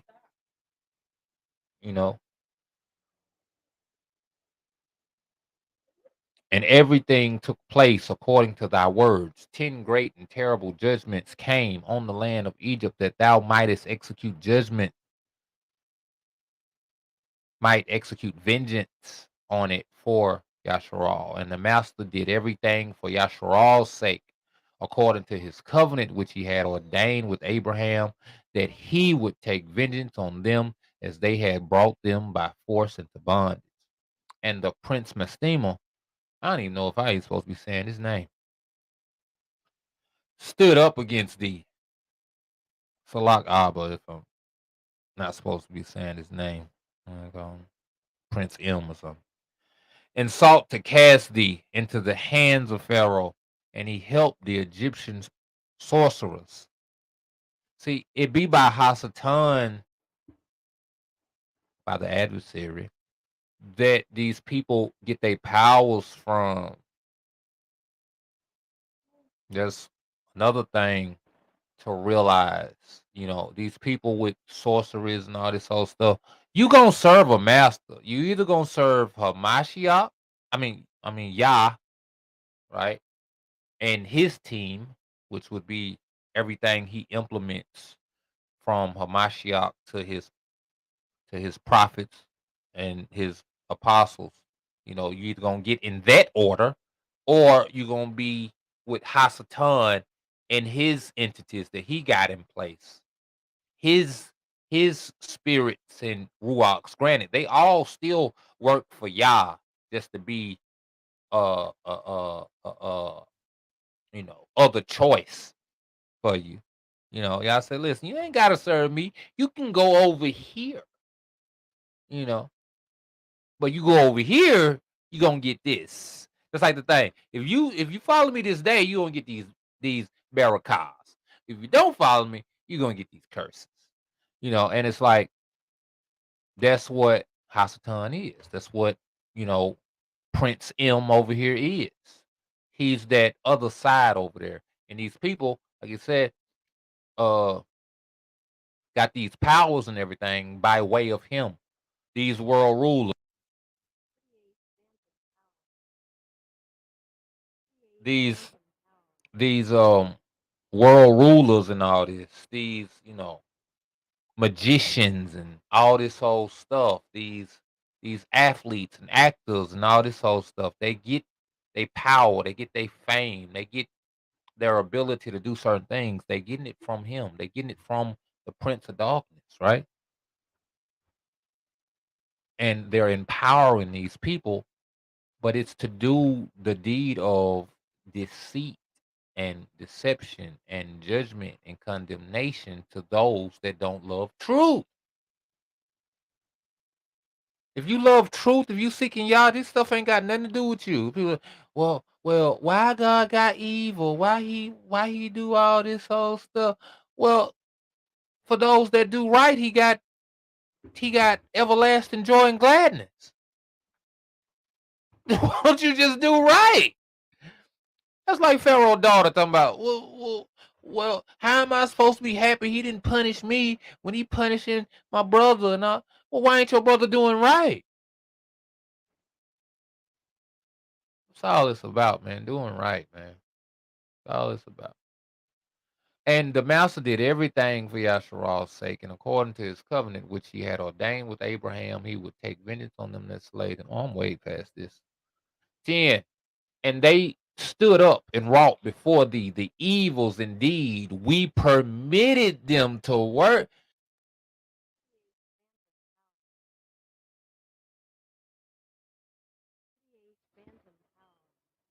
When you understand this, it said they they wrought the evils indeed. We permitted them to work.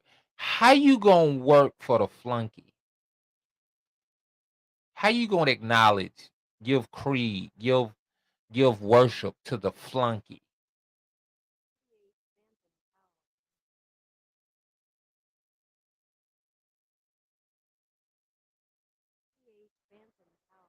I don't know why this mic keep going off like that. I'm sorry, y'all. But how you gonna give acknowledgement to the flunky when we got the Most High Yah, the true power, the highest power? You know, come on, man. It's crazy. Crazy, man. Indeed, we permitted them to work, but the remedies we did not allow to be wrought by their hands.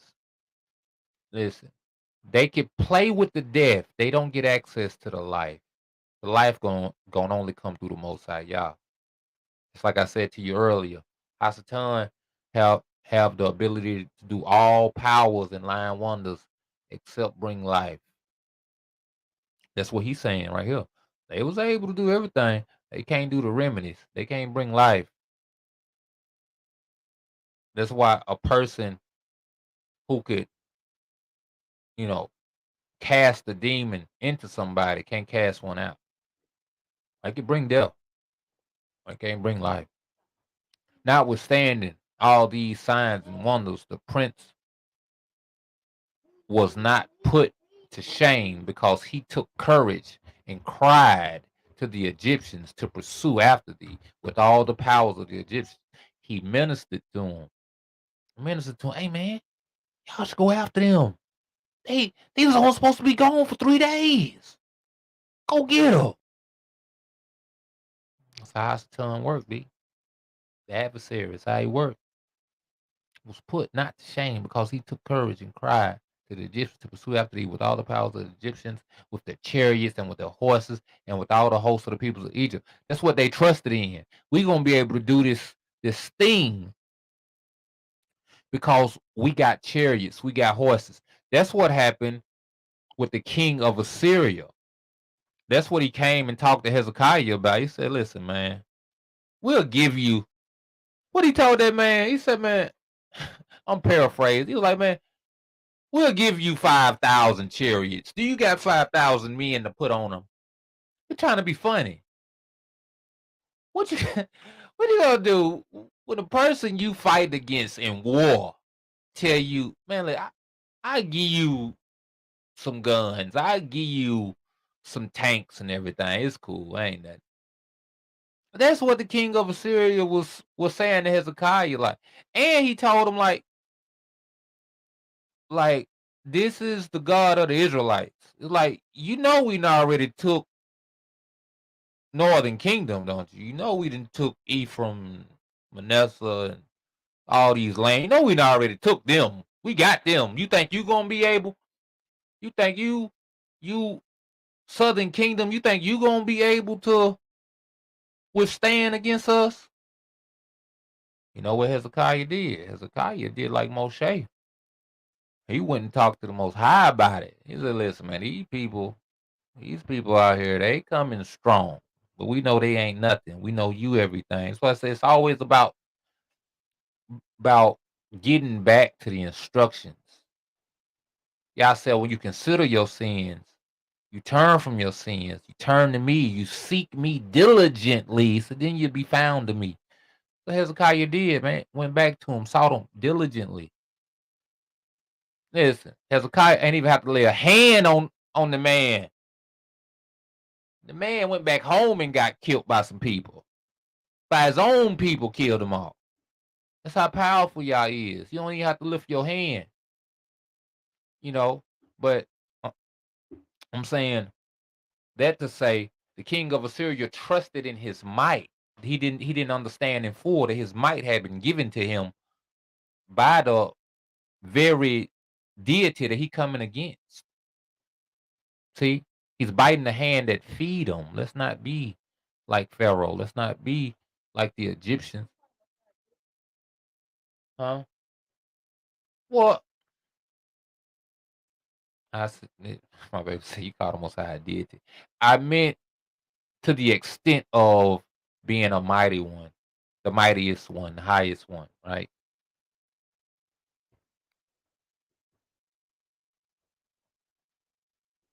So, I'm in the wrong thing. Okay. And I stood between the Egyptians and Yasharal, and we delivered Yasharal out of his hand and out of the hand of his people. And the master brought them through the midst of the sea, as it were dry land. And all the peoples whom he brought to pursue after Yasharal, the master, our power, even the Malakim got to talk like how we have to talk. The master, our power, cast them into the midst of the sea, into the depths of the abyss beneath the children of Yasharal. He made their enemies their footstool. Even as the people of Egypt had cast their children into the river, he took vengeance on 1 million. Hey, hello. I'm here with y'all. We was right. There's 1 million of them things. Yes, sir. Took vengeance on 1 million of them. And 1,000 strong and energetic men of them. Took vengeance on 1 million of them, and 1,000 strong and energetic men were destroyed on account of one suckling of the children of thy people, which they had thrown into the river. And on the foot, they killed 1,000 children. So y'all killed 1 million of them. Man, how many times is that? That's 100 times, ain't it? That's 100 times 1,000 is 1 million, right? Yep, 100 times 1,000 is 1 million, right? I got them 100 times back. Paid them 100-fold. 100-fold. Don't he say that somewhere? Yeah. Well, people sow seed when they see some 30, some 60, some 100-fold on. That was in a positive manner in regards to the seed falling on good ground and it's producing. But this seed right here, that was you sold that, you got 100-fold to pay. And that's the same thing with these people over here for all that y'all done done, man. 100-fold, man. You got to deal with that. You got that coming. And look, nuclear weapons ain't enough, man. That's almost too quick for them. How people want to talk about this place gonna get nuked, it's gonna get burned, and all that. I mean, I get it. It might. But at the end of the day, that ain't gonna be good enough. These people gotta pay. We didn't just get killed by the sword. Right. He said you gonna get the pestilence. You gonna get famine. You gonna get sent into bondage, and the sword gonna go after you. They said them people got drowned and this was vengeance for them throwing, drowning, doing the same thing to the babies, right?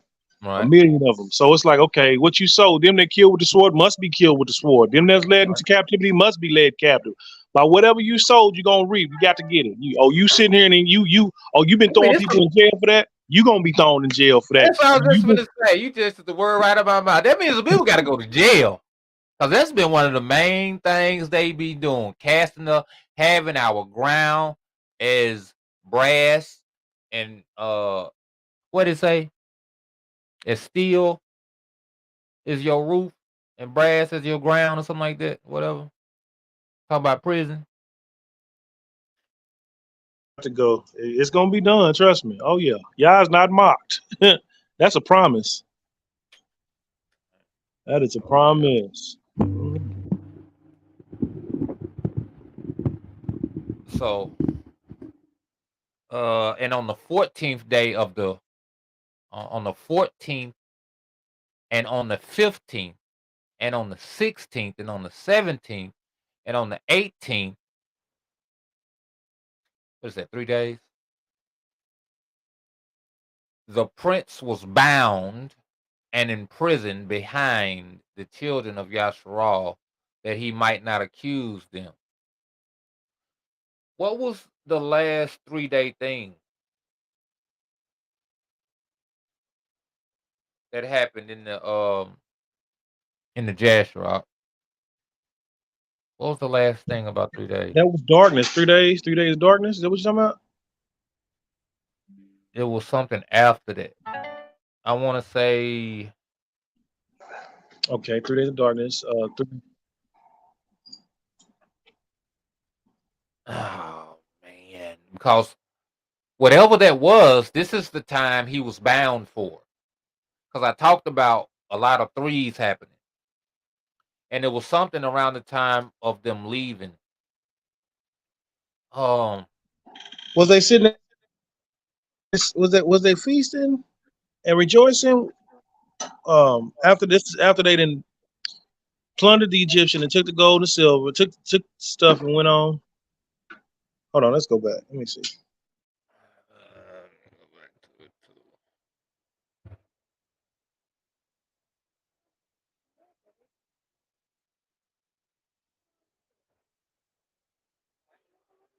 I think that was back in the previous chapter, in chapter 80.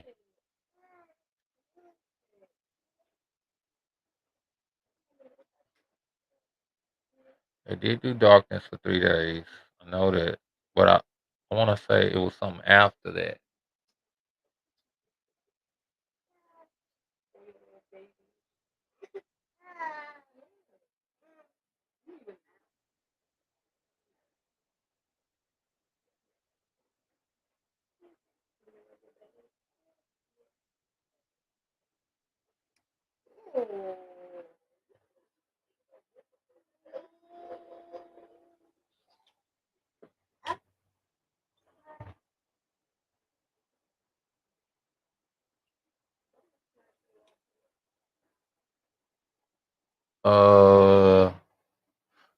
Sorry, family. Anybody tuning in? We're trying to find out about these 3 days here.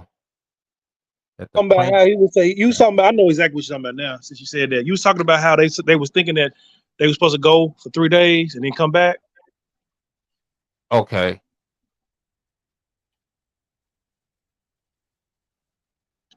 Well, no, right, and that's when the Egyptians was like, let us get up and go after them, because wasn't they supposed to go 3 days and sacrifice and do their thing and come back. So they saw them. Mm-hmm. No, I think it was the darkness. It was the darkness. 40, and the darkness was very great in Egypt for 3 days. Now, granted, they said 3 about that, but as far as the prince being bound here, it says on the 14th day, 15th day, and the 16th day, 17th day, 18th day. Hold on, that's 4 days. It couldn't have been the 3 days of darkness, because if it was on the 14th day, that's the time that they was doing the Pesach, and and the next day they end up leaving, and that was the death of the firstborn of their son of Pharaoh in Mitzrayim. Remember, if you talk about the 14th day and the 15th day and the 16th day, and on the 17th day and the 18th day, we just have to go back and read it and see after the yeah. So now, in this context here, this is after they come out of the water, because it's speaking about 1 million of them dying. Now, this would have had to have been after they already got the this in the second month. It's got to be in the second month. What did they say happened in the So they second was in the, month, like the 10th day? well, not the 10th day, but the The 14th, manna 15th came day. out. In the 15th day, they ate the quail at evening, and on the 16th day in the Boca, that's when the manna was rained down from Shemaim for the children of Yashar to partake in on the second month of those days. Okay.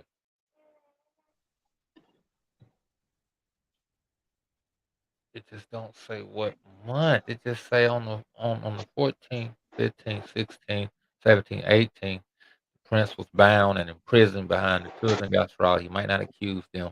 And on the 19th, we let them loose that they might help the Egyptians and pursue the children of Israel. Okay.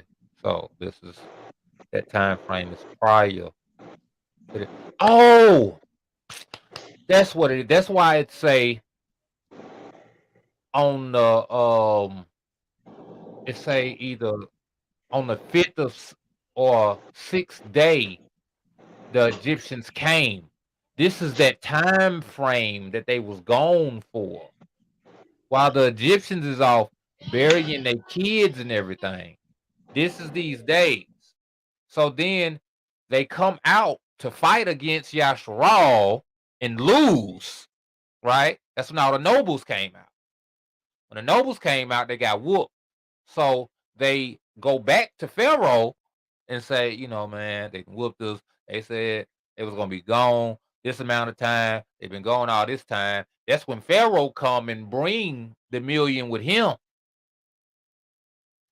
So I think this time frame that he was bound, which is kind of awesome in a way. Let's see, the 14th, 15th day. It makes sense that this prince been bound since Passover. He was bound from Passover night all the way till the 19th, which was when they decided to come against them and fight. You see it now? I'm listening. I'm trying to make sense because it can't. Now the reason why I'm gonna tell you the reason. Because on the second month they was already in That's not the second Elam. month. Okay, It's not the okay. second month. It First didn't month. say second. I said second because I was trying to Oh, figure out this time frame in between. But it makes sense for him to have been bound because they didn't meet any fight back. right, Think right, about like it. right, like they did in the beginning when Janus and Jambres was empowered by that prince to do those sorceries to withstand against Moshe now. Right. Yeah, They you're had right. nothing adversarial against them. Everything they got, they wanted Great point. from Yes, sir. Passover. People's like, you want this? You need this? Here you go. Because the adversary had been removed. See, he been in the hearts of the minds of the people. Right. Good That's eye. what show you how Tube is gonna be when y'all buying House of Ton for 1,000 years. All the adversarial mindsets against coming against us gonna be gone. It's gonna be bound. And then when it come back, that's Beautiful. when Armageddon coming. Cause now all them hateful minds, oh man, they ain't nothing. Who they think they is? All this adversary. This adversary being released back into the minds of people. Right. That's right. That's beautiful. Good eye. Told y'all. That's awesome, man. Abba's awesome. Hey, you know, and it makes sense because when he came back, he immediately got to work. He came back and started Armageddon. Think about it. When Hasatan come back, it's going to be a great war. After the 1,000 years. When this prince got released, what's the first thing happened? People say, no, we finna go fight against them. First thing. It's crazy that people serve him. And his whole goal is to destroy us.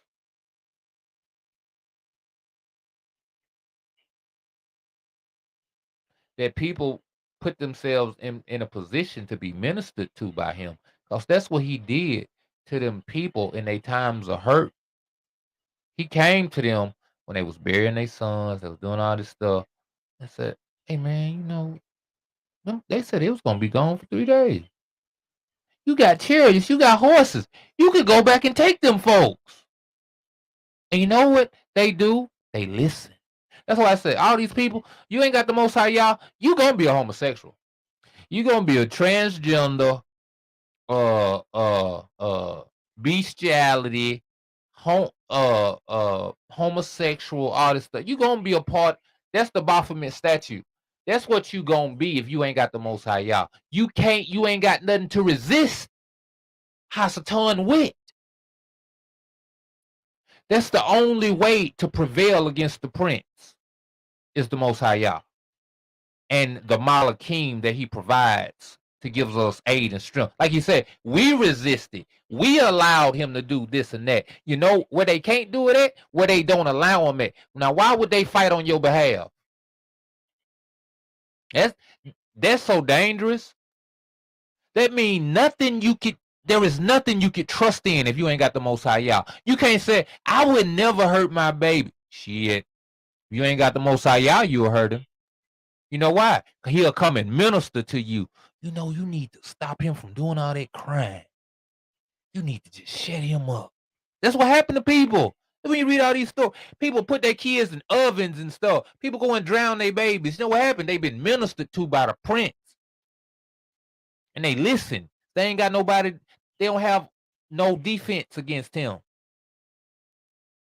That's the significance of a Mashiach. He said, when I leave, I'm gonna send a comforter back. I'm gonna send a way for you to fight.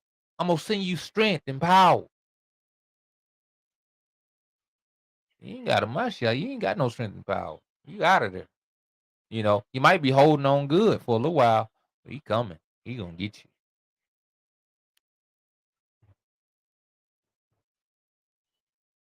Man, that thing deep, man. That thing is deep right there. It ain't gonna be no other time like that before. Well, this time with mimicking. And think about it.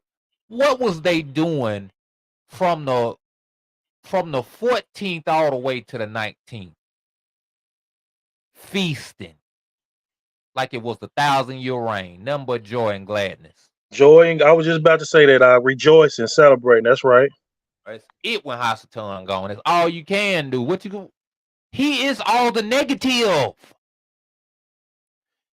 Hate, sadness, grief, jealousy, Malice. malice. Right. He is all of that. That's why you can't have him in you to get into the kingdom. You can't take him with you in there. You can't get in with him in you. Boy. I just get mad. I just be hating sometime. You know, sometime I just get a little depressed. You better find a way to get over it. Me too. I'm not listening. This the Most High y'all put in his word so that we can see it. You better find a way to get over that stuff. We gotta start casting down all those vain imagination that exalts itself above the knowledge of Yah. You have to do it.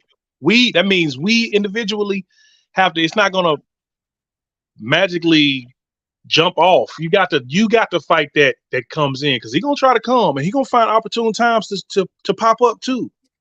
Vulnerable moments, situations happening where you feeling a certain type of way. Oh, there you go. There go my opportunity. Hey, you know what I mean? Come on, man. Listen, We always say, greater is he who is in me than he is in the world. I can do all things to my shall who strengthens me. Look, when you got them negative characteristics, you got us done in you. That ain't just me saying it. That's a fact. When he was bound, they had none of it. It's called the evil. It's called the evil inclination. But this is the thing. Just because the evil inclination rears ugly head within your mind, you can cast that thing down, and you ain't got to follow that. You can. We have that power to do so. That's the thing. You gotta be like, but the Most High told Moshe, "What you crying to me for? Take care of that thing." Yahushua, he told him, "Get thee up. There's an unclean thing among thee. Go take care of that thing. Ye are Elohim, but ye shall die like men." You know what that means? You mighty. You got might. You got power. Do you know it? Do you walk in it? I ain't gonna lie, man. This thing deep, man. This thing heavy. This thing cut. I'm bleeding. I'm bleeding out.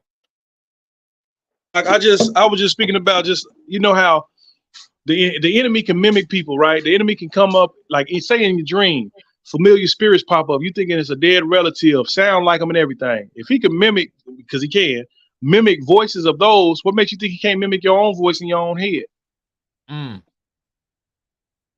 Mimic reason. As we Right. see with Moshe. Didn't it say, hold on now, let's go back up here where it talk about him seeking to defile Sinai, the prince desired to do with thee. Thou thyself knowest what he spake unto thee on Mount Sinai, and what Prince M desired to do with thee when thou wast returning into Egypt on the way, when thou didst meet him at the lodging place. Hey, Shalakiak, let me share this one more again, man. Anytime a thought arises that's contrary to righteousness, joy, or shalom in the Ruach HaKodesh, that's the enemy. That's him. That's him. That's crazy. That it really, man. And I hate like people missing this. Like this is really some stuff people need to. You need to hear this just as much you hear about feast days and all this whole feel good stuff, man. Like this is so real. Like people don't even know. They say, Hastan coming against me. Hastan come. No, that's you inviting him. The man ain't got no free reign into you. He ministers. The question is, do you receive it? It was resist him and he shall flee. He ain't finna minister to you and you not taking him. You're right. He know you gonna take it. And he got high expectations, banking on that you do, right? Maybe that's why he tried to get you in a vulnerable state. Look at when he did to Eve in the garden. He ministered to her. Hey. She thought about it. She entertained it. Right. Yeah. Go ahead. My bad. Go ahead. Entertained it. No, you did good. I was just thinking when you were saying that. I was thinking about Job, how he made him throw a little fit and run off. Cause Job wasn't going, man. He said, "Man, I can't do nothing with him." Disappeared. Bro, he threw a fit to the point he was crying. I mean, can you just imagine this? Because he and Job had them eyes to see, man, come from behind her, man. Right. You know what I mean? Prince, man. Do we have that mind? And I be thinking about that stuff, man. You know how I tend to get a little upset quite often, to be honest with you, to my shame. But there's really only him winning and me losing. You ain't there alone. It happened to me too. Come on now. Come on, man. There's a lot of things. We really have to see it in that way. Like, hey man, you lost. Like, he got you that time. Like for real, like You ain't lose the war though. You ain't lose the war. You might have lost that little fight right there, that little skirmish, but you ain't lost the war. You pick yourself Right. up, dust yourself off, and you're back in the fight in the ring again. He may have knocked you down for a little bit, but it's a 12-round fight, baby. Get back in there, champ. Get back in there, champ. That's by the Most High, yeah. It's like, and it's crazy too. I told out y'all for this analogy. Would you see a nigga that gave you some what they call them dice, man? The fake dice or whatever. Trick dice. Trick dice, yeah. Would you see somebody gave you some trick dice and keep playing? That's what we do with Hasatan. Oh man, I'm gonna go try him again. You can't keep when you know the anger, the hate, the frustration. When you know that's the fake dice, why you gonna go play with it? That's crazy, man. Imagine, hey man, come on, man. Let me gamble with my salvation. Bring them dice out again. Like, that's the real deal. You hear how stupid that sounds? You know these are trick dice, but yet you still gonna put your money on the floor and gamble with the one that got the trick dice. Get your money. Wow. Your salvation. Let's say the salvation is equivalent to the money. That's your life. Your life is, yeah. But on a stronger note, though, let's just take money off the table because people still lose the importance. You do it with your life, with your salvation, with eternal joy as opposed to eternal suffering and torture. Right. That's the reward. Right. Proverbially, I just said money, but life is the reward that you receive for continuing on. Just like the heavenly currency is emunah, faith. It unlocks, it gets you access to get things that you can't. You know what I mean? That's the currency, if for lack of a better word, of Shemayim, which is your trust to get able to move on your behalf, to get certain accesses, to get certain doors that no man can close, to go through certain doors that no man can close. You know what I mean? You can go through those because of your trust in the word by acting. Not when I say acting, I mean acting upon, moving upon, being what the word is saying, doing. You trusting in it and you moving accordingly. And now you got access where normal people wouldn't have access on that because that access only come by way of trust. And we're not hearing the word of Yah and acting upon it, or moving upon it. The power, the ability, huh? Yeah. Which the word enables one to move in. Yeah. You know what's crazy? Yesterday, I was thinking of, because of that same concept of losing my composure and everything, I was thinking of putting up Post-its and stuff in my car because I spend a lot of time working and all that. Just putting little reminders saying, like, are you in control? And to hit myself with that so much that I always be mindful of being in control of my emotions. Right? Because I know, in truth, you don't control anything. But in considering Yah, you do get a certain level of control that he gives to you, because it's by him all things either are or are not. So it's like that resistance, Hasatan, has to be an active resisting. Active. That's why I said stay vigilant. If it wasn't active, you wouldn't have to stay vigilant. It just is what it is. He wouldn't have told you to be mindful and watchful. You just gonna have it all the time. No, not until this man took out the earth. He ain't took out the earth. That means he doing just what Amashiach told Peter, roaming around, desiring to sift you as wheat, going to and fro like a lion. He told that man out of clear blue sky. I don't even think they was talking about nothing. He just said Satan desires to have you, sift you as wheat. So I pray that when ye be converted, that you turn and lift your breath. Just told him out the blue. Like, man, you know it's real out here, don't you? Cause on you, on this rock, I place my church. Like, it's a lot on your shoulders. And brothers and sisters, it's a lot on your shoulders. You are the patriarch of everything that's gonna come under your hand. You're gonna either be the reason for it being builded up or the reason for it being destroyed. Satan desires to sift you as wheat. Okay, man. Told all y'all for this. I didn't see this coming. I was gonna talk about the feast days, Moshe, and the seriousness of the thing. We're talking about the prince and how he is in the earth doing his thing. And the only thing gonna stop him is him being bound. But Amashiach came and gave us the power to bind and cast out.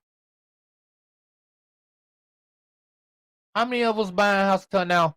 It's people that do move in that. I gotta give them this, bind evil spirits and cast them out. They pray against it, right? But in fullness, are we applying it to all the negatives? Certain things like sickness, certain things like anger, will say that. But it's all the negatives. It's all the evil spirits. He is in all that. Everything that's not of Yah is of him. Are we binding all that? Are we casting down all of that? Now, true enough, in our mindset, we might say that, or in theory, but how active is it? How constant is it? You might say, I could get distraught about this. I could get distraught about that. I mean, it makes sense, don't it? How it makes sense to have any piece of Hasatan in you? That just means you just ain't gotten strong enough or gotten the mindset to be able to see it and to cast it down. Why I say, be ye not dismayed. What that tell you? Being dismayed is of the prince. It's of Hasatan, of the adversary. Would y'all And have you to be dismayed? Shalakia, and also just to keep it fair and keep it level like it's supposed to be, you can be angry, but sin not. Now the problem is you don't want to remain angry because even Abba gets angry, but his anger is not long lasting. If he's slow to anger. So are we really slow to anger? Are we quick to get angry? You get what I'm saying? Because if you I can be think it's angry, types of anger too, though. You know what I'm yeah, you can saying? be right. You can be angry, but sin not. Like say for instance, a parent telling a child to do something and that child just rebelled and not doing it, and that parent has a right to get angry, but that parent don't have a right to provoke even their children to anger, like disrespecting that child by calling that child all out his name. You stupid mother effing all the old crazy stuff. It's a way to do it. Right. That's not the way to do it. You know what I mean? And that's what we have to learn as people to know how to properly do it, how to be angry and sin not. Not that we're looking to be angry, but you have to be honest and true as human beings. We have this innate nature, not to that we have to give into it, but there's the word even tells us that we can be angry, but sin not. And anger, and Have we to got have to a know that we purpose don't want to to it. be angry because anger rests in the bosom of a fool. Because Right.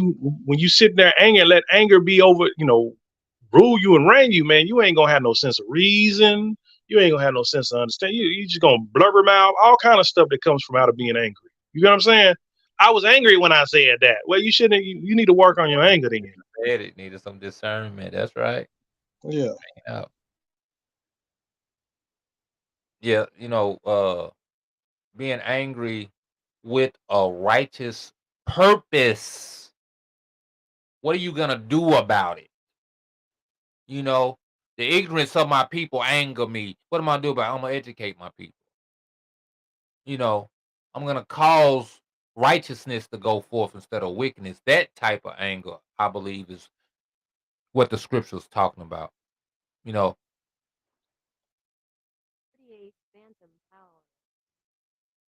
when he says about not letting it rest in your heart, that's not doing nothing about it. You just sitting there angry. But are you going? Hold on. What you do?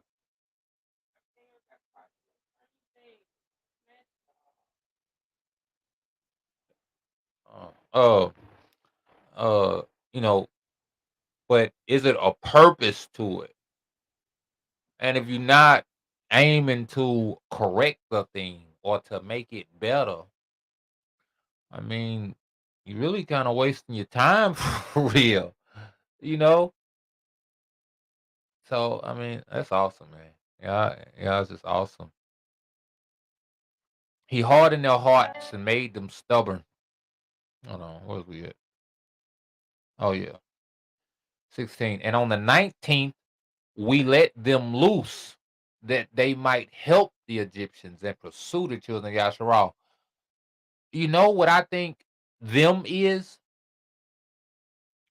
right? Them is Hasatan and all those negative spirits and negative entities that he put into them people. That's why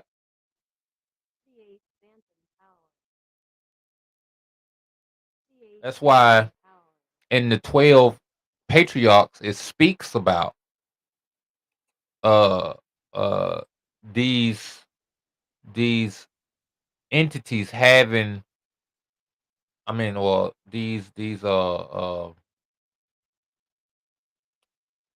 things being ruachs, like a hatred, like a envy and a lust and all this stuff. They are spirits that inhabit a man. That what's the word? But inhabit. Not incarnate, but it's kind of the same thing.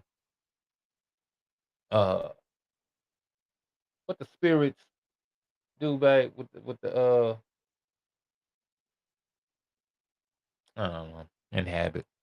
They inhabit a man and cause him to do their bidding, right? Because the attributes of Yah are, the fruits of the Ruach, right? Love, uh, uh, uh Boy. long suffering, patience, joy, all of Mm-hmm. these things. These have characteristics. These have a manner of being. That's what we're supposed to have, not the fruits of the flesh, right? These are the demonic ruachs. Put your mic down so they can hear you. Put the headphones on, right? So you can pull it down. How about she got a question? She want to talk in the background. Use your mic. Come on, we listening. So is it the fact that like um because the scriptures say be ye angry but sin not. So I don't think it's the emotion or is it the emotion of being something.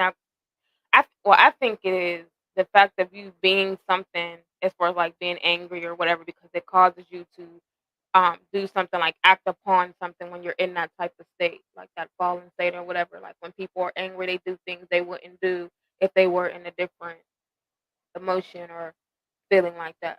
We just So said that, Pinky. No, I'm messing with you, sis. I'm She just wasn't messing. listening.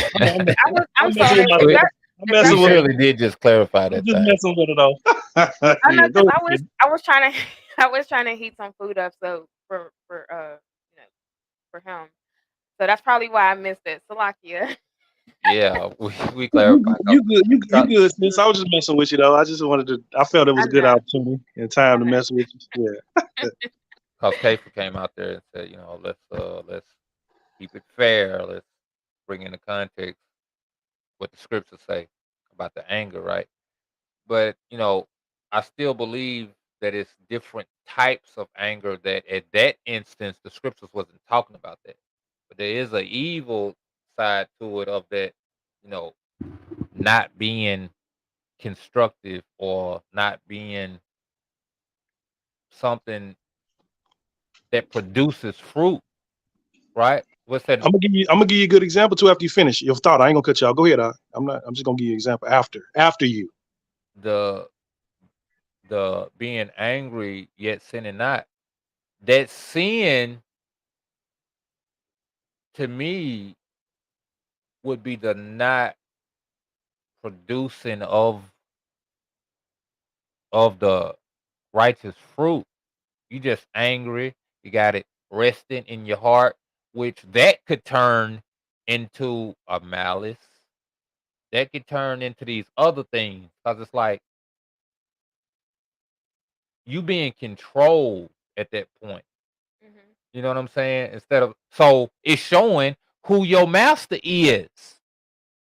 If you angry to the point of producing righteous change, that show your masters the Abba. Well, let If me you let me ain't let me let me let me share this real quick because this will help you as well. We know that Abba Yah is Masha's master. Now that's all. he got angry based on the people's stubborn and stiff neckness. And instead of him speaking to the rock as the Most High gave him instruction, he transgressed or sinned, which is a transgression against Yah's law. Whatever proceeded from the mouth of Yah, Yah told him to do a thing, and he did something different. And his anger is what caused him to miss the mark because of the people stubborn and stiff necked. Even though he was well within his right to be angry against their stubborn and stiff neckness, but he wasn't within his right to disregard what Abba told him to do and how he wanted him to do it, which led him to not go into the land, and he had to go up on a mountain and die, which he failed to sanctify Abba Yah in the presence of the people, because it was a that he spoke to the speaking to the rock, showing Yah's power, but yet Yah allowed him to, even though he struck the rock, water still came out because Yah still gave the people what they needed, but that's not how he wanted it to be done and obtained by. Even though you get what I'm saying, Moshe Right, was bro. angry, right? But he didn't. His anger clouded his judgment in regards of obedience to what Abba told him to do. So that's why we got to be on guard against anger, because it'll cloud our judgment. It can cloud our reasoning. It can cloud our, you know what I mean? It can cloud you, bro. It was times where I got angry at my Yeshua about something, bro, and I couldn't even really speak fluently. You know what I mean? I couldn't speak fluent. I sounded like a crazy man because I was letting that anger get the best of me at the time. You get what I'm saying? I wanted to bring something out too. It's from the Shepherd of Hermes, because the Book of Shepherd of Hermes, it talks a lot about these evil ruachs and them being sisters, and one's greater than the other. And so this one is mandate 2 at verse 34, and it says, but the anger temper is in the first place foolish, fickle, and senseless. Then from foolish is engendered bitterness, and from bitterness wrath, and from wrath anger, and from anger spite. Then spite, being composed of all these evil elements, becomes a great sin and incurable. And I think that's basically speaking to what you were saying, Brent, babe, about like it basically like resting in you, because it's like it's levels to these things. Bro. And I just wanted to bring that out. There was a another one that I had, but I gotta find it. I just wanted to. There's another one too, that people being angry at their brothers or sisters without a cause. Like, you ain't got no reason to be angry and upset. Is why is you angry with this person? That person ain't do you no wrong, ain't said nothing to you, ain't did nothing to you, but yet you angry at this. I just don't like him. For why? That's Satan. That's But really you got the malice. ruach, right? But you got the ruach though.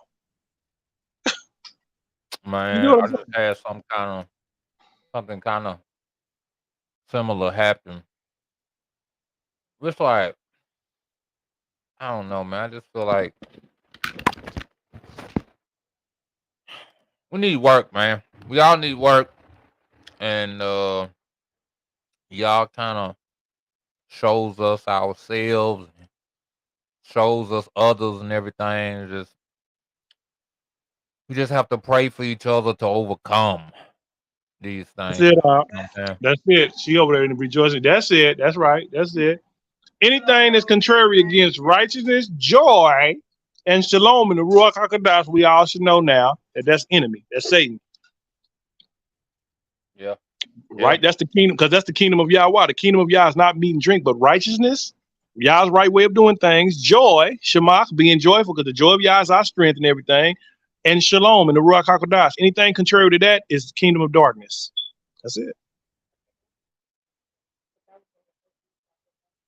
Okay. Uh, where we at? 17, 18. And he hardened their hearts and made them stubborn. And the device was devised by the master our power, that he might smite the Egyptians and cast them into the sea. And on the 14th we bound him that he might not cause the children of Yasharal, might not accuse the children of Yasharal on the day when they asked the Egyptians for vessels and garments. So listen, no adversarial things, nothing against, nothing to hinder you. That's what is hindering. So we have to ask ourselves, if these negative things are Hasatan, are the adversary, what are they hindering us from? They're hindering us from salvation, hindering us from whatever it is Yah has for us, whatever gifts, presents, whatever mindsets, natures he has for us. It's keeping us from it. And we got to start seeing it like that. When I get angry at somebody, it ain't just about me and them.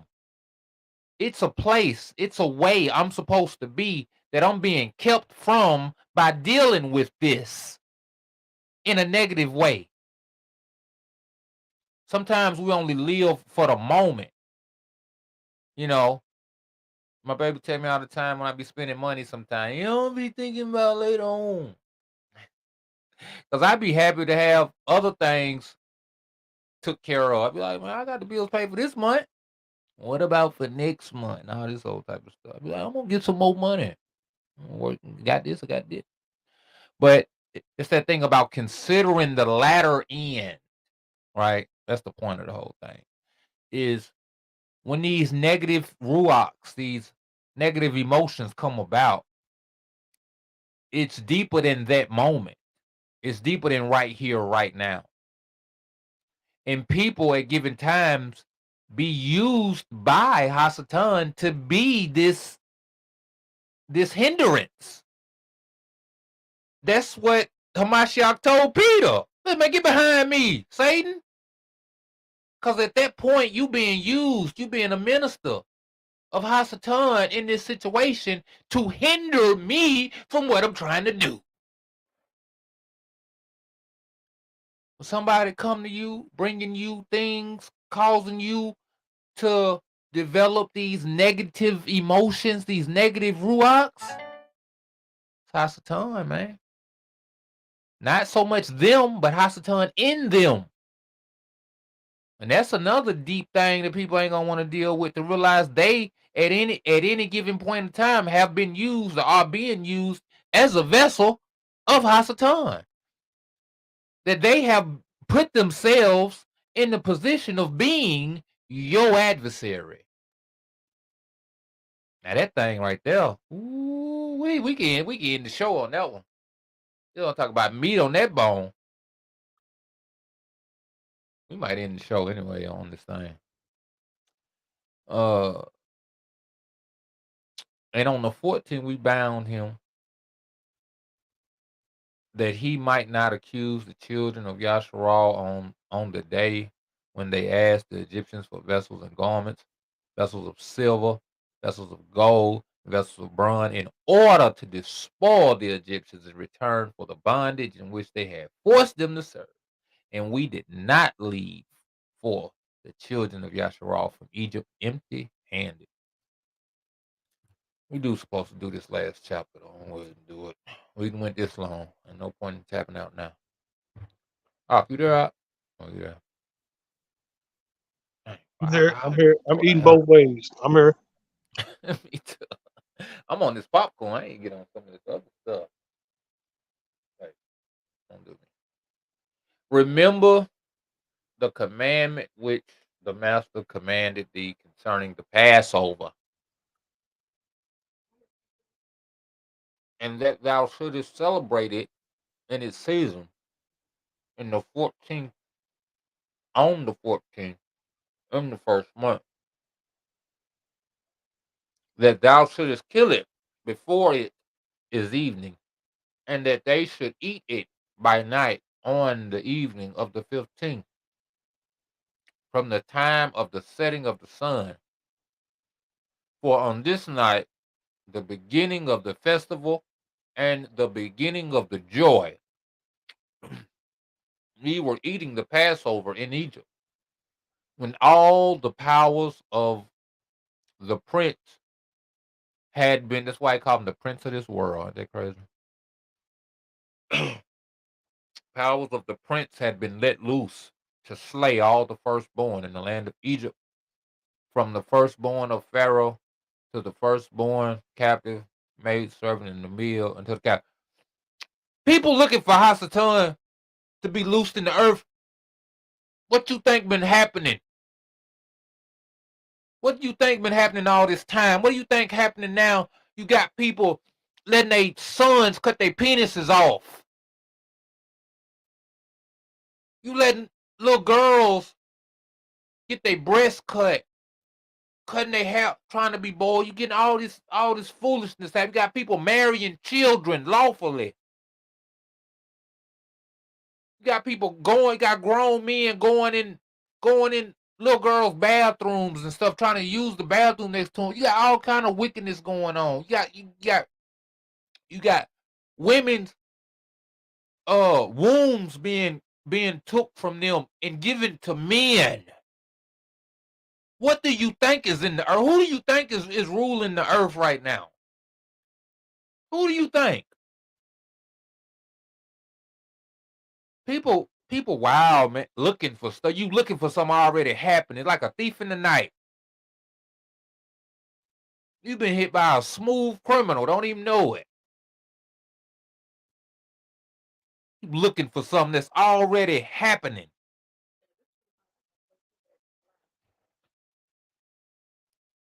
When all the powers of the prince had been let loose to slay all the firstborn in the land of Egypt, from the firstborn of Pharaoh to the firstborn of the captive maid servant in the mill, and to the cattle.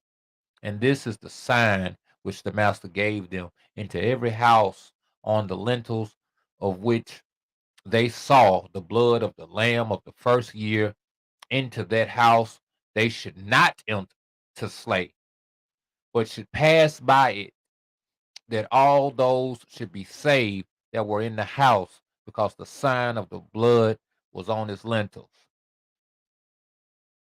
Now,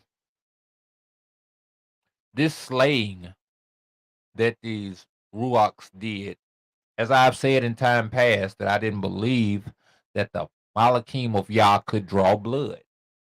But we do know they can give out pestilence. And in this situation, I would say they could stop the breath, because I haven't read anything that says anything about, um, you know, any kind of blood being drawn from from these from these people, right? Uh, but they did die, and it was not from men's hands that they did die. So apparently they can slay, but still not drawing blood. And the powers of the master did everything according as the master commanded them. And they passed by all the children of Yasharal, and the plague came not upon them, to destroy from amongst them any soul, either of cattle or man or dog. And the plague was very grievous in Egypt, and there was no house in Egypt where there was not one dead, and weeping and lamentation. And all Yasharal was eating the flesh of the paschal lamb, paschal lamb, and drinking the wine, and was lauding and barakaying and giving thanks to the master, the power of their fathers, and was ready to go forth from under the yoke of Egypt and from the evil bondage. And remember thou this day all the days of thy life, and observe it from year to year all the days of thy life, once a year. You know what's a good point to point out too, is that he was bound for those days from the 14th to the 19th. So that means on the 19th he was loosed again. We do know the Egyptians were caught under his spell, right? But what also should be pointed out is that most of Yasharal was caught under his spell as well. And an even greater point is that he did not take over Caleb and Joshua. So that ought to show you right there, his powers ain't limitless, right?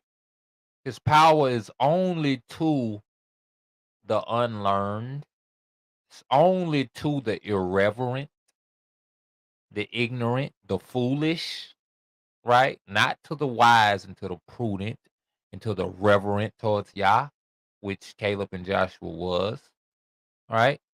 That's something that we should be mindful of. You know, that's like on on Rocky when Drago started bleeding. He's not a machine. You know what I'm saying? He's a man. And that's what you got to know. Hasatan is not a machine. You know what I'm saying? He's not the ultimate. He's just a vessel.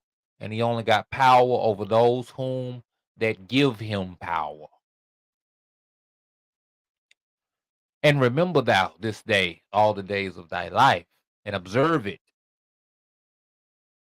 from year to year, all the days of thy life, once a year on its day, according to all the law thereof. And do not adjourn it from day to day or from month to month. For it is an eternal ordinance and engraven on the Shemaim tablets regarding all the children of Yasharal, that they should observe it every year on its day, once a year, throughout all their generations. And there is no limit of days, for this is ordained forever. And the man who is free from uncleanness and does not come to observe it on occasion of its day, so as to bring an acceptable offering before the master, and to eat and to drink before the master on the day of its festival, that man who is clean and close at hand shall be cut off. It's always stipulations. He didn't say just come, be coming. You got to be clean. Okay? Clean and close. Right? Clean and close at hand shall be cut off. And the only way not being close matters is if you're unclean. If you're unclean, just, you know what I'm saying, stay away. But by all means, like Paul said, I must by all means attend this feast. You know why? Because he was clean. And he had means and opportunity to get there. So, you know, we can't do it. We can't do it. It's the point. Come to the land where I place my name, to the temple where I place my name. We can't do it. We think Jerusalem is the land. I don't really think so. You know what I mean? I don't really know where it's at. And wherever it is, when I get there, I guarantee you ain't no temple on it. That's what I can guarantee you. Ain't no temple to the Most High Yah on it. It might be a temple to somebody else. You know, not made to his specifications, how he ordained it to replicate the temple in the Shemaim. I bet you that. You know, man could do what they want to do and all that old stuff. But we talking about Yah's way. You know, but all of this go with that. Close at hand shall be cut off, because he offered not the oblation of the master in its appointed season. He shall take the guilt upon himself. Let the children of Yasharal come and observe the Passover on the day of its fixed time, on the 14th day of the first month, between the evenings, from the third part of the day to the third part of the night. For 2 portions of the day are given to the light, and a third part to the evening. That 2 portions would be morning and noon. Right up.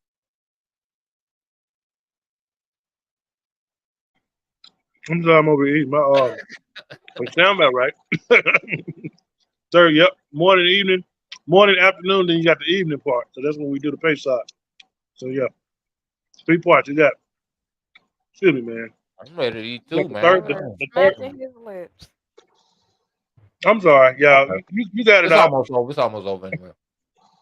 Yeah. This is that which the master commanded thee that thou shouldest observe it between the evenings.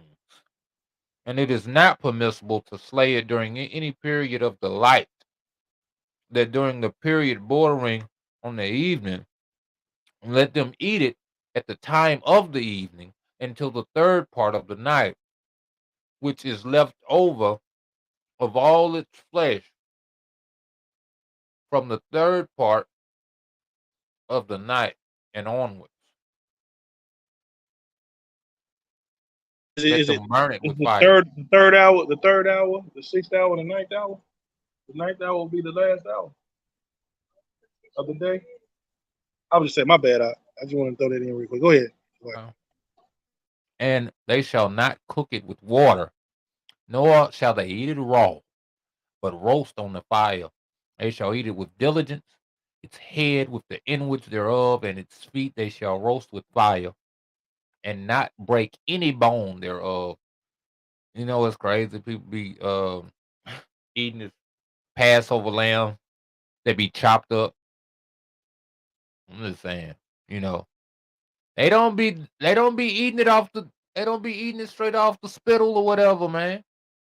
They never kept it right. Never in all they diligence. Man, we gonna go buy a lamb. We gonna slaughter it special on the feast. We gonna chop it up and give it to everybody. That ain't what it say, man. Its head with its inwards thereof, and its feet they shall roast with fire, not break any bone thereof. For of the children of Yasharal no bone shall be crushed. For this reason, the Master commanded the children of Yasharal to observe the Passover on the day of its fixed time, and they shall not break a bone thereof, for it is a festival day, and a day commanded. And there may be no passing over from day to day and month to month, but on the day of its festival let it be observed.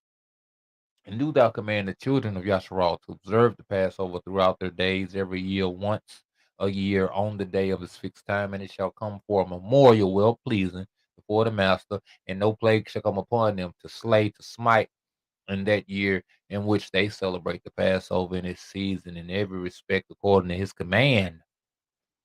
Ooh, that's the coldest part about that whole thing, according to his command.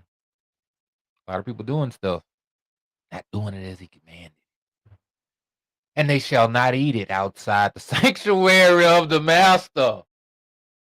Ooh, we gonna have to save This and share that thing. right, and this is the thing. Where was the sanctuary of Yah at? Where was it? I think it's in a. It's in It was in Jerusalem.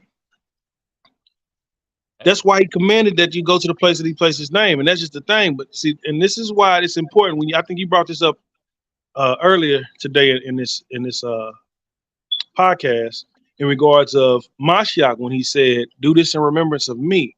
Like when he came and he shared that and said that, it didn't have no full stipulations. Well, it did have stipulations. He said, "Do it in remembrance of me," but in regards of, he didn't say, do this in Jerusalem in a place where y'all chose a place. He just said, "Do this in remembrance of me." So that can cover you wherever you at. Right. You see the instruction. That's why it's the benefits of. But if you try to, it's just like the Galatians, like how Paul Shaw was talking about the foolish Galatians, how they started in the Ruach, but they trying to perfect this thing in the flesh. You know what I mean?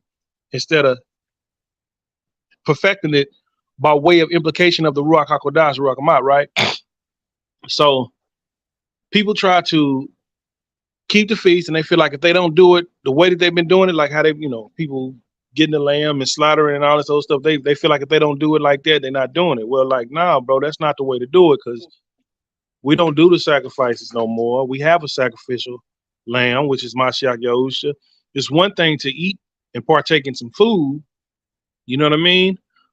In a way. And even when you slaughtered an animal, like according to the Torah, it was a way to slaughter it and how you ought to do it and everything, And now, unfortunately, man, we all go buy our foods from stores, but we pull all over it. But I'm just saying, man, they don't do it according to the instructions. But that's, Abba Yah is helping us, man. He is really helping us and raising us up now, man, and teaching us the truths and the important things. And you know what I mean? What he's doing. Not trying, but he is doing it because he's gonna do it. He's gonna do it.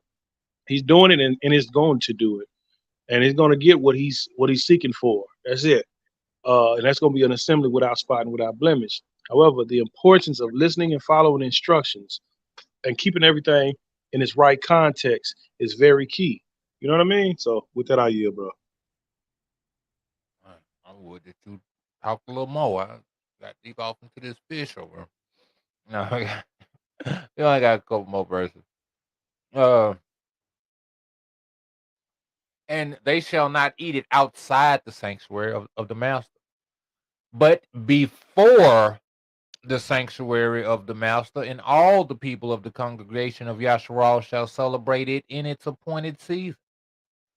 And every man who has come upon its day shall eat it in the sanctuary of your power before the master from 20 years old and upward. And thus it is written, ordained, that they should eat it in the sanctuary of the master.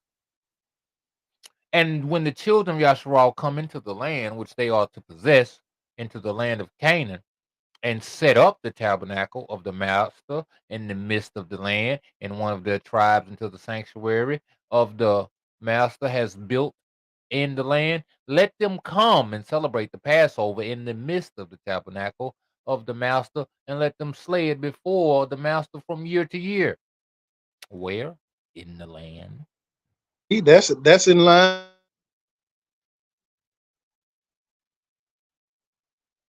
I can't hear you out. I see. Sound like a robot. Still can't hear you. I got it off mute. Can you hear me now? Move it, Yep. bro. Okay, so yeah, that right there is in line with Torah, according to the ordinances. You see what it says? Listen, it says the tribes until the sanctuary of the master has been built in the land. Let them come and celebrate the Passover in the midst of the tabernacle of Yah, right? And let them slay it before Yah from year to year. But before you go up there, go up a little bit, because I want to show you the key point where it says the ordinance, right? Let me go. Oh, ordained. That's ordained. That ordained is okay. And every man who has come upon its day shall eat it in the sanctuary of their of Alua, of the mighty one, before Yah, before the master, from 20 years old and upward. And thus it is written and ordained. That's an ordinance. That ordained is the ordinance. Can somebody say statute? Right? Written and ordained that they should eat it in the sanctuary of the master, which was in Jerusalem. Right Talking about now, the laws, statutes, and commandments. They be missing right. that part. That's it. So we that are far off, man, we allow Jerusalem to come into our mind, and we remember that. That's why, when we come together in memorial of, we have a plow, next year in Jerusalem. You know what I mean? Because that's the expectation. Because that's the place where Yah ordained all these things, and we know and we acknowledge these things. And it ain't bad or wrong to acknowledge the fact that Yah has scattered the people, and we're outside of the place of our own soil. And acknowledging these things and knowing how to entreat Abba that we're waking up, and that we know the error of our ancestors' ways and also the error of our ways. We're returning back, and we asking Abba to return us back unto our soil, giving us an obedient heart that we may walk in the fullness of obedience unto Him, right? To follow the ways that He have given to our ancestors back in the day, that we may live on the soil that Yah has given us, man. And I don't think people, just like you said, which was stated earlier, way earlier, a lot of people don't want to leave these different lands. They're comfortable here, but I want to go to the soil. Let me tell you the reason. Let me give you one great reason why I want to go back to the soil that Yah has given to us to be upon, to live, our land. Because He commanded a barakah for us there. We're going to receive some prophecies, and we're going to receive. I'm ready to receive that fullness, man. I'm talking about I ain't got to pay no, you tell me I ain't got to pay no bills. I ain't got to pay no light bill, no water bill, no electricity bill. I got land, I got livestock. I'm just totally just living life and laughing. I'm living life and loving. I'm on top. You know what I mean? I'm on the top. I'm the head. All nations got to obey me. You know what I'm saying? If they don't come and serve us, y'all gonna destroy them. What are you talking about? Why you wouldn't want to go on your own soil to fulfill the prophecy that y'all spoken? Come on, man. Anyway, go ahead, Aki. You right. Get a bite of that fish over there. What you got going on over there? Man, I cooked some wings last night. Boy, them things got kissed with that fire out there, that open flame fire, boy. You don't know nothing about no wings, man. Is that I was is like that what you was tossing just them chewing things, on? tossing them so it could still cook, but still get kissed here and there. The thing, man. Is that Listen, what you was chewing on just a no, while ago? no, I was chewing on some fish. Baby That's right. fried some fish last night. What is that? Some whiting. You know what I'm saying? About that whiting over here. And that's what others may know it as Jack Filet. Whatever. Oh yeah, that's what we on over here, man. Uh, didn't want to cook no lamb yesterday. This really was not about that at all.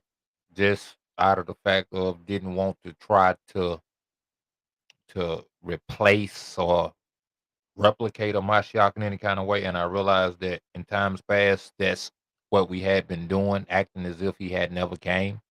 Why else would you be putting the lamb on? If if the feast day is about the acknowledgement that there is gonna be a lamb to come,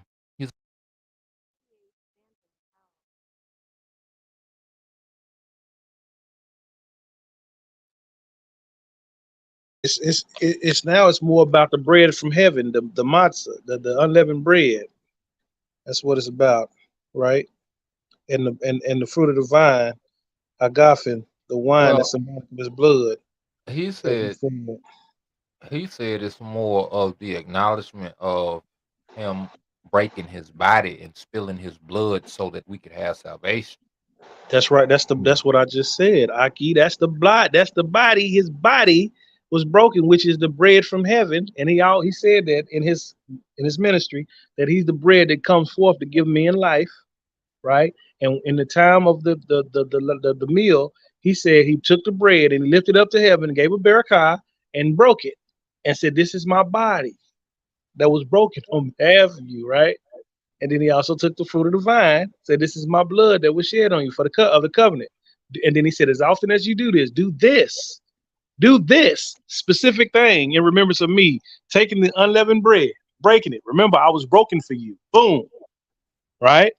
Take this fruit of the vine, partake of it. This is my blood that was shed on you. Now we can be healed.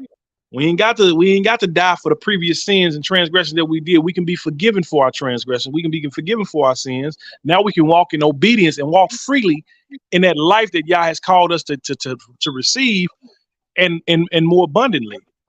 I came that they may have life and have it more abundantly. But he's that bread that came from heaven, just like the children of Yahshua when they was in the wilderness, when they was hungered, Yah caused the manna to come down on the earth to feed them.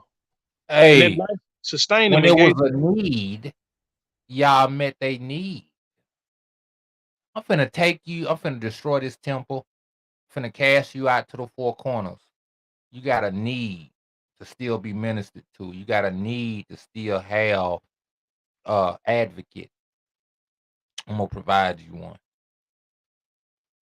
It's awesome, man. Y'all provided manna from Shemayim that you might eat and never be hungry again. That you might drink and never thirst again. And it's written somewhere where he said that the apostle said that let us keep the feast, not of insincerity. Let's put it up right quick. Put it up. I believe it's in Peter. Let me see. Let us keep the feast. Go ahead. I'll bring it in later. All right.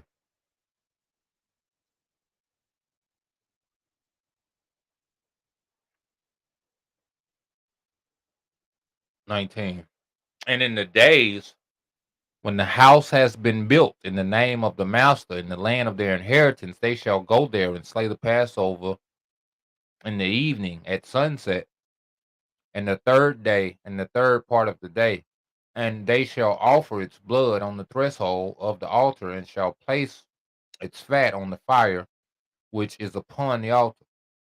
And they shall eat its flesh roasted with fire in the court of the house, which has been sanctified in the name of the master. And they may not sell. Hold on. Hold on, we got to save this thing. Put that out. This is when they gonna say, I don't know about no Jubilees. Listen, hold on. And they may not celebrate the Passover in their cities, nor in any place, save before the tabernacle of the master, or before his house where his name had dwelt. And they shall not go astray from the master. We don't keep the Passover. We acknowledge. We acknowledge that joint. We don't keep it. We can't keep it. There's no way. How we gonna keep it? We acknowledge, y'all. We Right. acknowledge this lamb. You can't keep. You Acknowledge can't it. listen. 22 says, I'm real quick. It says, and do thou, Moshe, commanded the children of Yashar to observe the ordinances, that's the statutes of the Passover. So if you look up the word ordinance and look up the word statute, you will see that these words are synonymous. So when you say the law, statutes, and commandments, it's just like saying the laws, ordinances, and commandments. So the ordinance of the Passover is clear cut of the instructions of what to do and how to do them and where to do them at, always being. Now I say, according to Mashiach, when he said, do this in remembrance of me, because we look to him, because we're outside the gate. So we're outside the gate being our own land in Jerusalem. We come to him, right, as the way to the Abba, who passed over us and keeps us on guard and watches over us until the time of us being brought back to our own soil. When we get on our own soil, it's a different ball game there. You get what I'm saying? It's a totally different ball game. But outside, that's why we do the breaking of the bread and partaking of the fruit of the vine, because that right there protects us, and it lets us know that as often as we do this, we are acknowledging the sacrifice that Mashiach did for us. That's right. You see what I'm saying? But if you don't do that, you don't have no sacrifice. So you out here bucket naked. And we should be in turn sacrificing ourselves on a daily. Our fleshly Absolutely. desires and wants. We have to replicate it. Absolutely. I'm in full agreement. That's right. That's absolutely correct. That's it, man. Outside of that, you bucket naked. So those that are talking about Torah, and you say you Torah only, but then all you doing is bearing witness that you ain't in sin, because you don't have no preparation for your sin, your transgressions. Remember back in the day when people followed Torah, the things that substituted them for their transgressions was the sacrifices. Where is your sacrifices at? Right. Where are they? Who is your sacrifice? Where, from day to day, from year to year, when it's time for atonement, where is your atonement sacrifice for that? You don't have none. So what? You just bucket naked. You uncovered. But see, if you come to Mashiach, and this ain't no idol, even Moshe covered the people. Moshe and Aaron, to be exact. All of his Mashiachs covered them. Right. Absolutely. Everybody stood in the gap. Because I hear this complaint so many times. We're not saying that we're worshiping Mashiach as if he's the Father who sits on the throne. No, that's not what we're saying. Actually, we're joint heirs with him as brothers and sisters of him. We have the same Father. Matter of fact, when he came, he said, "Look, go back and tell them that I'm going to my Father and your Father, my Alua and your Alua." Now, too, though, just like Joseph, as much as he harbored his brothers, as much as he harbored his father and gave them the highest places in the land, he's still the boss. Oh, you know yeah. what I'm saying? That's the thing. His authority can't be diminished. But in his ahab that he have for us, he gonna raise us up and give us certain powers and authorities. But at the end of the day, we still gotta recognize, hey man, it's number two in the land. Number two in the land. Ain't no getting around it. Ain't no getting around that. And Pharaoh would have been the first to back him. Listen, man, you better listen to Joe. Whatever Joseph said, man, ye do. It's the same thing with Abba. Yeah, whatever he tell you to do, because he got my best interest in hand, just like he got your best interest in hand. This is my son, with whom I'm well pleased. Whom I'm well pleased with. That's right. So listen to him. You know what he talking about. Moshe even said that to you. Y'all shall raise up a prophet as unto myself. Him you shall hear. You know, same thing. And he gonna cover you. He gonna intercede for you, just like Moshe interceded for you. He gonna do that. But how if you reject that grade of salvation and deliverance that the Most High has put in place for you to intercede on your behalf, how you gonna? What hope do you have? What expectation do you have other than fiery judgment? What do you have? That's why Hamashiach, man, he gave a great parable, man. King said, I'm gonna send my son to these people. Maybe they'll listen to him. Nope, they kill him too. You know what I'm saying? What you got to look forward to when you didn't when this man harp y'all so much, give y'all all the credit in the world. Say, man, maybe if I send my son, maybe then they gonna see. Not only did you still not listen in turn, you killed the son. So it's like, what more you got to look at what Hamashiach said? Listen, bring all them folks that wouldn't have me to rule over them. Kill them. Slay them here before me. Ain't no winning in your pimping or whatever that saying was. What that saying about something. Anyway, you can't win playing the kind of game you playing. Ain't no getting around. Ain't no other way to come through but by the door. Myself told you the door, told you the way, the truth, and the light. Ain't no getting around it. And a part of that way in truth and light is that sacrificing of yourself. Is that casting down of the flesh and the resurrecting, right, to life or the inner man or the things of the ruachal nature. That's what it's all about. And the adversary is here to do what? To be adversarial to us in that process. By what? By lies, by deceit, by telling you, by giving you false ways, false doors, false Mashiach. That's what these Mashiachs is gonna be. Now, man, you ain't gotta do all that, man. You just gotta get your credit right. Oh, you ain't gotta do all that, man. Man, you are with some people, them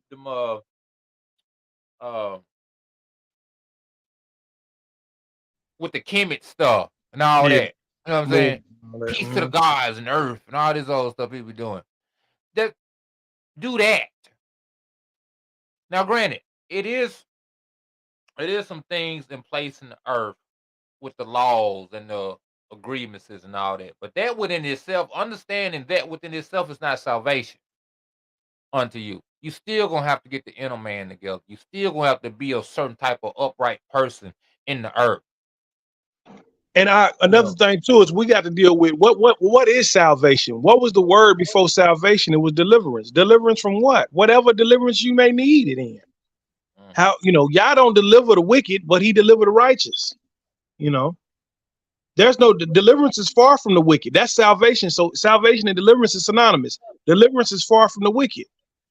But Yah aids the righteous. It said, many are the affliction of the righteous, but Yahweh delivers them out of them all. He grants salvation to them out of them all and brings them into a wide spot or wide place. But with the wicked, it's not so. Man, you know what's crazy too? It just hit me right here. You know why the wicked are so afflicted? Because they are a bigger target for the adversary. Wow. Yep. Adversary don't want the people that's already controlled by him. You gonna have to you make yourself into a Job. What do you say? Have you not considered your servant Job? Does he serve you for nothing? All this other stuff. You make yourself a bigger target for him. Not only that, Yah is pleased to let you be a target. Because either you're going to be confirmed in him, or you're going to be proven to be false, so you can go ahead and get out the way. So you may as well get your game tight, as we used to say back in the day. You better get your game tight. Because ain't no other way around it. You either going to be confirmed or you're going to be denied. And it's going to be by the testing of all these things. Hey, this is Yaso told too, man. I'm just saying, if you're gonna finish what you're gonna finish, that's fine. Do that. Good. Now I'm just looking at the read of this thing, man. How Read it. into Close it out. okay, where you stop at? Start wherever you feel like starting at. People All right, don't well I'm care. starting at 20. 5 hours in. And they shall offer its blood on the threshold of the altar, and shall place its fat on the fire which is upon the altar. And they shall eat its flesh roasted with fire in the court of the house which has been sanctified in the name of Yah. And they may not celebrate the Passover in their cities, nor in any place save before the tabernacle of Yah, or before his house where his names have dwelt. And they shall not go astray from Yah. And do thou, Moshe, command the children of Yashar to observe the ordinances of the Passover as it was commanded unto thee. Declare thou unto them every year and the day of its days and the festival of unleavened bread, that they should eat unleavened bread 7 days, that they should observe its festival, and that they bring an oblation every day during those 7 days of joy before Yah on the altar of your Alua. Check this out. For ye celebrated this festival with haste when you went forth from Mitzrayim till you entered into the wilderness of Shur, for on the shore of the sea ye completed it. So I was looking at the part where it said they ate it with feet. The only reason why they only ate it with haste is because they went forth out of Mitzrayim. I just You seen that. did say that earlier. Yeah, that's Yeah. cool. You said Told that her, without yeah. even knowing it was in there. Well, told her, y'all. That's where we at with it. We hope y'all or whoever may watch this later. Ain't nobody watching it right now, but it's been laid down here before you as a testament. Hopefully these 5 hours ain't running your way. But willing, I'm gonna get in here and chop it up and put little strong points out there for the people. You're not gonna get away. You think you're gonna get away? Oh, I ain't hear it. I ain't responsible. Well, you gonna hear it. You gonna hear it. So man, it was a lot of meat on this bone. It's been almost 6 hours we've been on this thing, but it's been weighty. Oh yeah. Definitely been weighty. A lot of great points you brought out. Y'all was moving through you. I allowed, told out Well, y'all we for that, prayed for man. to be a vessel for whoever would need to hear it. I think earlier when I said that thing about the anniversaries and everything, we lost some people. We had some people that was riding, hopping on and everything. I got talking about them anniversaries, man. I looked up that thing had a goose egg up there. Oh yeah, something that'll do it sometimes. When you talk about something that people like doing or something, that usually be the cue to exit. Yeah, yeah, I see now, this brother. Party over. Right. The Ruach is not with this brother. Let me go and get on off of here. That's how they be. That's how they be too. You gonna go to them people over there talking about, peace, peace shall be with you. We ain't talking about Yeah. that over here. All right. Talking about how Hasatan is on your ass over here. How you better resist him. Yeah. But it is what it is, man. Told her, yeah, all praises. It's been a beautiful day. These 5 hours kind of flew by. 5 hours, 47 minutes at the moment. But tomorrow, man, I don't even know if that's like a radio show kind of thing, but all but willing. Got the Script Talk podcast in the Boca. Thinking about it might be a good place, man, for real, for real. We're gonna talk about this apocalypse of Elijah and the apocalypse of Paul, specifically about the part where they get to go to hell. We ain't gonna read about the Shamayim part. We gonna read about this death, this eternal punishment and destruction. That's gonna get you together. You said Apocalypse of Elijah, or is it Apocalypse of Isaiah? Which one? Is it Elijah? Did you mean to say Elijah? Oh, Isaiah might be. Isaiah. Yeah. Yeah, Yeah, Apocalypse of Isaiah. My bad to the It's brethren. Apocalypse of Elijah. You talking Okay. about when they was talking about the what's gonna be happening in Sheol? Like Yeah, it's it's a Elijah. I said that on the last live when you was talking about it and you said Isaiah and I typed it in the comments that it was Elijah. Oh, okay, well, excuse me, ma'am. Good work. Excuse me, princess. You know, Not because my it brother came in with a different doctrine. He got me. He deceived me. I was asking a question. I ain't This coming brother there. he gave me, I asked the question. That don't. and I'm gonna say you said it first last week. because I wasn't sure. Elijah, they kind of sound alike, so I wasn't even sure. But I didn't want to have the people think one way, so I said both ways. Yeah, but Elijah or Eliyahu. Yeah, I Okay. always try to leave a door open. I don't ever try to act like I just know it all. I'd be like, maybe, I could be wrong. Possible. I Just leave believe leave, that. leave the door open, but I could be right. I tell the truth, even when I lie. You know what I'm saying? What's that movie with Terrence Scarface. Howard? He said, "When I'm wrong, I'm right, but when I'm right, I'm wrong." But I Oh, could have, but I'm right. uh, what is that movie, man? You Is that know, good? he done changed his whole script up. He like a scientist now. He over in Africa. Right. 1+1 is 3. Yeah. Right. Yeah, Yeah. that's kind of wild. I don't know Yeah. what that is. Uh, what is that movie though? I'm talking about it's hard out here on the pimp and all that.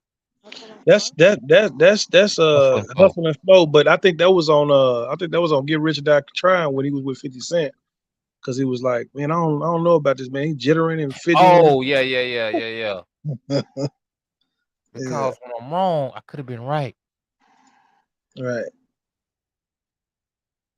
but I was But I'm almost right right by being wrong. Something he said. or something like that. Yeah, man. Well, Yep. my So Steve Harvey. that everybody. I think I done talked my way into some cuddling. Sun go Oh, down. So hallelujah. It's raining. Hallelujah. It's raining. I was wondering where you was going with Yeah, that. that's all. I wasn't gonna do no other stuff like that. Nah. Oh man, we had caught this little movie last night. What's the name of the thing, man? The The mist. Mist. Yeah, it's a little interesting. I kind of fell asleep on it, but The Mist. The Mist. It's about how these people, the army and everything, about this fog and stuff. There's this woman in there talking scriptures, like she righteous and all that. Whatever happened with the woman, babe? He don't even know because he Was fell she asleep. straight? Yeah, I fell asleep. Listen. I live a very hard life. Anybody that know intimately person, I'm on the road a lot. I'm only home, you know, resting and everything. Then I be right back out there on it. And so when I get home, man, rest is the top order of the day. It's only by the power of the Most High Yah I can get up and bring y'all these videos and all that. Really, I'm supposed to be in the bed the whole time I'm home.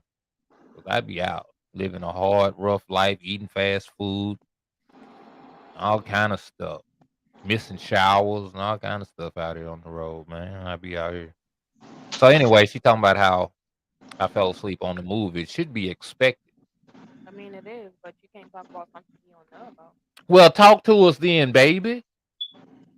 I mean, the movie was basically about well, it ended up being that the army they were Try up. not to spoil it too much. Explain it, but don't Well, spoil it. okay, well, it was something in the mist that came over town or whatever, and there was something in the mist that was taking the people and killing them, eating them, or whatever, and it basically ended up being that the army was up. Well, don't you have to go Come in. on, I'm saying you was doing great. You was doing great, but it seemed like now you finna because it give there them the ending. because well okay so the lady was in there the chain of events that was happening she was basically saying like this is scripture this is what was talked about death and things coming upon people and people being riddled with fear and stuff like that and so she had made this one statement she was like there's only one god that's the god of the Israelites and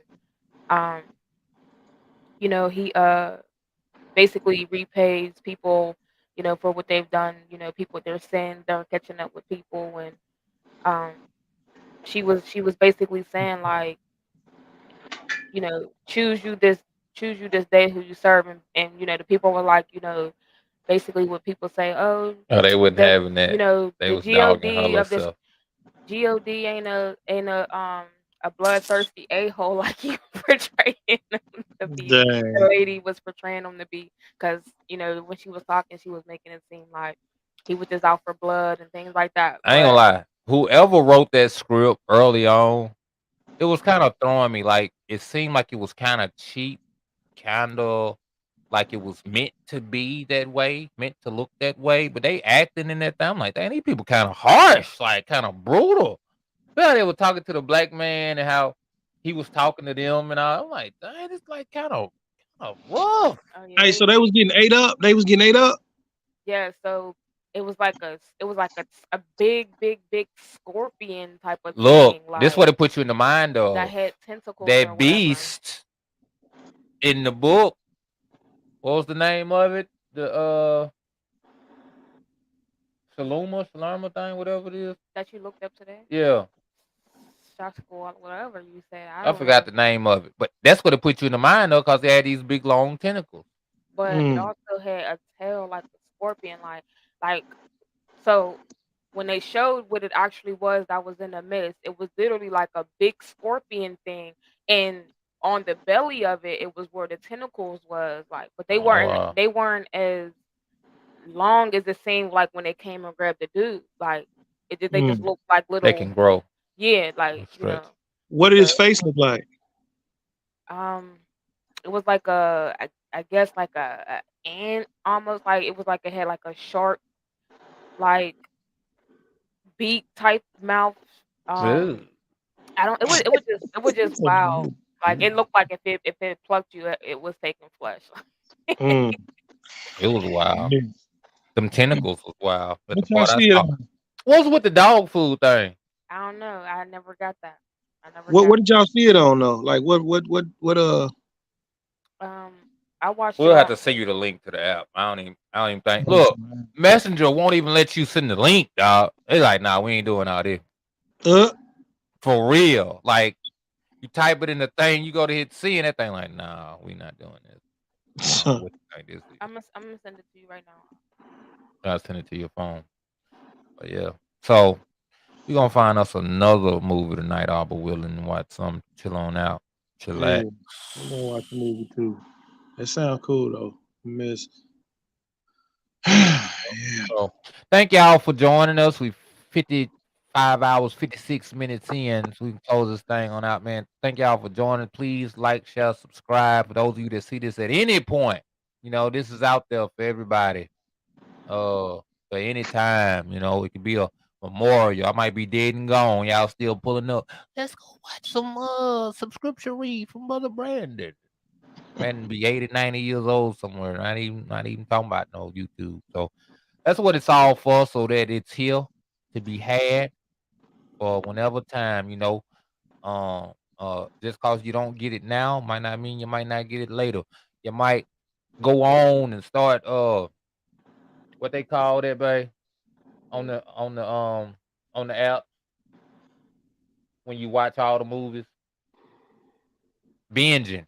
You Oh, know, you be having Binge great watching. you don't be having you great might want to explanation. binge me one day and go through and see everything. I got over 200 some videos out there for you. Me and my ock, we got the Mark Mark 67. 67 podcast. We got the chop up. That was before all that. Before everything, it was the chop up.